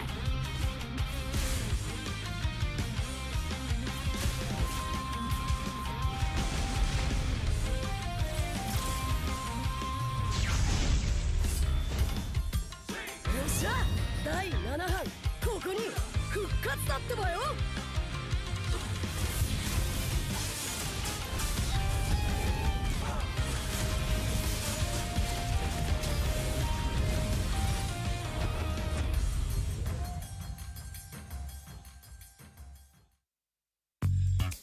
Kerap menggaru kulit kepala disebabkan keluh mumur, masalahnya lebih mendalam. Gunalah Head and Shoulders menembusi 5 lapisan untuk membasmi keluh mumur dan kegatalan. Bebas keluh mumur sehingga 100%. Head and Shoulders diuji secara dermatologi. 見せてやるよ。シャリンガンの本当の力をな。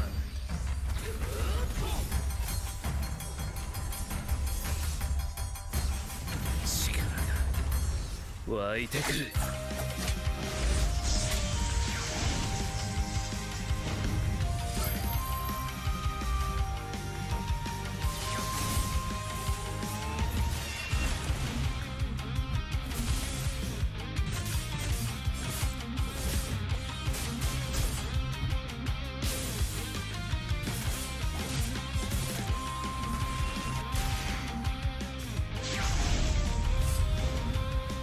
相変わらずやかましい奴らだ。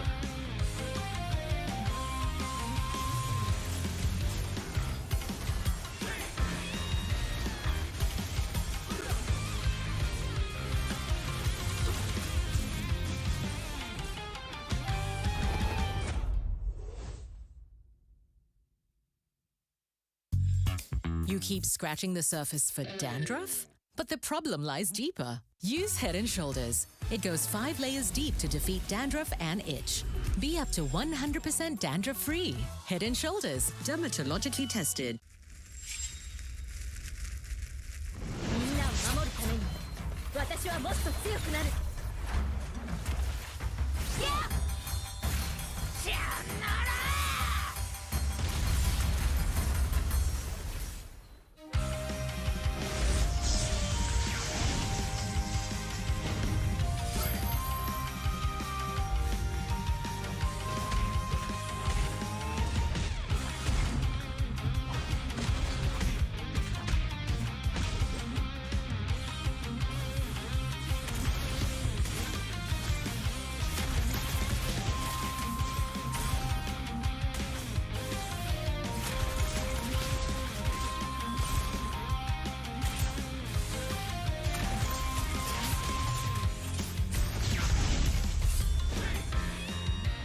今度は背中合わせでいくわよ。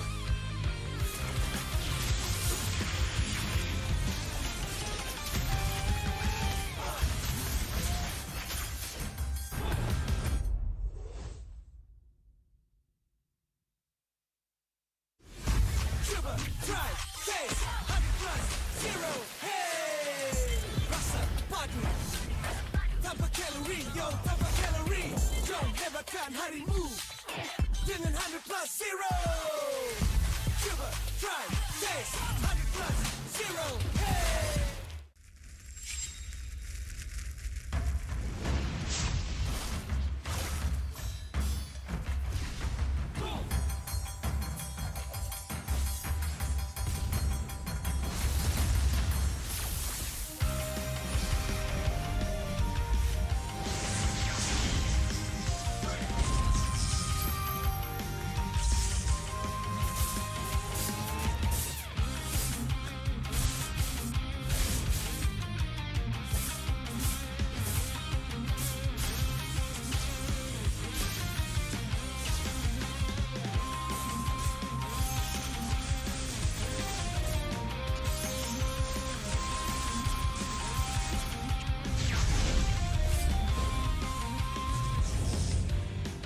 ここは俺に任せて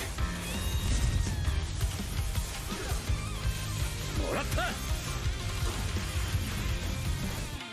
4代目他目を超える忍びはお前しかいないと俺はそう信じた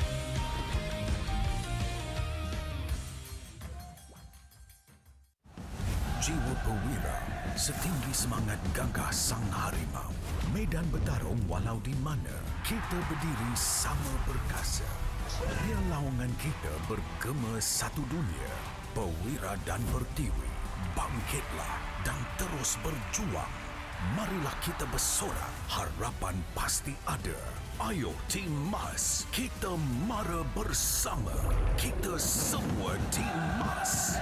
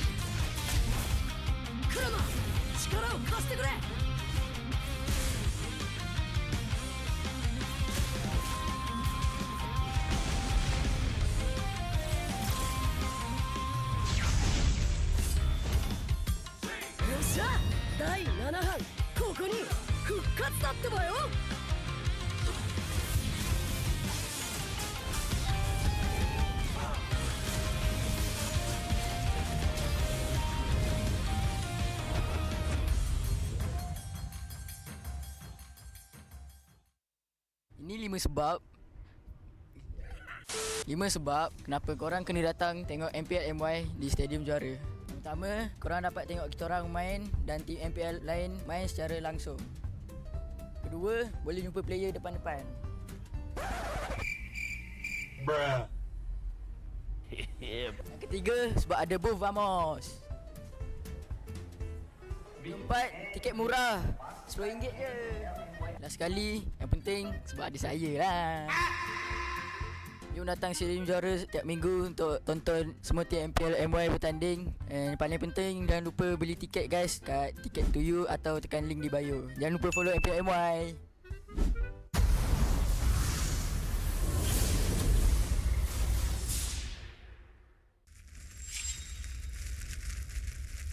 Nisete yaru yo. Sharingan no hontou no chikara o na.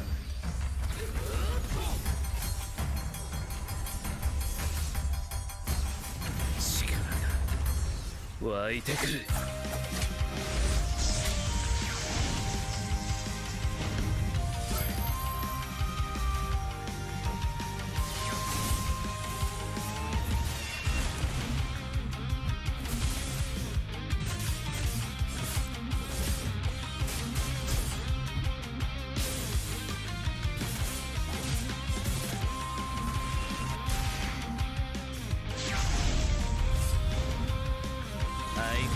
やかましい奴らだ。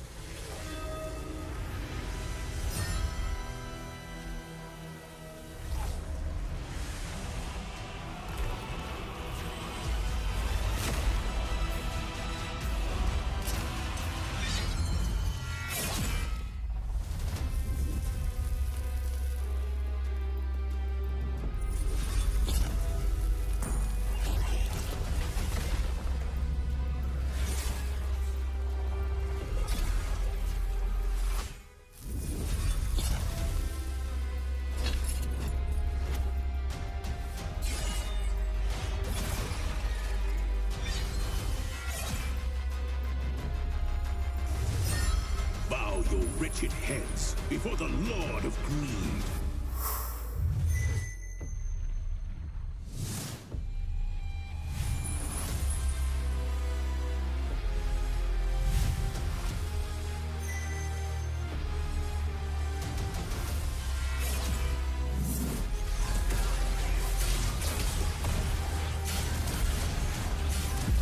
Be freed from your mortal coil.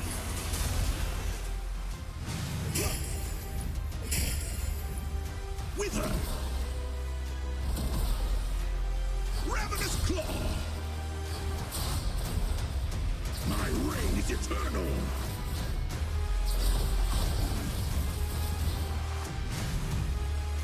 In the end, you achieved nothing.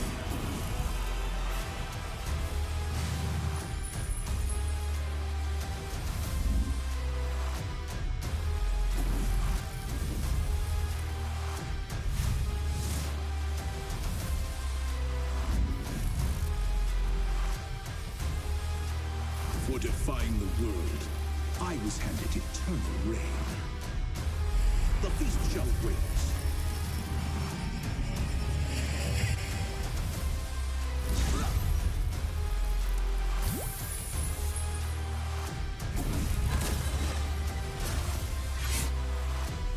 All will praise his name.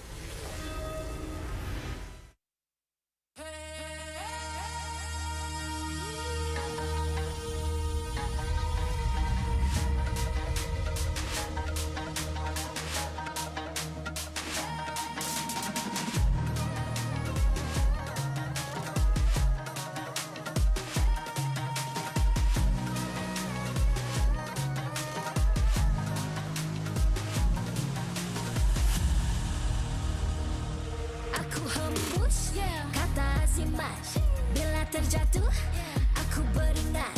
Jalan dah jauh, cari titik bermula. Krak, krak, krak, krak. Jangan patah semangat. Semarak api bukan calon cadangan. Biar apa menghalang, aku sambut datang. 1000 daya, 1000 alasan. Harungi semua sampai di akhir garisan. Eo, eo. Kami tak sedang mengalah, kami luar biasa. Semangat membara, harungi bersama. Lakukanlah sama-sama lakukan. Bergema di kiri dan kanan. Tak berhenti marah ke hadapan. Tak mengalah berdepan cabaran. Jaga, jaga, kita jaga. Jaga, jaga, kita jaga. Jadi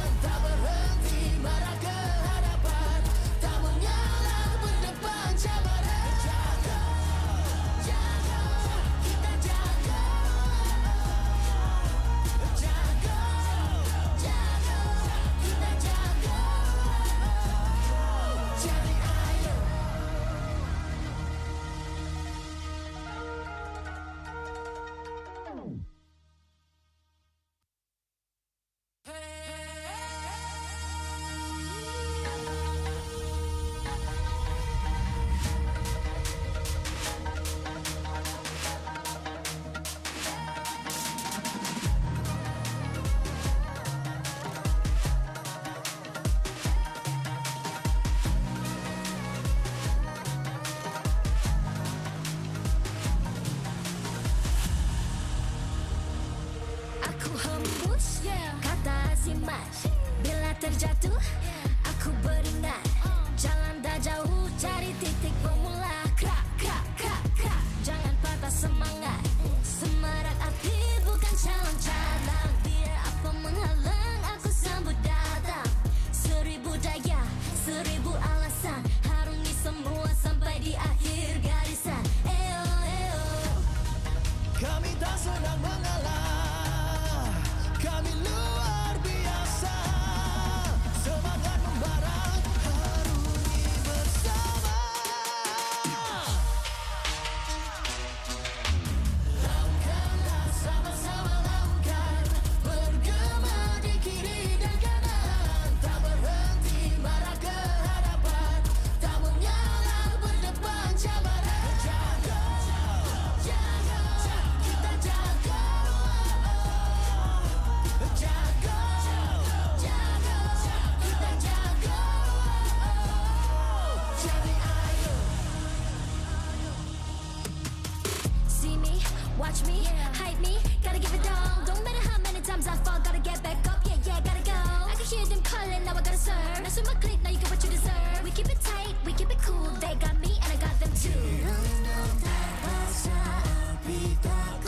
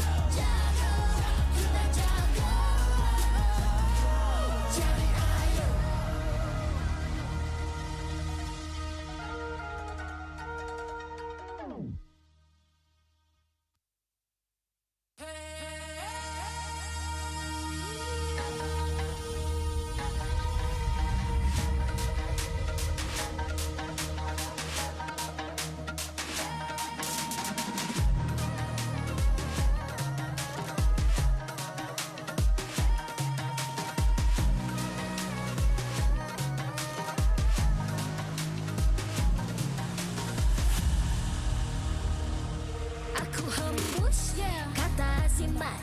Bila terjatuh aku beringat. Jalan dah jauh cari titik bermula. Krak, krak, krak, krak. Jangan patah semangat. Semarak api bukan calon cadangan. Biar apa menghalang aku sambut datang. 1000 daya, 1000 alasan. Harungi semua sampai di akhir garisan. Eo, eo. Kami tak senang mengalah. Kami luar biasa. Semangat membara, harungi bersama. Langkahlah sama-sama langkah. Bergema di kiri dan kanan. Tak berhenti marah ke hadapan. Tak mengalah berdepan cabaran. Jaga, jaga, kita jaga. Jaga, jaga, kita jaga. Jadi ayo. See me, watch me, hype me, gotta give it all. Don't matter how many times I fall, gotta get back up, yeah, yeah, gotta go. I can hear them calling, now I gotta serve. Mess with my clique, now you get what you deserve. We keep it tight, we keep it cool, they got me and I got them too.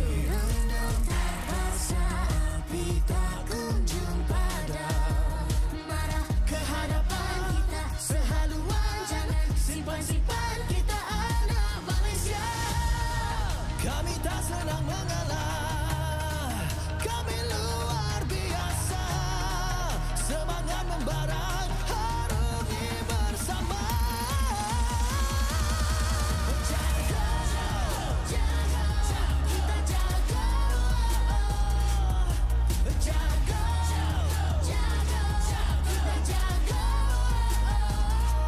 Jadi ayo. Yeah.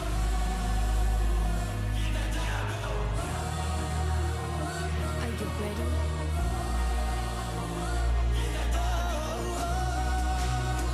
Can you feel me now? Yeah, yeah, yeah, yeah. Let me hear you say. Oh, yeah. Langkahlah sama-sama langkah. Bergema di kiri dan kanan. Tak berhenti marah ke hadapan.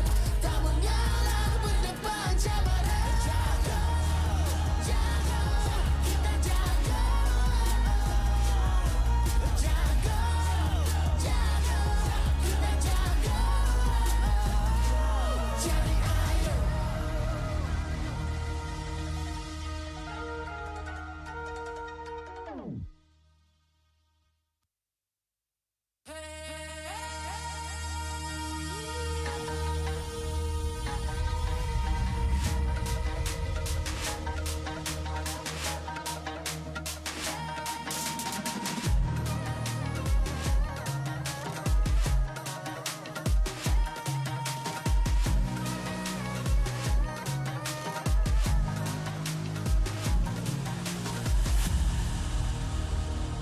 Aku hembus kata simat. Bila terjatuh aku beringat. Jalan dah jauh cari titik bermula. Krak, krak, krak, krak. Jangan patah semangat. Semarak api bukan calon cadangan. Biar apa menghalang aku sambut datang. 1000 daya, 1000 alasan. Harungi semua sampai di akhir garisan. Eo, eo. Kami tak senang mengalah. Kami luar biasa. Semangat membara, harungi bersama. Langkahlah sama-sama langkah. Bergema di kiri dan kanan. Tak berhenti marah ke hadapan. Tak mengalah berdepan cabaran. Jaga, jaga, kita jaga. Jaga, jaga, kita jaga. Jadi ayo. See me, watch me, hype me, gotta give it all. Don't matter how many times I fall, gotta get back up, yeah, yeah, gotta go. I can hear them calling, now I gotta serve. Mess with my clique, now you get what you deserve. We keep it tight, we keep it cool, they got me and I got them Dirundung terpaksa api tak kunjung padam. Marah ke hadapan kita sehaluan, jangan simpan-simpan kita anak Malaysia. Kami tak senang mengalah, kami luar biasa. Semangat membara, harungi bersama. Jaga, jaga, kita jaga. Jaga, jaga, kita jaga. Jadi ayo.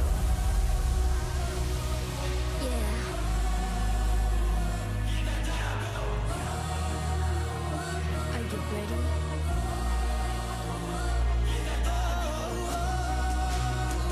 Can you feel me now?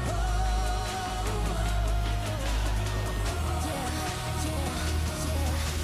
Let me hear you say.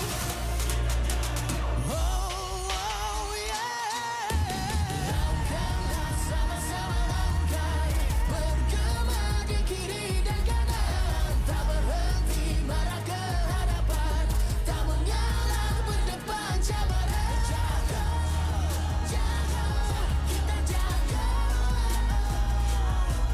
Jaga, jaga, kita jaga.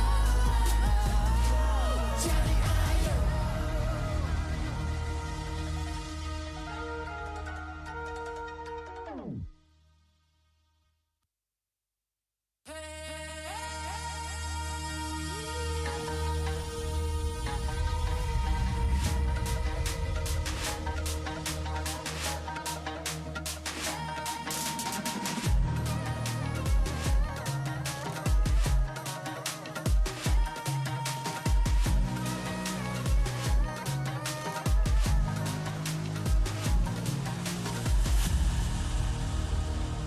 Aku hembus kata azimat. Bila terjatuh, aku beringat. Jalan dah jauh, cari titik bermula. Krak, krak, krak, krak. Jangan patah semangat. Semarak api bukan calon cadangan. Biar apa menghalang, aku sambut datang. 1000 daya, 1000 alasan. Harungi semua sampai di akhir garisan. Eo, eo. Kami tak senang mengalah, kami luar biasa. Semangat membara, harungi bersama. Langkahlah sama-sama langkah, bergema di kiri dan kanan. Tak berhenti marah ke hadapan, tak mengalah berdepan cabaran. Jaga, jaga, kita jaga. Jaga, jaga, kita jaga.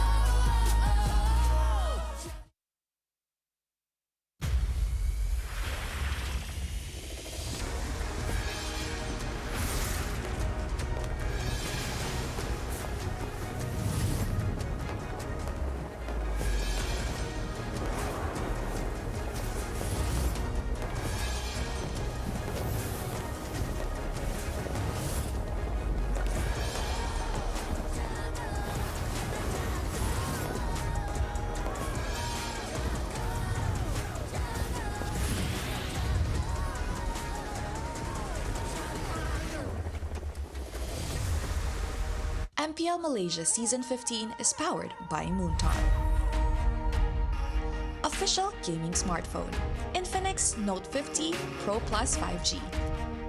Powered by the MediaTek Dimensity 8350 Ultimate 5.5 GB processor for smooth performance. Equipped with 144Hz refresh rate for buttery smooth gaming visuals. JBL tuned speakers for solid sound and a more immersive experience. Also equipped with 100-watt fast charge and 5,200 mAh battery for less downtime and more playtime. Our esports partners, Head & Shoulders, up to 100% dandruff-free and itch protection. Head & Shoulders is dermatologically tested, penetrates 5 layers deep to eliminate dandruff. Get yours now. And thank you to all our strategic partners. 100 Plus, players, Astro Arena, MPL merchandise, MPL ticketing, supported by KBS, ESI, Rakan Muda, MESF, PSM. What's up, everybody? Season 15 continues here at the MPL MY. We've got another big game ahead of us. My name is ENG. This is Husky. We're going to be taking care of you guys for this last best of 3 to round out week number 2's very first day. It's going to be an exciting best of 3. We've gone through one full stretch earlier on. Team Ray against AERO Esports. AERO getting the first win, but coming up, it's time to welcome back the Kings once more, taking on new contenders, right? SRG, OG, Esports up against DxO. Yep. Now, DxO, interestingly enough, after their bout with OB, Ocean Black, for those of you who don't know, it was very teamfight based. A lot of the MAL came out of them very obviously in those matches, right? So it's about growing, especially once you reach the upper echelons, especially here at Tier 1. But who's taking the second win? I don't know. The king of the rookies, I feel like the Kings got a huge gap between them. Yeah, just basing it off of week 1 performance, I think everyone can agree that SRG is going to take this.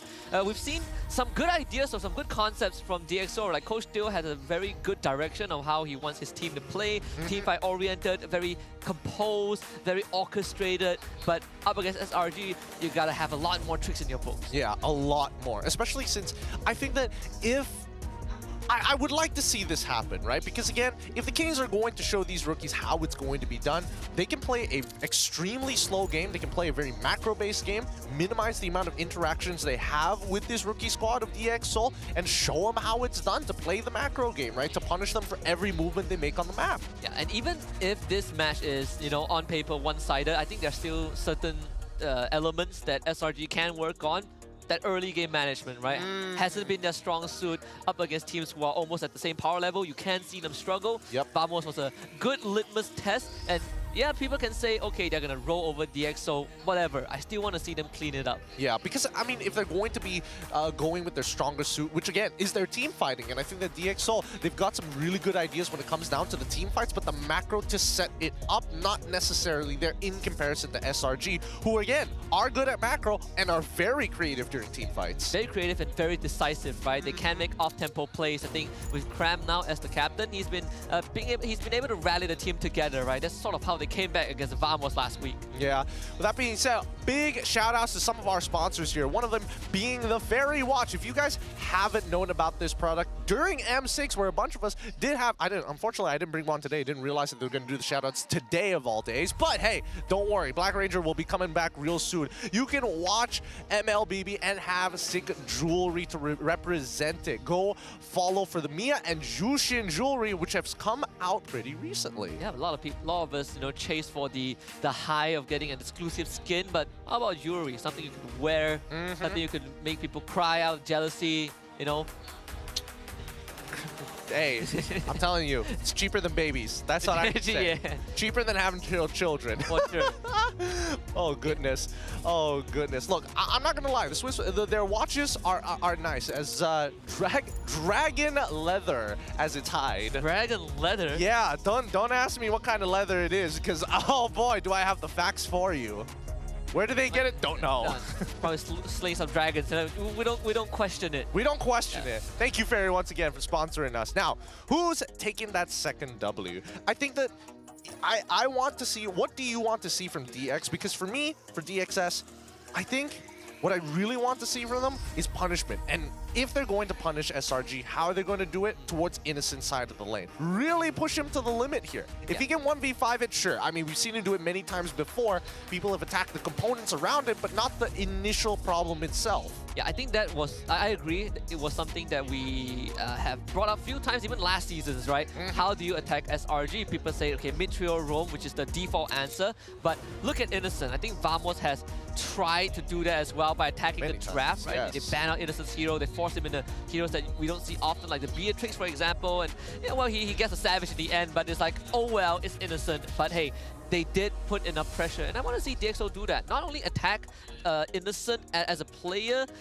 but also at the same time look for opportunities to pounce, right? It was something that they haven't really had to show much against Ocean Black, because Ocean Black was also pretty passive. Yeah, I think at the end of the day, we're hoping for more of a push and pull this time around, trading of objectives, or at the very least, a trading of, you know, turrets, kills, more importantly, even vertically jungling, which we don't see very often, especially from the teams below the 5th place standing onwards.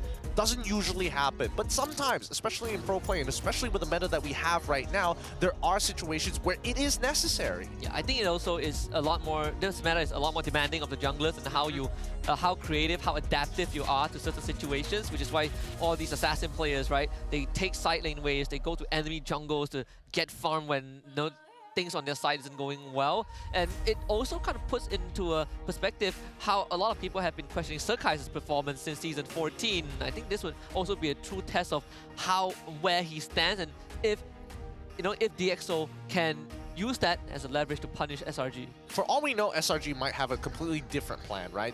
They might just go, hey, let's try out some of these new meta heroes that we have in the business, Hanzo being one of them. Yishin Shin, apparently, yeah. I mean, we've got shoutouts for like, oh yeah, from Coach Bam, like, guys, dude, his Yishin Shin's kind of sick. Interesting enough, Hanzo was also picked once in season 13 to knock out, or is it 12 to knock out Todak from playoffs? Yes, that the is only one time. That was before the revamp, right? So if anything, I think Sirkai is a pretty good candidate to play Hanzo. Hopefully it's going to be enough. I don't know, because again, these experiments usually, especially here in MPL MY, go one way or another. It's either you're an overwhelming victory or an overwhelming loss. There's never a, that was a pretty close game. Yeah, there was never in between, right? Like Team Ray, we had a working formula and then one that completely went downhill. Look, Selena might just be cursed today. Maybe that's it, right? That's it. Maybe we had some Selena wins. I think Stormy won. Yes, he did. Was it only Stormy? I have to recall that last Storm week, didn't win his. Yes, Storm didn't win his game.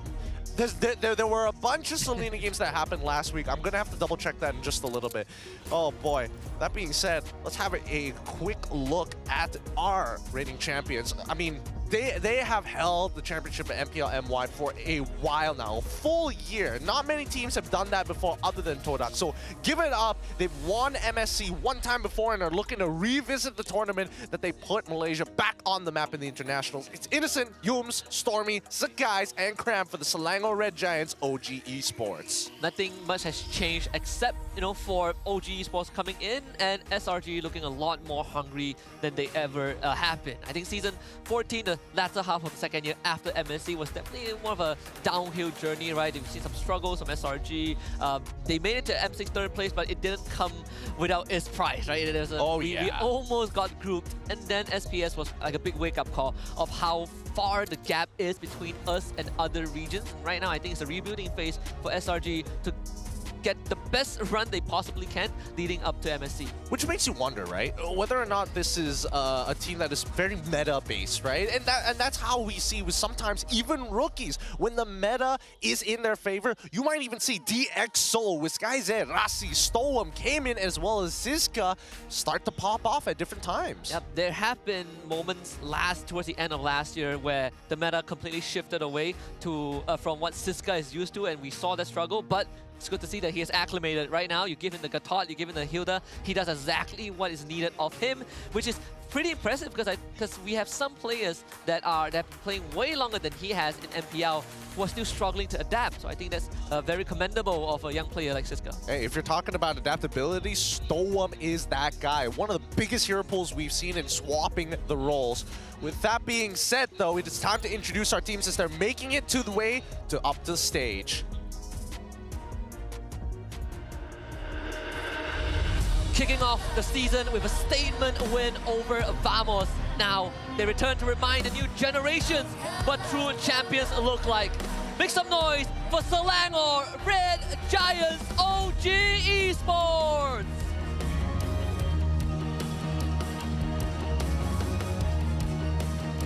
Starting the season strong with a solid win. Now they're here to challenge the mighty Red Giants. Please welcome DxO!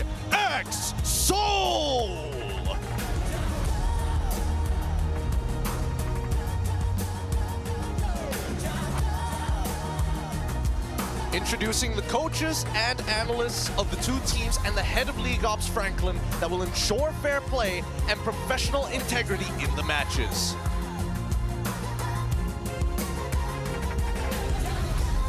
The armbands will be worn by both team captains, who will always lead the team's movements and strategies in game.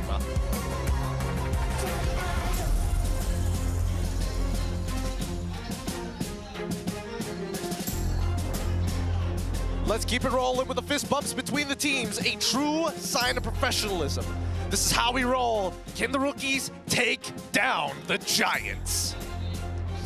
All right, time to take the gloves off if you're DxO. Coach Theo and Backdoor have a lot of work to do, tap into the minds and the pool of SRG, which so far have been one of the widest, if not the widest, we've seen in MPL MY. It's just that they never really were put in a position where they have to dig that deep. Now with that first pick selection advantage, I'm curious to see what kind of trades Coach Theo is going to initiate. Yeah, that's why I'm interested too, right? Coach Theo and as well as Backdoor have been working together to cook something up, and hopefully it's going to be a good one here, because DxO will need every advantage they have in this game.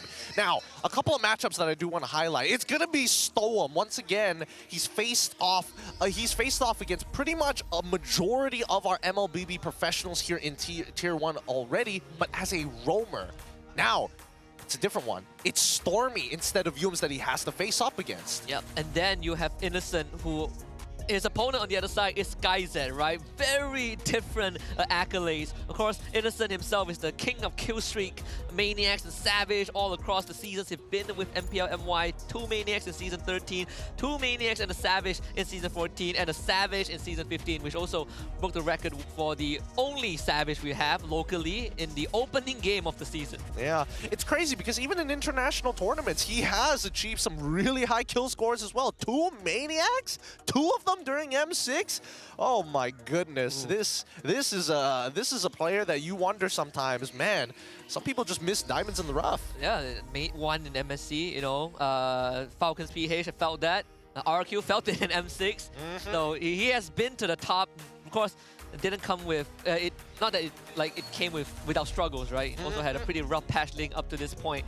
But clearly on paper, everyone on DxO is outmatched. My personal focus, I want to see that XP lane. Right? Really? This is the test, I think, for Siska. Like, truly the test. I've praised him a lot, you know, from Tier 2 until now, and I've seen that he has adapted to the meta. But against Cram, this is where you kind of look at the bar and see where he stands. Yeah, Cram is such a solid player from behind or ahead. If his EXP lane is ahead, he makes it known to the rest of the world. When he's behind, it feels like he's not losing by that much at all. Yeah, when he gets to play the game, he plays the game. He really does. You try to shut him down, it's fine. The rest of his team is going to help him catch back up anyways, right? And it's one of the rare few qualities of an XP laner. Exactly. Now the mid duo here between SRG OG Esports, it's going to be Yums and as well as Stormy facing off against Rasi and as well as Stone, which if we had to compare the veteran, they're veterans in their own right, local players against import players on the opposite side with a lot of competitive experience underneath them. That will be interesting to see how they're going to dance around the mid trio this time. Yeah, it's like the imports, right? Like the duo imports against the duo local mid duo. I think the formula that a lot of people looked at for SRG is that you get stable side laners as your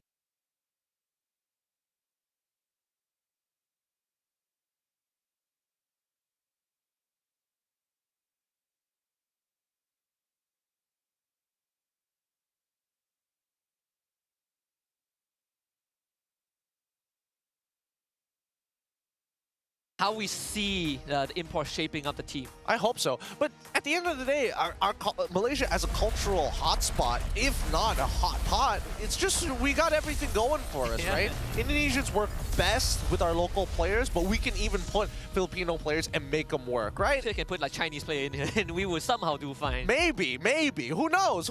I mean, we've already had a couple. we do, yeah. We have a couple. They're still Malaysian though. They're still Malaysian. They speak Bahasa Indo.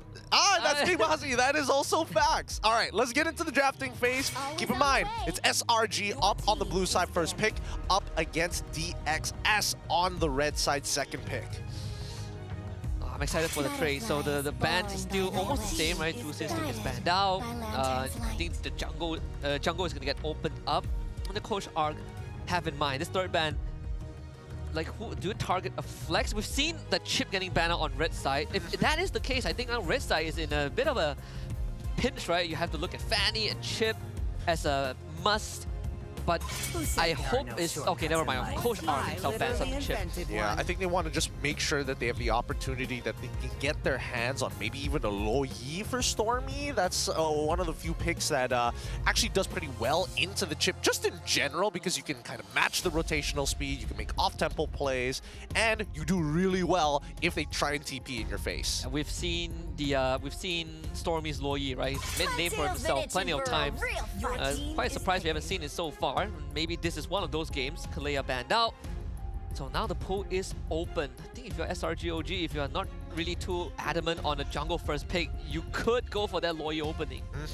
Lo Yi opening would be would be pretty interesting. You see Yums just messing with innocent. Brothers from another mother. Yeah, they look more and more identical with each passing day, I'm not gonna lie. It's the hair. It's gotta be the hair, dude. Oh, Harith gets locked in for the side of SRG. Let's see how DXS is going to respond. Harith is still so good. He's still pretty nasty though. Like you probably, most teams would think about a Suyo here so that you force that joy. It's like, okay, you got Harith, do you still want the joy on your side, right? I think maybe that could be the adaptation to what the competitive meta might just look, right? I am curious what the other regions are doing as of right now with the current patch in play, but Hayabusa! Hey, we're gonna see them all. Hey, Stormy, pick Veil. Pick Veil and pick Lucas. Hey! We'll get the whole team, we'll get the whole squad in. Get the whole squad in, baby! And then just put Cram on Suyo just for the sake of it. We're gonna miss out Sakura though. She got banned out. Nah, it's alright. Yeah, it's okay. It's okay. Team 7 don't need her anyway. They already have Team 7, just the two. Anyways, Hilda as well as Hayabusa locked in. Valentina as the response. That's interesting. They are going to take the Lucas. Yeah. That's why. We're assembling Team 7. We've already... Wait. Therefore, only Gara is the only one that hasn't been shown just yet. Yes. Man, that's a tough call. Yeah. When are you gonna find a situation where Veil is other than Stormy? Stormy plays Veil, but not now. Not this game. Maybe the next game. Yeah. Also, fun fact: Keeman might be a jungler, but his favorite heroes are Fanny, Nana, and Angela. That's a solo queue play. That's definitely a solo. Pump stomper. That's a pump stomper. It is a pump stomper, but at the same time, it just goes to show. I feel like that's every like jungler's answer. It's like, what? Yes, Fanny won, and then they're like, thinks about it for a second. Angela, yes. If it's not a jungler, Nana. Every time. True, that's true. Oh, interesting. Irithel into the Harith matchup? They do move pretty fast though. But why though? Interesting that they wanted to take the Irithel. This, I don't...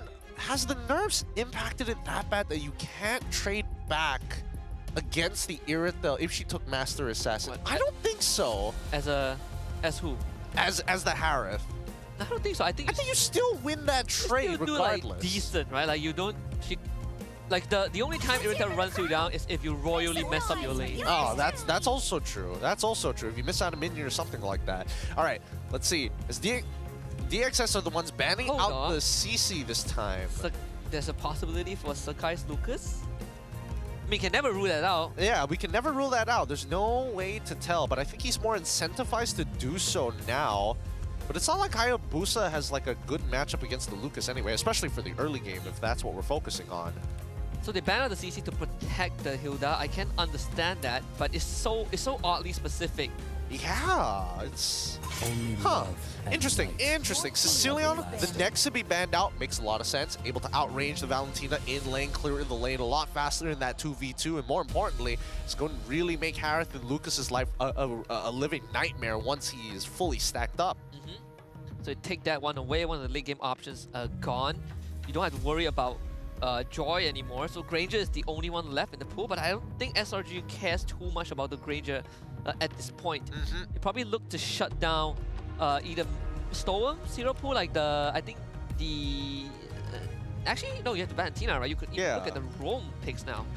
Or the mid picks. I think it makes sense for SRG to get rid of mid picks. DXS, EXP picks, maybe a little less. You have, I mean, the fact that you're banning out the CC rules out that, hey, even if Lucas goes into the EXP lane, what are you going to pick? You're probably going to pick a sandbag, probably going to pick a tank. They get rid of the Jawhead. So I'm guessing they want their mid laner to be a little bit more immobile. Farsa, Yeve possibly. Farsa would make the most sense because at least you can reposition.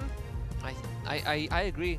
They could also opt for a Cho pick if they want. Oh, that's true. Here, if you want to ban mid laners, I'm thinking you ban out the Yeve, right? You take away that zone control. So if there's Farsa, at least it's more doable.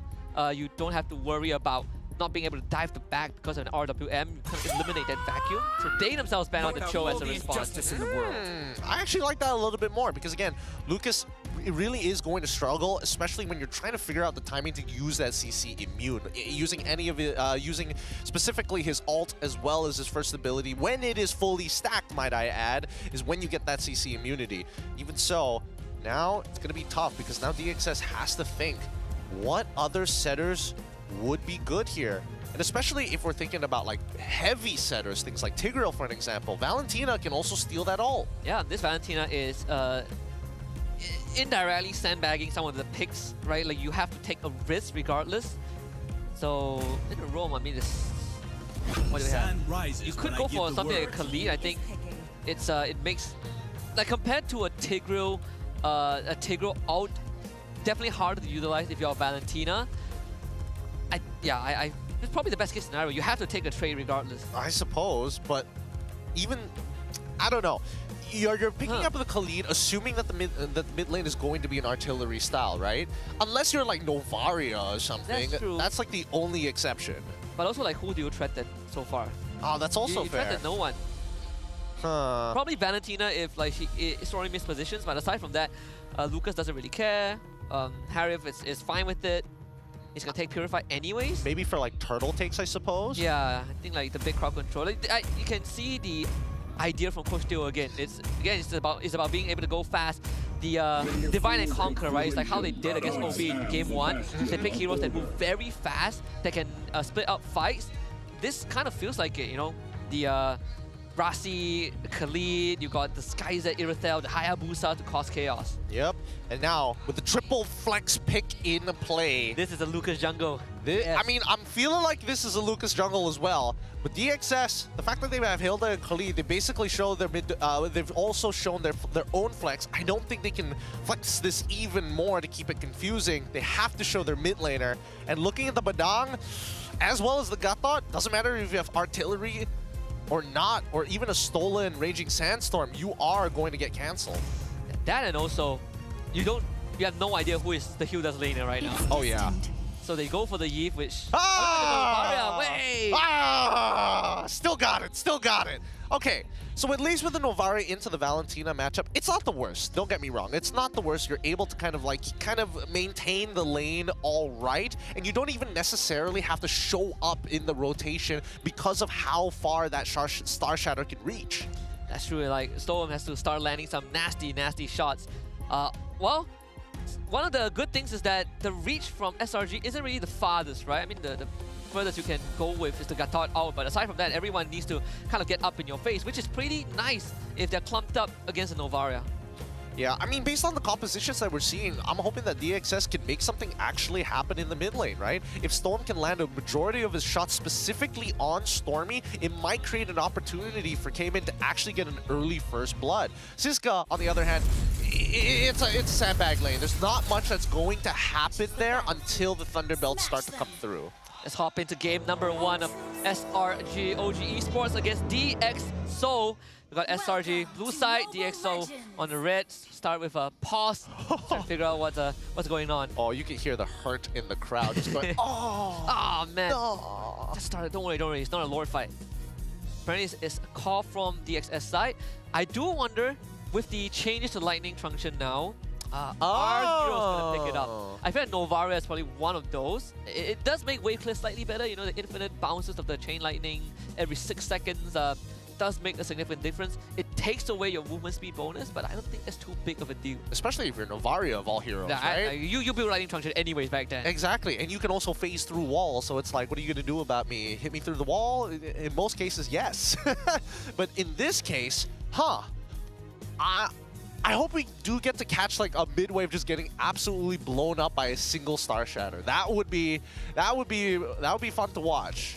Yeah, I think if you don't go for Talisman, you probably have space for it. But if you do go Talisman, you probably would go Glowing One Wishing Lantern, right? Most likely, yes. The amount of shields and beefiness that SRG has, which is kind of a bummer. I think right now, even with how good Lightning Truncheon is, there really isn't too good of a place for it because of how much HP you need to chip through them.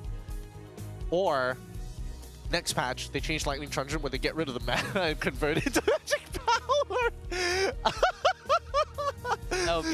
It's like, wow, I can't afford a Holy Crystal, but it's like people who instead of go junglers who assassin junglers who are like BOD, but Malefic Roar is cheaper though. It's cheaper, and you have armor, no more.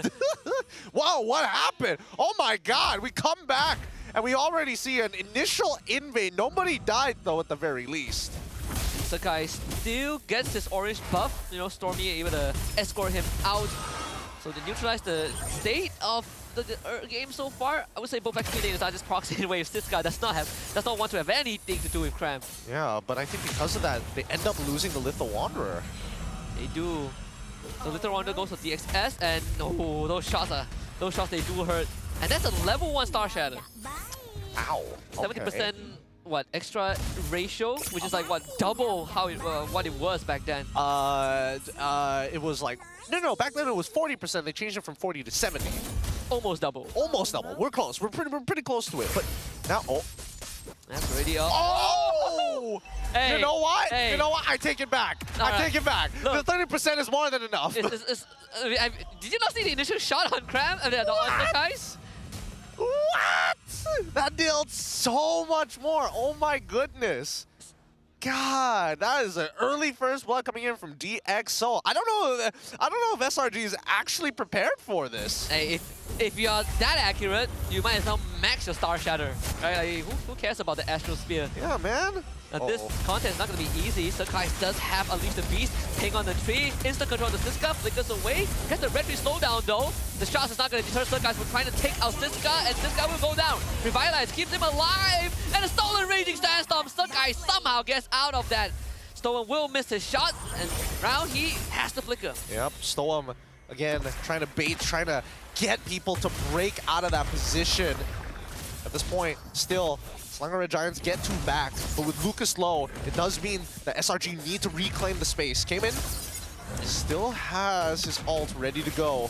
Think of mental warfare when will the crowd control come through. Shadows are available. The turtle, oh no! Kim is gonna get taunted up now. He's gonna go down. The timing a bit off. The guy returns to the fight, gets the turtle. The ping does not matter. Siska on the run. SRG with an instant punish. Siska will fall. Oh, if they just didn't reset the turtle there, that would have been theirs. That would have been theirs for sure.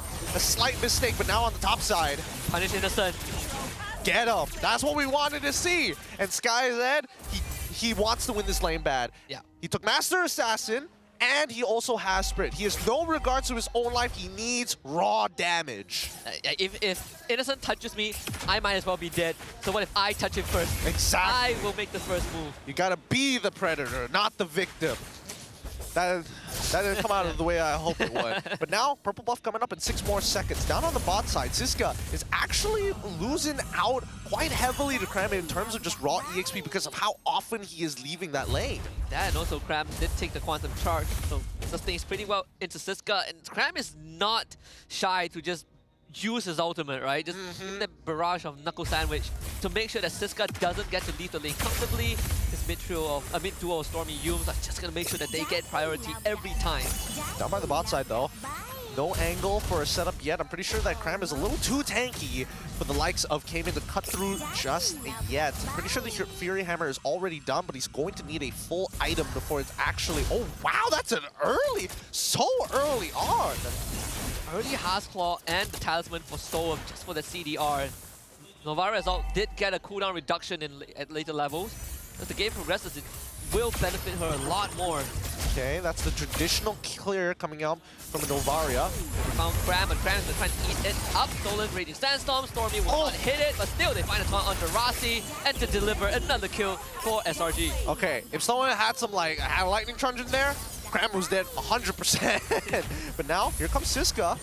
Start walking into the jungle, and that's SRG trying to get as much control as possible. Siska not able to find any angle to actually come from behind. Stormy will dodge a Star Shadow this time, and Yuz will also take out the top side. I gotta give it to Storm. He's pretty accurate on these Star Shadows so far, but the engagements have been pretty rough on DX Soul. I think this is where you back up as DX Soul. I'm not really sure if you continue to contest this. Stormy will heal back up a little bit with the passive. Rossi now gets stuck between the wall and a hard place. Attempt to steal from Stolen, but still Sakai's good on the retribution. Oh! The shockwave to blow up Keeman. Siska once more left to his own devices. SRG will try to chase him down. Siska will run away this time. The Tail Beast Bomb hits again. Wait, it's not the Naruto skin. Hey, what the hell? Man, what the hell? And Hayabusa's not using the Kakashi skin. What is this? They're just not paying attention. They're just not paying attention. Oh, they call that for nothing. All the collabs for nothing. Even Rossi was able to change on over to the MPL skin anyways. Yeah, right. Sag. Rossi is as close as we get to Gara now. Siska, once again, right on top of Cram, but in the meantime, honestly, DxSoul's not doing too bad against SRG, right?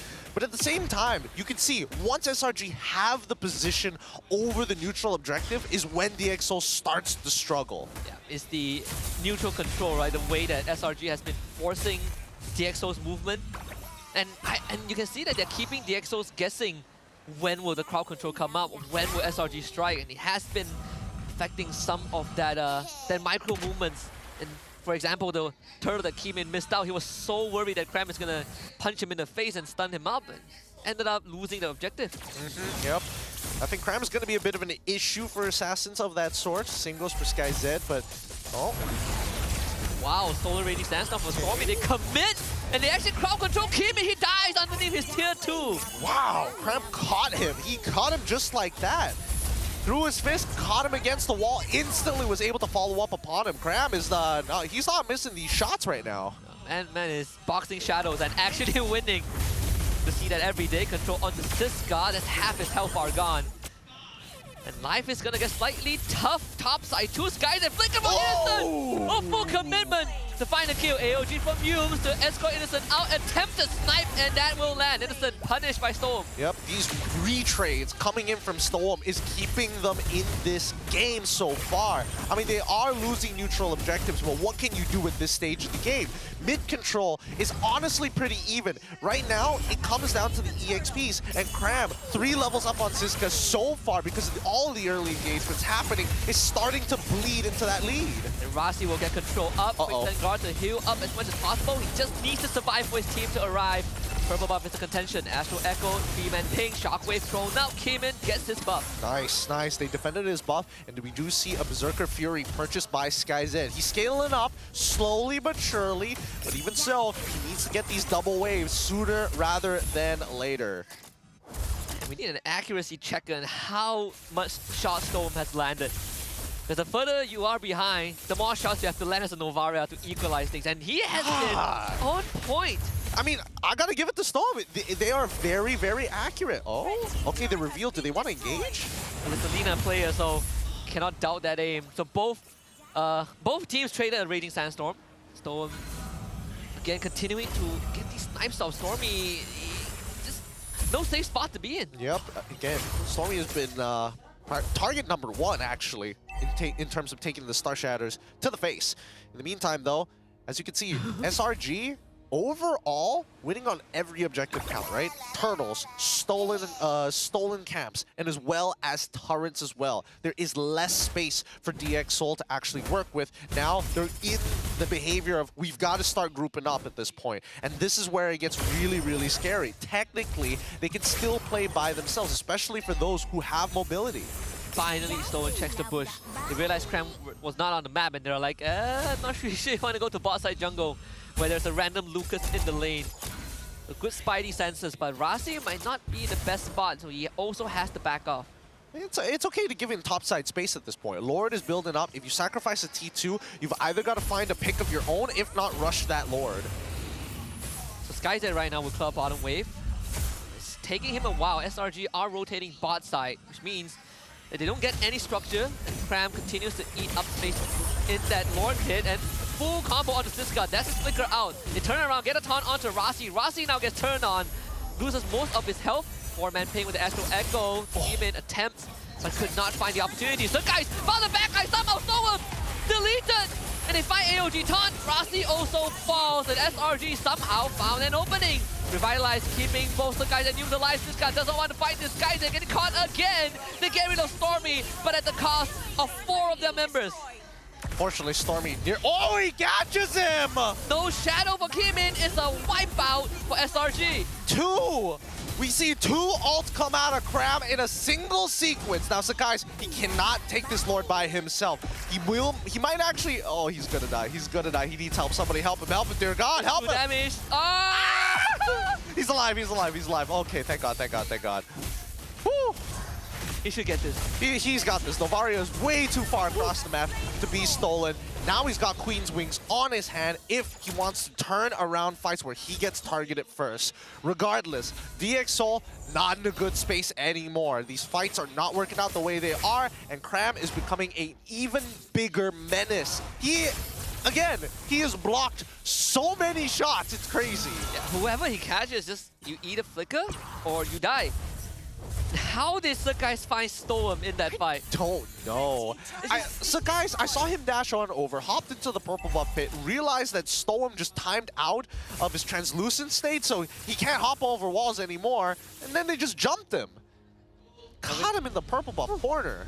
He got jumped by a pulse too. It's a good time for DxSoul to start thinking about what's the contingency plan, because there really isn't much if in this current point of time. I think it's a call made by SRG's side, by Stormy specifically. Yeah, I mean, Storm, good on the shots, been getting some very good pings with the Astral Echo.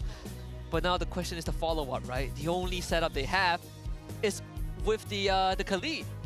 It's not an easy ult to land. Yeah, it really isn't, especially when you're trying to figure out who your target is. I think, unfortunately, for these earlier stages, it really boils down to Rasi having to hit a, like, I don't know, 2 to 3 man Raging Sandstorm possibly, because he keeps going for Stormy and Stormy keeps taking his ult. So when he sees it, he just has to respond by pressing the button as well. Yeah, that and Cram also, big deterrent. And Rasi gets caught by Cram. Best case scenario, he survives. But then he cannot re-enter the fight because he has to commit his heal for that. And more so, you can't just quicksand guard in their face anymore. Yeah. Even just basic auto attacks. Once he gets to that third auto attack, punches him right out of the state.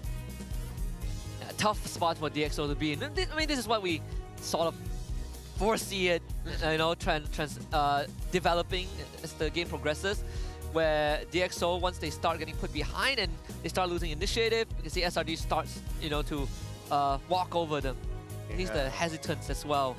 It is hesitance, but I think now this is where they're at the weakest point in the game. Keep in mind, SRG are the ones with the early game composition, and as it transitions into the mid game, they're only going to get even stronger in these types of team fights, especially in the 5v5s. Once we get to the later stages, especially if Irithar and Novaria get their items, that's when they don't really have to interact as often, and they can purely rely on the pokes. They did punish Stormy and Innocent early on. Cram is the only one that hasn't really faced much hardship. Not that Siska can do anything as the Hilda, but still, 7.5k gold lead, and it's like Storm just got his got a lot more weight on his plate right now. Yep, here we go. Lord still crashing in. DxSoul must defend. Should be able to do so. Just the first Lord. Oh no, this guy, he just disappeared. Too much magic damage. Kimin wants to try and do something, but he almost loses his life in the process. Yeah, gotta be careful of that. That's why Sakai was already transformed. He unleashed that beast and he was ready just in case Kimin wanted to make a play. I think right now, Kimin, he's gotta be a little careful with the quad shadows. He's gotta really start readjusting the timings. Oh, conceal? That means this mid inhibitor is guaranteed secured. Now DxSoul will have to try and play with the sideways. Silver Lining, they lost the mid inhibitor, so sideways still very, very manageable. case, Siska getting that Athena shield as the first full item. Also going for the budget build. Anti-Kiras will be up next. Ooh. I don't think it makes too much of a difference, right? He's primarily dying. Wait a minute. Innocent already has a concentrated energy. Yeah. What the hell? He does. When did he get it? I'm not too sure, but apparently that's what this 8K lead has been building up towards. Even though he's only like 1,700 ahead of SkyZ, it's just that the items, unfortunately, slightly cheaper in this case. Even so, I still think that Innocent, with his choice of that concentrated energy, knows that he's going to be the target. He knows that if Cayman gets on top of him with that quad shadows and goes into the shadow kill, he has to sustain somehow. And maybe it's just compensation for the fact that they've nerfed the amount of shields Harith can generate. That's true. I thought that they would still go for an Oracle or something, right? Like, last item probably would be a Divine Glaive, Blood Wings. Rasi, that's almost half his health bar. Like, I'm pretty sure that Kran didn't build any... Wait a minute. Blade of Heptases. Yeah. He's having a fun little time right now. Because he knows he's ahead. He's 3-0-6, dude. He's 14-10. He's 4 levels up on Siska right now. Siska is like, I'm playing second rope. Cram's like, nah, I'm EXP. They're gonna try and kill Cram, so they force his flicker out. That's the best they get. Just like how an EXP player should be. It's just 1v4, gets out of it. Hey, no big deal, guys. No big deal. I survived, guys. Now, let's do Lord. All right. Sitting on top of this Lord is going to be a pretty tough take for DX Soul. In terms of their inhibitor situation, it's only the mid inhibitor that's missing. So mid side is definitely under the control of SRG for now. They can always push regardless of what DX Soul tries to influence the wave. However, the big issue here is that unfortunately Lucas not great at taking Lord and can't really dance with it. Yeah, you can heal up a little bit with your War Axe spell vamp, but you definitely need the whole team. Just now Yunus was blocking out Rasi's path, and now Rasi, even if he wants to cut through mid, there is vision from SRG. This is going to be the hardest steal, and just not doable. Cram once more keeping Keeman away. Ooh, that was scary. Very, very scary indeed. Bit of a 50-50 on that one, but luckily, Sakai has done enough. With the Lord walking in, let's see how the siege is going to play out. Because at least for DX Soul, clearing waves, they don't necessarily have to put themselves in danger with the help of this Novaria. Man, Cram's so fast. Brute Force Breastplate, Quantum Charge. He's so far ahead right now. Like, he's a crazy amount ahead. Yeah, whoever he catches actually just blows up. Right? God forbid he catches guys that will Storm, who both have ways of getting over walls. It's not the most ready available. Lord very quickly taken care of. Did come down mid-side. So they try to clear out the wave with the Mac punches. Conceal up from Yums to zone out DXO. They want the second inhibitor, they'll get it. They've got 2 inhibitors off of that Lord. They're taking this really, really slowly because as soon as they group up too close together, they're expecting a full engagement from DX Soul. And there's not much they can really do about that other than the AOG coming in from Yums. That being said, though, Storm is scaling up pretty quick. Like, Yums is taking some pretty significant damage from these Star Shatters. Yeah. Slightly awkward position for SRG to be in, right? There's a flank possibility. They will try. Innocent will have to flicker thanks to Rasi. Mid-side, Sakai and Siska going on a 1v1. Sakai turns into the beast. The shockwave, not enough to take out the Hilda. Not yet, that is. They still want that last inhibitor. Get it. Oh, he came in once more. Scary territory. Wishing Lantern done for Stormy. Maximum damage for SRG. Yep. Sakai's also building into an Antique. Interesting. Antique in this particular build. I guess he knows that he's starting to fall off at this point. He does have that killing spree. He doesn't have any kind of util sort of emblems to get him out of some tight spots. He just has to get somebody low, touch him once, and then walk away. Even so, GDS completed by SkyZ. He is in position to fight, and he'll be very fast, knowing that Innocent doesn't have his flicker, and the same can be said on the opposite side. Yeah, he is maxed out in items too. Oh, this is so scary. Oh, the damage coming in from Storm. Yeah, insane. What a Storm have. He doesn't even have a Wishing Lantern yet. He does have Lightning. AOG cuts off Siska from the rest of his team. And that's the ping. The guys will get hit once, Keeman. Takes out Sakai. Damage Rasi from the back, but his team is not there. Sky is trying to run down Stormy, but now he's trapped. He's all alone. He needs to run the other way, but Sakai will not let that happen. Skyzet sacrificed himself, but got nothing. A mistake made. He saw the opportunity to get on top of Valentina, but it just, again, unable to finish off that kill, and a fast response from SRG. He is not going to get away with that. He's got to be more patient. Oh, no. Diamond forces to get back up. Cram does lose immortality, though, thanks to Storm. Can they defend against this guy that needs another 20 seconds? It's going to be a long 20 seconds. Especially when Storm is the only one that can clear out waves. They got the shadow kill from Kimi to do that. Rasti is going to base the guys away, try to buy time. Rasti will go down once the kill for the guys. Meanwhile, the rest of the EXO tries to keep the run alive, but they all will fall one by one. Wave still clear out immortality out as well. Scram is going to die to the crystal. Storm still holding strong. Now Skyjet is back. One more wave. Can it clear it out in time? Storm needs to wait for its cooldowns. SRG will try, but a fresh raid from top will guarantee game 1. That's a 2-0 victory. Oh my goodness. That felt like a 2-0 victory, but man, they beat him. Oh, it felt like they beat him twice there.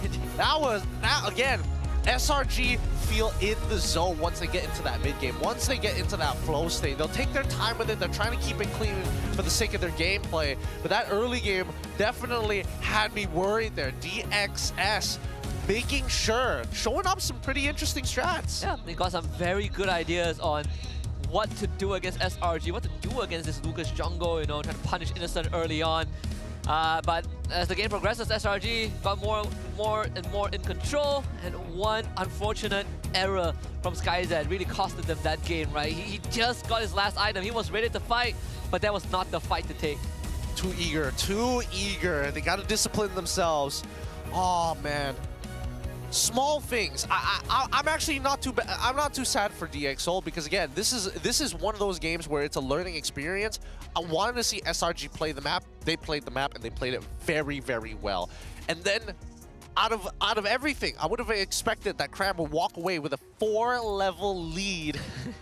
That is not something you see every day, but it just goes to show, hey, if you are going to be playing the map, you're going to be trusting your other teammates to scale up just as quick, if not quicker, when they're not being pressured. Now, wins the lane with Quantum Charge, leaves the lane first, and solo kills enemy tanks.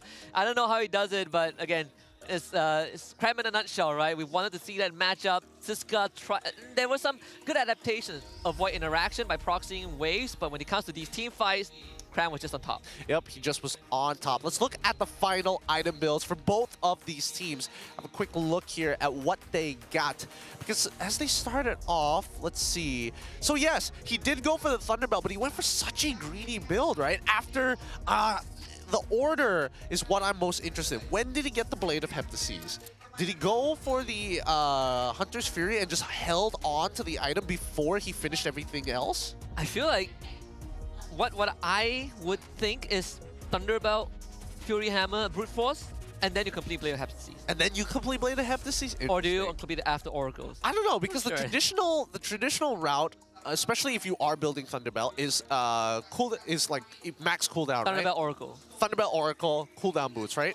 But his build opting to go for even extra armor as well, knowing that he might be faced with Skyzet to reduce the auto attack damage as well. I don't know. It's an interesting way to look at it. Very greedy indeed. Yeah, very greedy, but paid off big time, right? The payout is so good. He's out trading the Hilda, which is normally something that you don't see often, but you know, you probably play a Heptases with your punches. But all things considered, right? Mid lane is by far the only even lane. Like Storm has been able to keep up with Stormy while even leading in almost 600 net worth by the end of the game. Yeah, I agree with that. Again, I think that Storm, one of the better performers here in this match. Unfortunately for Rasi, really difficult job on this Khalid.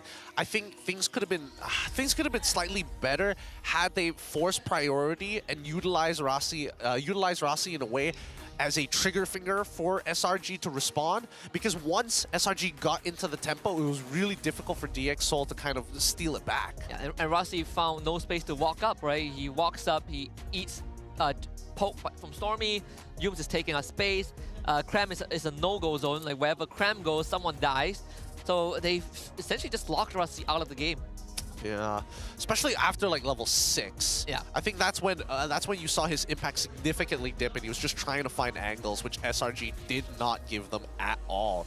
However, I do hope that coming into the second game, that DxO might switch up this matchup for Siska, or at the very least, re-emphasize that, hey, you need to have priority over your lane, because again, it's a pretty fast clear for the Hilda overall with Concussive Blast.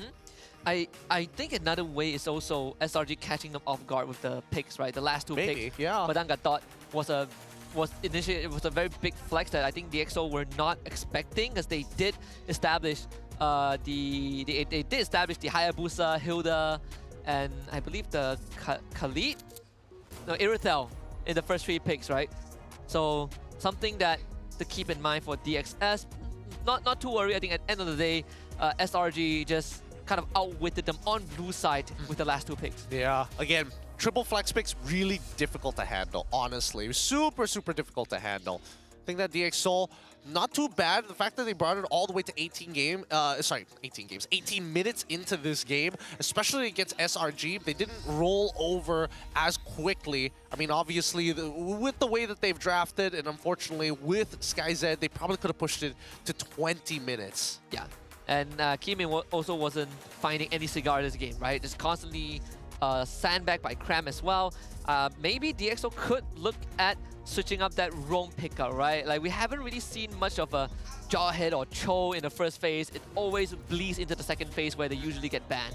Yeah, there's just too many priority picks, but let's look at the stats here, because Innocent, 811 GPM is the rich guy of the game. The carry with 82,000 is going to be Storm, and obviously Sandbag going to Siska, but with best wingman going over to Yums. Like father, like son. They both look so good. They both look so good. I mean, at least for Yums, he never had to do the nuclear option super often. He uses it very aggressively. Very minimal times did he have to use it defensively. Yeah, he uses it to catch like the hardest targets, right? Hayabusa, Novaria. Having the time of his life as Gaton. Well, occasionally running around with the Revitalize to keep his team alive. Oh boy. All right, so now that we have the order, this is what I've been waiting for. So Thunderbelt, then Brute Force Breastplate, then Blade of Heptases. It's not like he bought a component. He just went straight for Blade of Heptases. He just took his time and then finally got the Oracle at the very end. On the contrary, right, I think that Stoa may have made a bit of a mistake going for the Thunderbelt, especially with what he was facing against both Cram, Sakai's, and as well as Yums. The Wishing Lantern probably would have done him justice. Yeah, they went for Lightning Truncheon, right? So that, I do agree. I think the Wishing Lantern would have done slightly more, considering the front lines of SRG. You got again the Badang, the Gatot, but the Lightning Truncheon did help them manage the waves a bit better. Again, like if you have to slot in a talisman, you have to give something up, and I think that is one of the dilemmas when you want to consider buying a Lightning Truncheon, because most of the time if you buy Lightning, you probably won't think about Wishing Lantern. Probably, yeah. No, that's also true. But in general, interesting item builds coming up from both teams. Bit of information, at least for Novaria's out there, in case you can hit your shots. Storm got you covered. But that being said, let's have a look at our MVP of the game backstage. Give it up for Cram, having a strong performance on this Badang. He's really acclimated to the Malaysian culture. Yeah, you know what they say, the strongest Indonesian hero is played by a Filipino. It's those examples. Of course, so, the only death was at the Crystal when they were trying to end the game, but aside from that, he just completely crushed not just the lane, but the entire early to mid game. He did. He absolutely did. Having some incredible catches. I don't even know how he predicted some of these catches, or maybe it was just that obvious coming up from a Hayabusa. Yeah. I'm not entirely sure. Or maybe he just tap cast. He could have just tap cast for all we know. But then he would have to preemptively do it, wouldn't he not? You need to see the person on the map, because if not, you just go in a straight line, in front of you. I don't know. He either has very fast reaction, or he's really good at the game. I like to think it's both. He's just pre-firing it the whole time. It's like he's gonna end up right here, guys. Trust me. But that early game, that DXS pulled off the initial invade and then afterwards getting first blood on that mid lane. That's exactly what I want to see from DX Seoul. Yeah, I think this moment also was a bit of a lack of coordination from DX Seoul, right? Like, they came in, wasn't ready to fight, but their front lines have already went in. So they committed a lot of utilities, but they didn't layer it enough. And of course, as the game kind of breaks down, SRG started running away, and the front lines struggled to hold up. Yeah, and every single one of these turnarounds, so much value. Innocent actually nearly dying here because Stormy decided to dash towards his side while the shadow kill was on him. But look at these catches coming in from Crab. Doesn't let anything escape from him. And he already used his fist crack earlier, but the fight dragged out for so long that he gets it back. Yeah, he just looks at the cooldown and it's like, within 3 seconds, I can pull off a combo. That's how much stagger the fist crack kind of provides for you. Just the kit of a Badang. I mean, we saw him solo kill Skyzer, so I don't know what else you want from this Badang. He's just too strong. Just too strong. Too strong. Can't believe that he got away with that build, honestly. Yeah. Really, really can't believe it. I thought maybe he was doing something cheeky, like, oh, you know, just have the Fury Hammer ready to go in his back pocket and then build into the Thunderbelt, but nah. Did it honestly. Yeah, the most we saw was like Thunderbelt, Oracle, then Brute Force, right? I think Smooth did that, and then there's Crab. And then there's Crab. Yeah, Quantum Charge, right? Might as well go for the traditional Badang build, the Holy Trinity. Oh, without the corrosion, Holy... right? Ooh. Demon Hunter Sword, Golden Staff, Blade, Brute Force, and then Immo, right? You don't have a space for Oracle, sadly. The classics, the good old. But oh, goodness. Difficult to see DXL take a loss like that, especially since it was off a mistake rather than just getting like hard outplayed. Macro-wise, yes, but micro-wise, man, that blows. I mean, with all the punches he's been throwing, I'm pretty sure he's pretty thirsty. He is thirsty. And some may say that he might be looking for some 100+, because again, this is our sponsors that we're cracking open in the middle of it. Guys, don't worry. What? Did you not get one? Do I? Yeah, it's right over there. Wait, there's more. Yes, we got a whole bunch. There's more. Oh, it's still going. Oh, it's still going. It's still going. I can get it. We might as well bring the entire bag here, because we're gonna be chugging through this for. No, I'm not gonna. I'm not gonna make us do that. Oh man, the producer's gonna be so mad. What happened to all of our 100+? Oh, we drank it all on the day we got it. I mean, it's happened previously. No, we're not doing that again. No, not again. We're not. we're losing out on a lot of privileges. we used to have snacks on the desk. We did used to have snacks on the desk. Oh man, those were good times. Anyway, thank you 100+ for sponsoring us and also keeping us, hydrated in between games, and especially if you look between those tactical pauses. My favorite line is zero sugar. That's my favorite line nowadays. I see something with zero sugar, I'm like, sign me up. You healthy boy. Honestly, I do need the sugar, to be honest. Woo! Casting is a rough job. Very energy-consuming job. And that's why. But if you are looking to watch out for your health, get the zero version of it. And, I mean, they've also got like the active, they also got the regular version, they've got the whole bunch. But they got like different flavors, like lime, I think oranges, like that. Oh yeah, they do. Fun, yeah. Do they also come in the zero sugar I don't format? know. That's a good question. We should go ask them later. But until then, we still have a game number 2 to also catch, and adaptations will come into play. I'm thinking about blue side here. I'm thinking about whether DXO want it. Did they take blue side last week? I think they did, right? They take like blue side one of the games against OB. Yes, they did. Yeah, but I feel like they found more success on that red side. Oh, tough. Hey, guys, keep in mind, if you are coming to Stadium Juara, we've got the swag. We've got the clothes that you want to buy. If you look up on your screen, the MPL MY Season 15 exclusive merchandise is now on sale. More designs available at the MPL MY Arena merchandise booth. Yeah, that's my boy RJ right there. Let's go. One of our marshals. If you guys want MPL tickets, message him on Facebook. Are you gonna put his ad out as well? You're gonna dox him, visit him, send him posts. A lot of people were trolling him. They're like, oh, before MPL starts, everyone who knew him were like, tickets please. And I was like, tickets please. He was like, no. For the last time. No. I'm like, fine, I'll use my pass then. Unless you find his email and send him an email, he might respond. Oh, just absolutely ruined him. Now, we got a WhatsApp text from the MPL Insider from Stormy. We noticed that the team was a little more nervous in the first match, and is that true? He said, usually for our first game, we feel a lot of up and down emotions. Like, we don't know what's going to happen. Surprisingly, Innocent performed so well. I don't know how to describe that feeling. Maybe we were just a bit nervous, lah. It's the first time of the season, right? First game of the season, right? So we really wanted to do our best. And that's the mindset every team should bring in, regardless if it's the first game or the last game, just give it your all. We did see some of that shakiness, but Clutch God Innocent came through once more, and from that point, it has been on an upward trend so far, right? Yeah. They had some, I wouldn't even call the earlier game mistake, the early game as mistakes. It's more like, DxO has some very good protocols.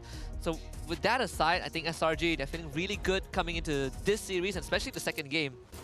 Yeah, I don't think they were expecting the Hilda Khalid invasion. Like, it's the proxy instant invasion and just duke it out for a little bit and then walk away. And I don't think anybody was expecting that one. At least now we know that it's not too bad of a move into a Lucas jungle, right? Like he doesn't fight pretty as well.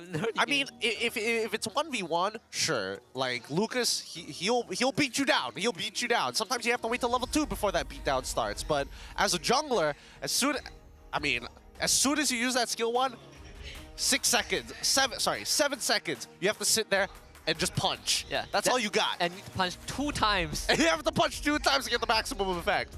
So they probably hit him pretty hard. Regardless, let's see how this game number 2 is going to be as we start on and make our way into the drafting phase. Where is DxSoul going to end up on? Is it an equalization? Is it going to be a 2-0?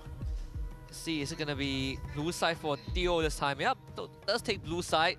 Blue side Fanny ban again. I think we have 3 teams right now that ban Fanny blue side. We have Coach Theo, DxO. We have Coach Bam from AERO, and of course Zaya from Vamos. Yep, it is. It's painful to see, but at the same time, what can you do about it? This is post nerf. This is post nerf. Yes. I guess they have other things in mind, but now that Coach Arcadia has decided, let's get rid of Jushin. The question is he leaving Kalia out up for grabs on purpose, or does he know that Coach Theo isn't going to go for it and will go for something else? Yeah, Kalia has been a huge first pick priority for a lot of the teams, and she doesn't have the best win rate, but the games that she wins are very dominating. I mean, SRG even got a Kalia first pick in their very first game. It's pretty good against some of the pick-off heroes like Cho Jawhead, right? That is assuming you get the first move. In fact, I think you have a lot more agency moving in between these lanes and getting those pickoffs. Oh, absolutely. Time being, though, Coach Theo discussing with the rest of his team the next upcoming ban and planning out their next steps for the first couple of picks in this phase. He's got 8 seconds left on the clock, and even Snow giving his feedback. And it looks like they're going to get rid of that Lucas entirely. They don't want to deal with the triple flex pick that Coach Arcadia presents. Okay. So the next in line for XP lane probably Hilda CC. If we're talking about non-flex, Coach Arc, you still have the Matilda left on the pool, so they ban the Kalea. Good. That means a lot of pretty nasty picks up for grabs here. The Loyi is still available. There's also Harith gonna get instantly locked here. It looks like Coach Theo is deciding to deny some of the power picks away from SRG, which I don't think Innocent minds too much. Yeah, pretty sure he's eating good. He's eating good. He has been through this plenty of times. Doesn't matter. You can only attack his pool so much. So I think maybe the focus is you take one of the strongest picks away from Innocent, and then you look at the maybe it's time to look at the supporting cast around him, right? Clearly you can't. Probably a good idea. Just give Skyzet a good matchup. So instantly it's a Moskov pick. Yep, it's Moskov as well as the Suyo. This could mean that Joy could get locked in for the side of DXS. Pretty good matchup there, but then that's why Coach Arcadia pairs up the Suyo with the Moskov, knowing that the Joy can get stuffed by a Blade of Despair. Yeah. So the next piece is gonna be like an E for Valentina. Just make it Purple Boy Club. Purple Boy Club. You know what pains me the most is that Suyo has a 33% win rate.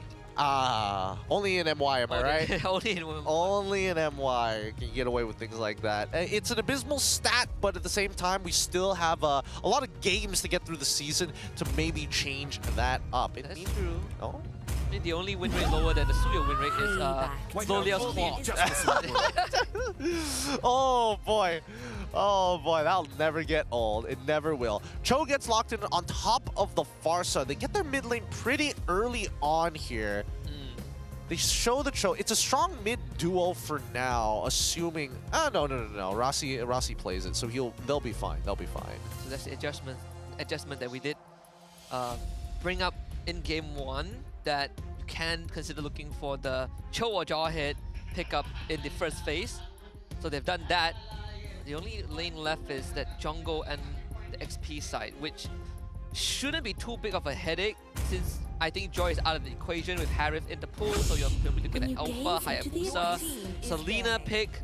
This is going to be another one of those Stormy techs. Yeah, it is going to be one of those Stormy techs, but at the same time, at least this one makes like a little bit more sense. Purple.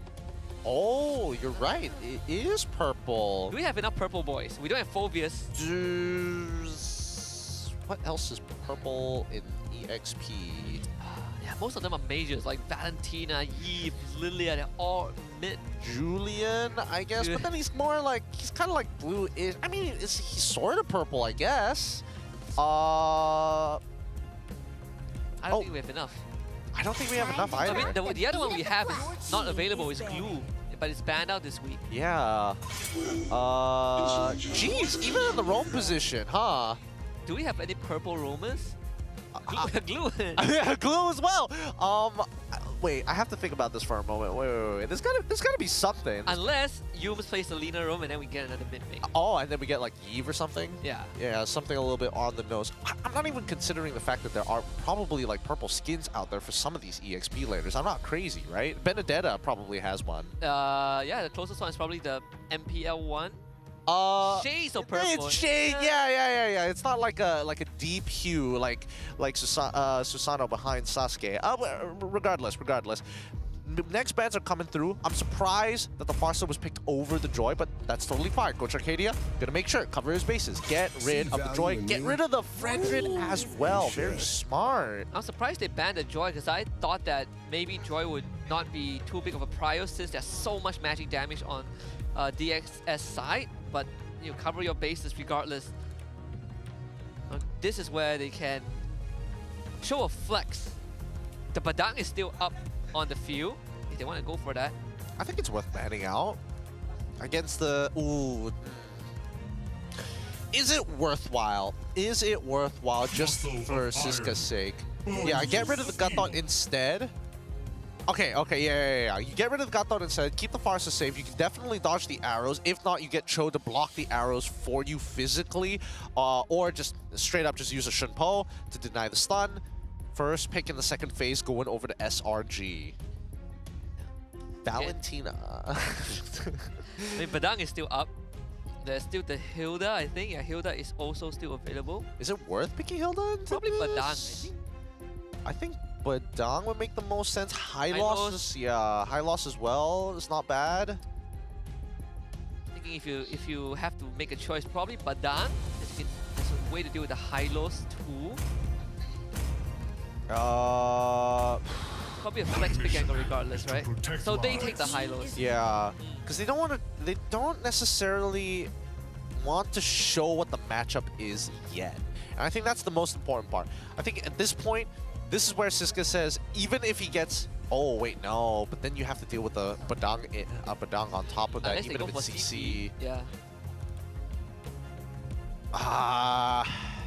Hilda doesn't feel good anymore.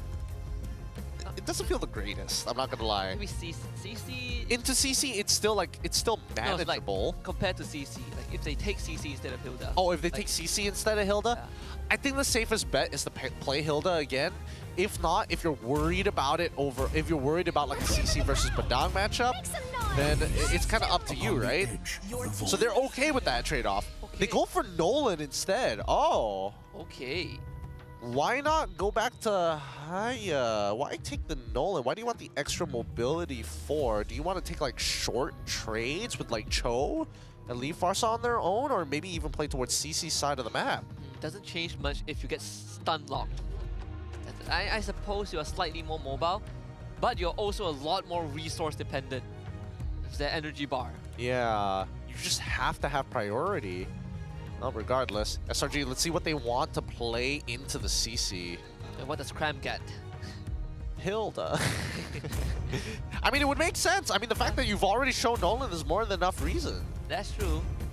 The power of Rio is within my hands. Badang again. Might as well, right? I mean, they kind of do the same thing, and that essentially that's what happens when CC wants to trade with you. Badang pushes her away. If you're like max stack, and she just wants to trade against you, you just go for an all-in engage and time it out. Yeah, you see the show trying to make some cheeky moves. Same thing, right? Punch him out. You stagger him.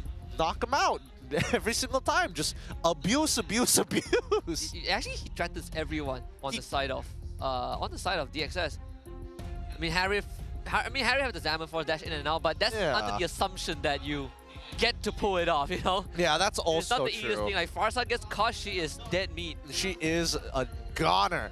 I mean, the crowd is ready for this match. Let's get ready to head into the land of Dawn. Compositions wanting to win lanes for DXS. They want to maintain priority by having lethal threat. SRG, it's going to come down to whether Stormy can hit a bunch of arrows because the rest are going to engage hard and they're going to engage fast. And we are loaded onto the land of Dawn. Game number 2, DXS against SRG. DXS blue side, SRG red side this time. And well, seems like both mid laners at least. It's just a theory, you know, just a guess. Trying to show off each other's aim, you know. Gotta show it off. Oh, hold on. Rossi's getting beaten down by Yums at level 1, making sure minimal impact on that wave. And with that being said, now that he's gone, Lethal Wanderer is now very easily contestable. They can start to look for a position onto it whenever they want. Yeah, instantly loses priority too. And Storm had to use his Purify.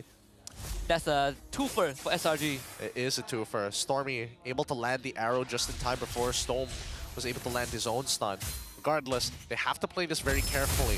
Look at the item, looking at the emblems, we do see Master Assassin coming out from Innocent. He does want to outmatch Sky Z as much as possible mechanically. Coming down to Cram, same exact build, not taking Inspire, opts to go for Swiftness. And first blood, mid side, Stormy, who took Monster Hunter actually, and Siska took Rupture, so he wants to win his lane hard.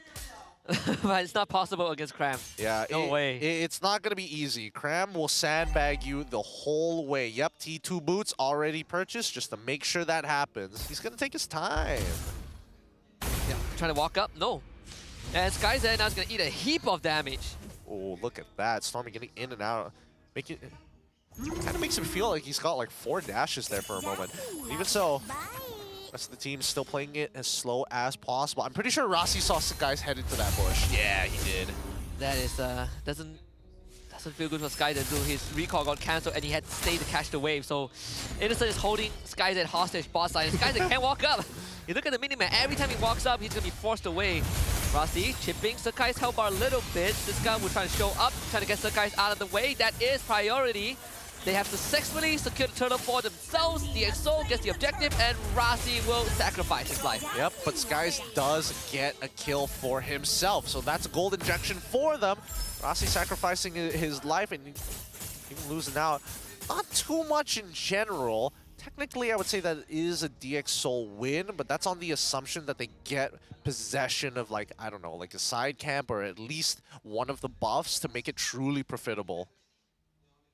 Yeah, this is going to be a rough one. Full combo onto Rossi.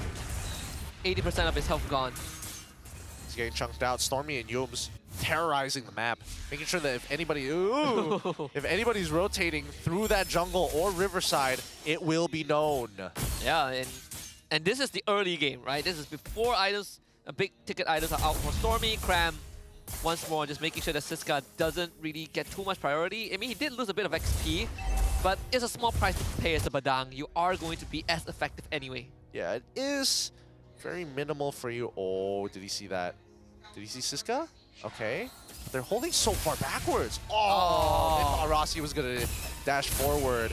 That could have been a kill with Sakai's around. Still, then they get the feather airstrike out, clear out mid. Innocent continues to make life for SkyZ hard. The EXO did make a rotation to bot side, but realized that there's nothing they could do. In fact, Siska is the one in danger. He does have Vengeance, so they will not commit just yet. Oh, there we go. Current call still connects them, but Kram and Sakai's aren't really clear. Oh, they do find Yums. He's gonna draw the bonus path with the arrow. Actually connects with the Kimin. So Kimin now has to run away. SkyZ will show up. Zaman falls. They turn around onto Yums, blast him with the feather airstrike. No SOD from Innocent. Oh, he throws it. Harith blocked the trajectory. Was that luck or was that on purpose? Regardless, SkyZ saving the life of Kimin. Keeping this jungler safe. And that now second turtle on the map. Siska instantly takes aggro of it. Both junglers, in fact, Kimin just hit level 8. So on equal grounds with Sakai's. But Kram is going to continue holding the bush. Just fought Rasi as a feather airstrike. Kram just going to walk out. Rasi losing most of his health. Stormy jumps for him, gets the kill. Yums gets away with the shortest pathway and he even heals back up. Siska now tries to stand back the front line. The guy's in danger. Has to call the Evo to get away. Kram again, flicker engage, catches the back line. Still, turtle for Kimin. Siska stunned up by the arrow, pops Vengeance just to survive. Stormy tries to back up. Kimin gets onto him. That's his flicker out. Oh boy, both teams trying to style on each other. Another arrow! Oh man! Oh man, these guys are not missing their shots. Nasty stuff. Kick by the airstrike. Sakai's won't get away this time. Good combos. Again, it is boiling down to the mid laners. The mid laners plus the supports. It is crazy how much they are getting done with just the two duos. Yeah, Storm 2-0, Stormy 3-0. Rasi has died 3 times, but he has found value. Bottom side, SkyZ gets the tier 1-2. Innocent did eat the midway, but you see that turn of events, Innocent now behind in experience and net worth. Now they have to play it slow once more. It resets back to nothing. No gold lead for either side. And honestly, DX actually catching up pretty quickly. These fights have been scrappy. The mid-game is where it gets a little dangerous. First item power spikes are a lot better on DX Soul than it is for SRG. Yeah, it's a even game. No goal advantage. In fact, DX Soul is the one finding something on the map, taking structures. When they got the bot tier 1, they just threatened the top one. And Storm has always been in the right place at the right time, right? The two veterans, Storm and Rasi, covering the bases, making sure that, you know, the rookies, they just stepped into the big lead. They are getting some space to function, making sure that they are always protected. Speaking of protected, Feathered Airstrike is doing a lot of damage so far. It's such a big deterrent against SRG because Storm is scaling very effectively, and he's also making sure that he is full damage with that lethal ignition. As much as the guys want to survive, again, you don't have magic damage reduction anymore with your immortal form. So you are going to take the full brunt of it. Turtle secured by Kimin. Rasi finds a catch. That's on the Kram. They want to burst him down. Kram can't move. And SkyZ will blow him up. Just a little too soon, too late. Kram dying like that. Unfortunate, but what can you do about it, right? Rasi not taking advantage of the scenario to get on top of Sakai's, but even so, right? This game has been pretty scrappy between the two teams. And DxO are slowly winning, right? They're finding like these pickoffs from Rasi and Storm are getting the lead back into their favor. Not to mention SkyZ's Harith starting to really pack punch. Kram doesn't have the luxury like he did in the previous game where he can go greedy, try to 1v4. Not this time, he's getting bursted. Might try for something else this time. Rasi, everybody's got their battle spells up. Rasi in particular, that flicker could be the make it or break it here. Now Siska is doing the right thing. Going into that side lane, pulling pressure onto himself. This Feathered Airstrike shouldn't find any kills so far, but even so, we're seeing that both DX... Oh, hold on. Yeah, Kram had to expend the ultimate just to make sure that he doesn't get caught. Storm did get hit by the arrow though. Pops the Purify barely escapes, and Rasi forces out 2 flickers from SRG. They're forced to back away here. Oh, the burst looks good, but not enough to kill Yubs. DXS, you gotta call it quits at some point. Even for SRG, that costed them 2 flickers to make that happen. 2 flickers, and all they got was a Purify, was innately lower cooldown anyways. Lord's gonna be up in 25 seconds, so guys will finally get the top tier 1. Break open the map a little bit. Just a little bit by bit. Rossi, I mean, one of the few things that's great about him is the amount of vision and space that he's able to create, right? He finds these little pockets that he can hide in, able to get see through the cracks, but most importantly, take the space when called upon. So hard to push this mid side with the Sparsa around. Rossi did get spotted out by the trap, so no fancy business. He still has that flicker available, so SRG has to be very, very careful. Oh, surprised that he got away with that, but even so, see that for the time being, I was expecting SRG to be split pushing more, like a significant amount more, because so far Innocent hasn't been able to participate in too many of these fights, but DxSoul, the way that they are taking the space to eliminate the possibilities of you even walking up to your gold income, it's a bit of a pain, but doesn't matter. Now the Marksman Trinity has been complete 9 minutes into this game. Yeah. That, and I think at the same time, DxSoul, the way that Stormy, the Storm and Rossi takes map control is pretty well thought out, right? Rossi takes the bottom half, Storm takes the other half of the map. Everywhere SRG goes, there is danger. Siska loses a lot of his health to the Selena. SRG looking for a way in. Rossi blinkers, couldn't find the kick, he lost vision of his target. Better airstrike gets used. Innocent split pushing bot side. What is the plan right now? Came in bursted by Stormy again. This Lord, free for the taking. Sakai secures it. Rossi now on the run. Sakai cuts through SkyZ and Use will beat Storm down. Siska now getting caught by another arrow. Pops the vengeance. 3 on him. Stunned up by the fist crack. And a knuckle sandwich to the face. SRG with 4 in the Lord. SRG, they're playing a strong game here. They're picking apart DxSoul bit by bit in a very slow and painful manner. Now, they swung the goal back to 2.9k. I'm expecting that to go at least 4k. No, if not 5k, knowing that there are 2 T2s still standing for DxSoul, and they're about to get crushed. Took us almost 11 minutes, but SRG, they don't mind playing the slow, methodical gameplay. Very well prepared for the worst case scenario. Again, DxSoul felt a little bit lost. Rossi had the right idea, but couldn't execute it in time, and it all went downhill with that flicker into a blind spot. So SRG, they're gonna break all the tier 2s. Let's see if DxSoul can protect any inhibitors. They're going to try Lord Underwork, demolishing the last T2 of this game. And here comes the Glorious Pathway. Just to, as a deterrent, the DxSouls have a lot on their plate to deal with. Conceal being used, cram, walking forward, but the airstrike committed as well. Just want to keep the structure alive, and they will do just that. No inhibitors will fall. As they slowly take possession, SRG are not letting DxSoul out of their base. They want to keep them in here for as long as possible.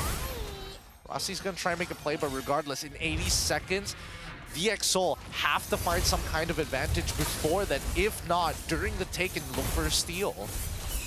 And there's one Abyssal Arrow on the Storm. Rossi still has access to his flicker. It came back up. So let's see. I mean, SkyZ just hit his Holy Crystal, right? This is the tipping point of last game was SkyZ hitting critical mass and making a bit of a lapse in judgment. But now he has another chance to try and help DxSoul back into the game. They have so much damage. Now it's about pulling, being able to kill the right target, right? Lightning Truncheon blowing one for Storm on this Sparsa too. Yeah, looks like he really likes this new Lightning Truncheon for himself. And so, haven't seen it come into full use, especially, I don't know if they have the particle effects, if it does have that little lightning bolt like it did last time. Yeah, I feel like it's pretty big. Like you would hear the sound effect of the chain lightning, just the zap. Mm-hmm. But it's not the most obvious one. Or maybe it travels too fast, I don't know. It's either or, right? It's either or. In the meantime though, see that DXS understands the scenario that they're in. And unfortunately, it is not an easy place to be in. Especially since they have so much tempo on you, and that's why they're on your purple buff. rather than just waiting down my orange side. Cram already has his immortality, so Thunderbelt, immortality, and Oracle. For Cram, you see the damage profile from DxO. It is there. Came in, bringing Sakai's down to less than half health. Cram was getting blasted by the Feather Airstrike and Skies is damaged. So this is not impossible for DxO to clutch out. Well, for how long though? Man, this is gonna be tough. This is gonna be really, really tough. They need a good sequence of events. I don't know if Storm has enough items to chunk through some of the tankier members, but definitely Stormy for sure. Probably also definitely Sakai's. Ziska really waiting until the last second before he starts walking up. Yeah, Wishing Lantern just got picked up by Stormy, so these arrows are going to hurt a lot more. Top wave was set up. SOD clears out that bush. And Yums clears out in the other one. Stolen forced to fly away. SRG gets the Lord. Rasti finds the kick onto Sakai. Sakai goes down, but Innocent gets to do damage. They trade 1-for-1 so far. Cram able to run away. Innocent, careful! But it was Kaizad who was careless. Innocent finds a double kill, and Stormy is unstoppable. SRG once more with 3 kills and the Lord. Yup, they're just making sure that these Lord takes. Oh! Another one, a Mega! Cayman won't do it, right? He wouldn't do it. He wouldn't do it. It's the Malefic gun on this Moskov. 10 seconds for Rasti to come back. Innocent, he will do it if Cayman wouldn't. Willing to take the risk. The arrow does not connect. Is this going to be the last push? Cayman will try to save this. Rasti just came back to life. Innocent is a target. Pause the Wisdom of Nature. Denies the damage. Shut down in the end. The minute wave is still around, and SRG cleans up shop 2-0. Really well played by SRG. The Kings polishing the crowns. Rookies have something to learn from this. They're picking and choosing their fights so strategically. Hey, let's just chill, wait for a neutral objective unless they're really out of position. And even if they are out of position, it was only for like a couple of seconds before they regrouped. That's when SRG stayed disciplined. That's what you need to be able to play the game at a high level. Oh man, I just saw someone in the crowd hold up a sign. Sunfrost, are you okay? YADO2 SRG. Deep cut! The pain. The pain. Guys, give it up for our MVP of the match. Oh, strong series coming in from Stormy. Again, that was quite the bout. The 2v2 between both roamers and both mid laners was fun to watch. They were oiling up the clock tower, making sure that this machine keeps on ticking. Yeah, you can definitely see the veterancy in both Stolen Rasi against Stormy. It's definitely a treat, but when push comes to shove, the rest of SRG, they were the ones to step up. Yeah, like you said, the new faces of DXS have a lot to learn from this one. Oh, it's a scary sight to behold, especially with an SRG who said they were nervous, probably only because their CEO and COO of OG were in the crowd to watch that game itself. Now, all the pressure's off and it looks like, hey, we're just getting back onto the bike. Macam tak percaya sebab kita nampak menang yang agak mudah untuk Selangor Red Giant Noji, betul tak?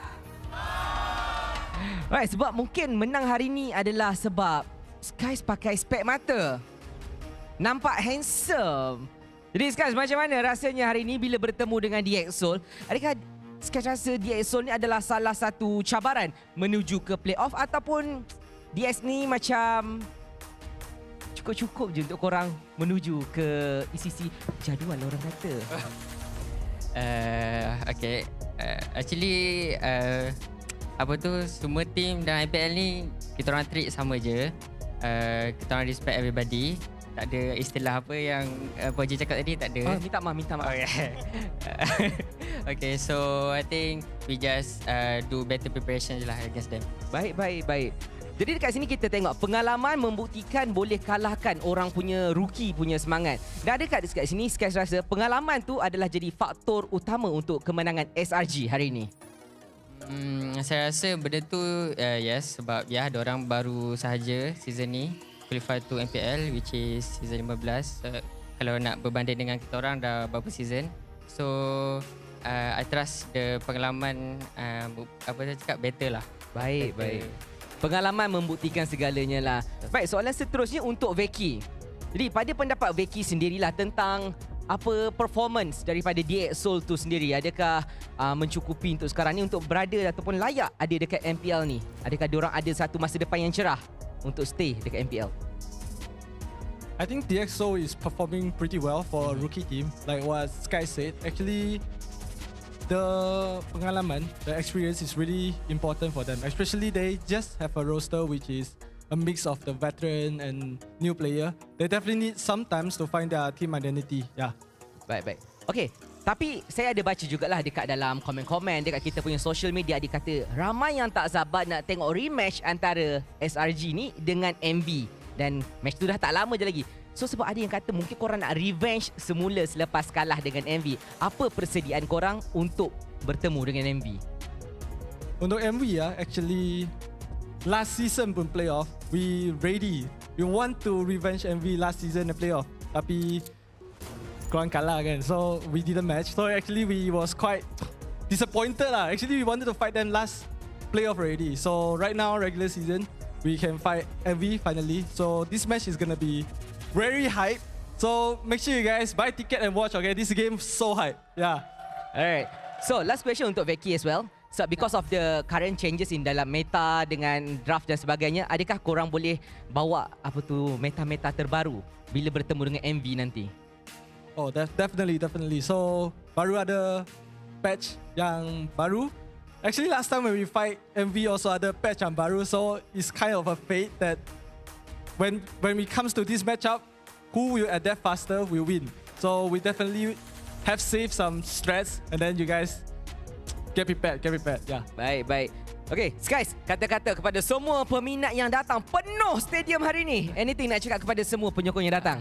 Kepada semua yang datang, yang hadir untuk match SRG menentang DxO hari ni, saya ucapkan terima kasih banyak. Dan saya nak ucapkan tahniah kepada kandidat batch 07 kerana result SPM korang. Tahniah mana yang dapat yang result cemerlang, and kepada yang tak bernasib baik atau tak dapat yang cemerlang, jangan risau, jangan give up. Ini hanya permulaan yang cakap. Setuju. Betul. Ingat, apa-apa pun pendidikan itu penting dan ML ada jalannya.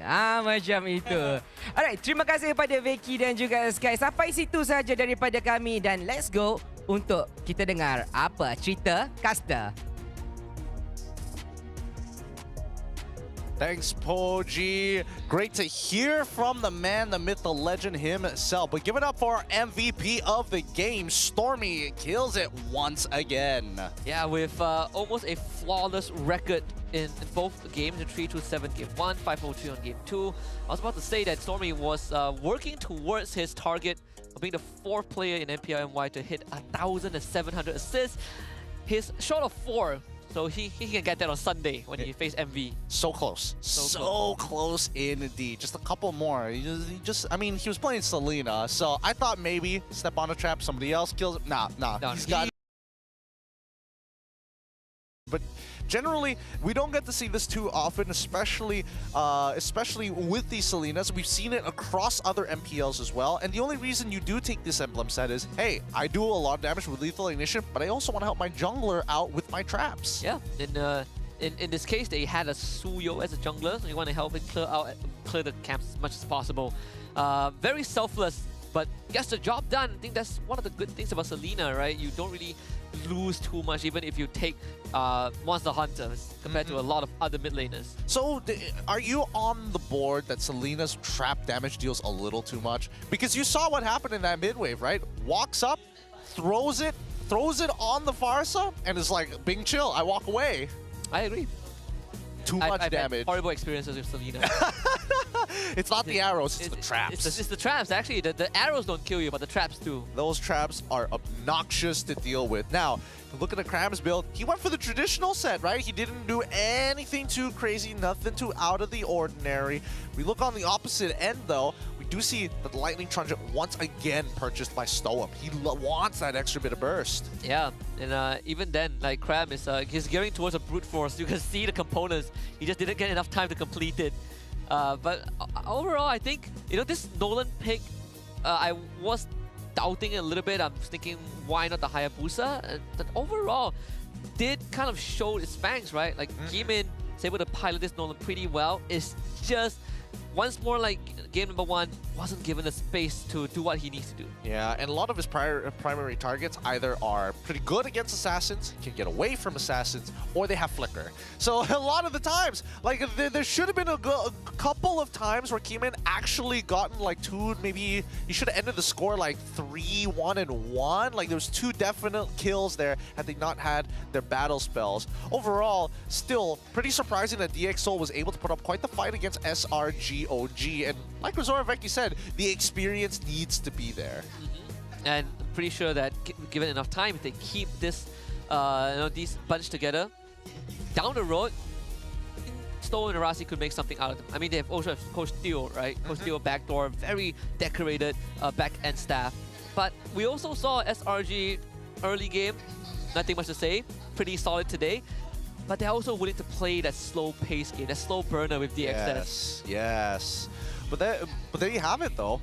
If DXS, if they don't mind playing it slow and looking for these big opportunities, yes, game number 1, definitely Skyzet may have like gone a little too far out of the comfort zone.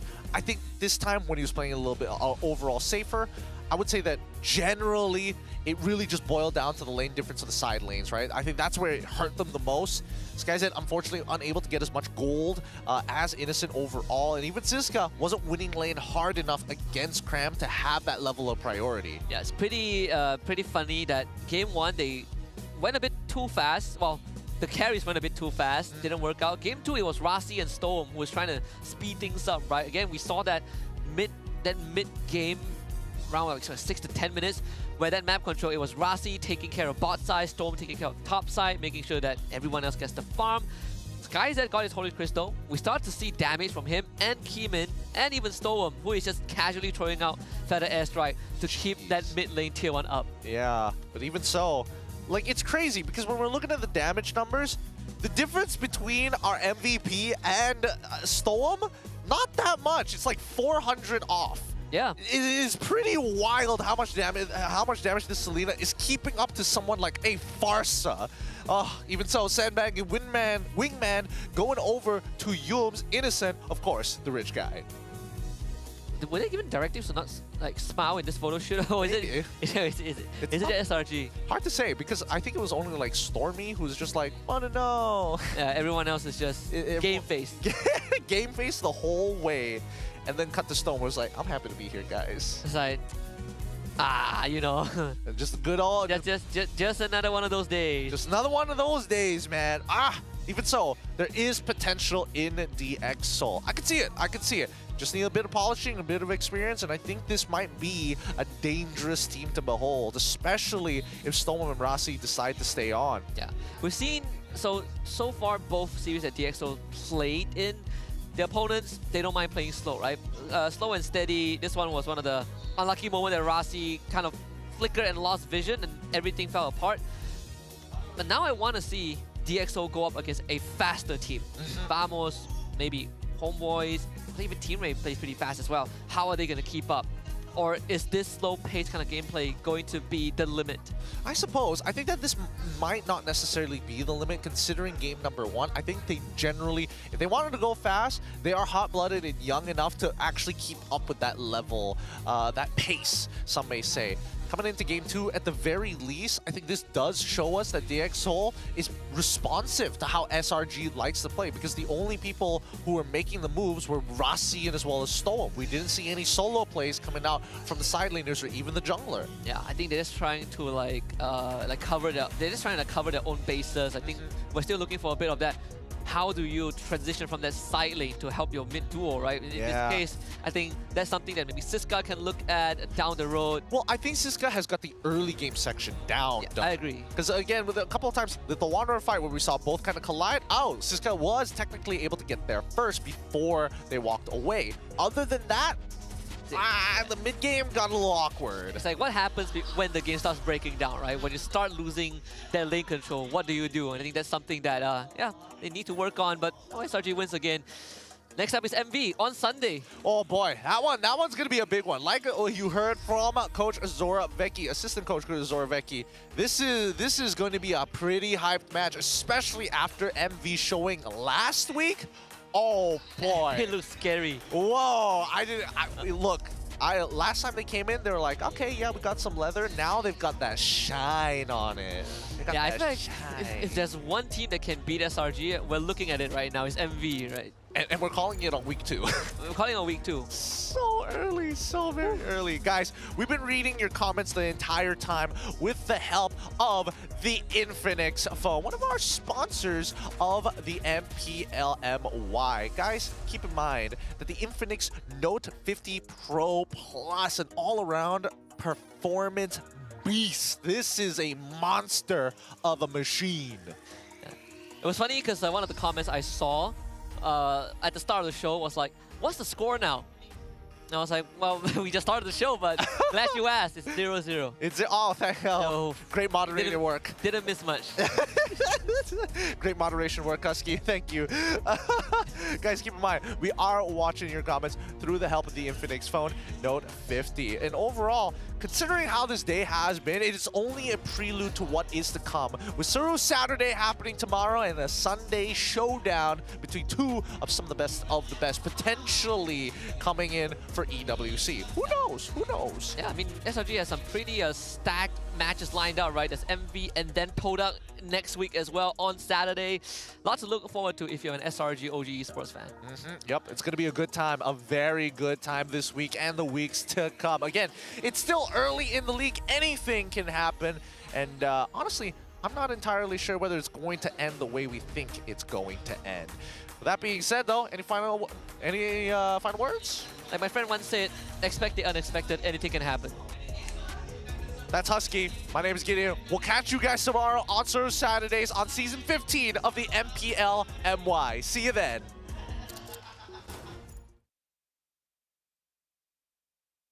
Just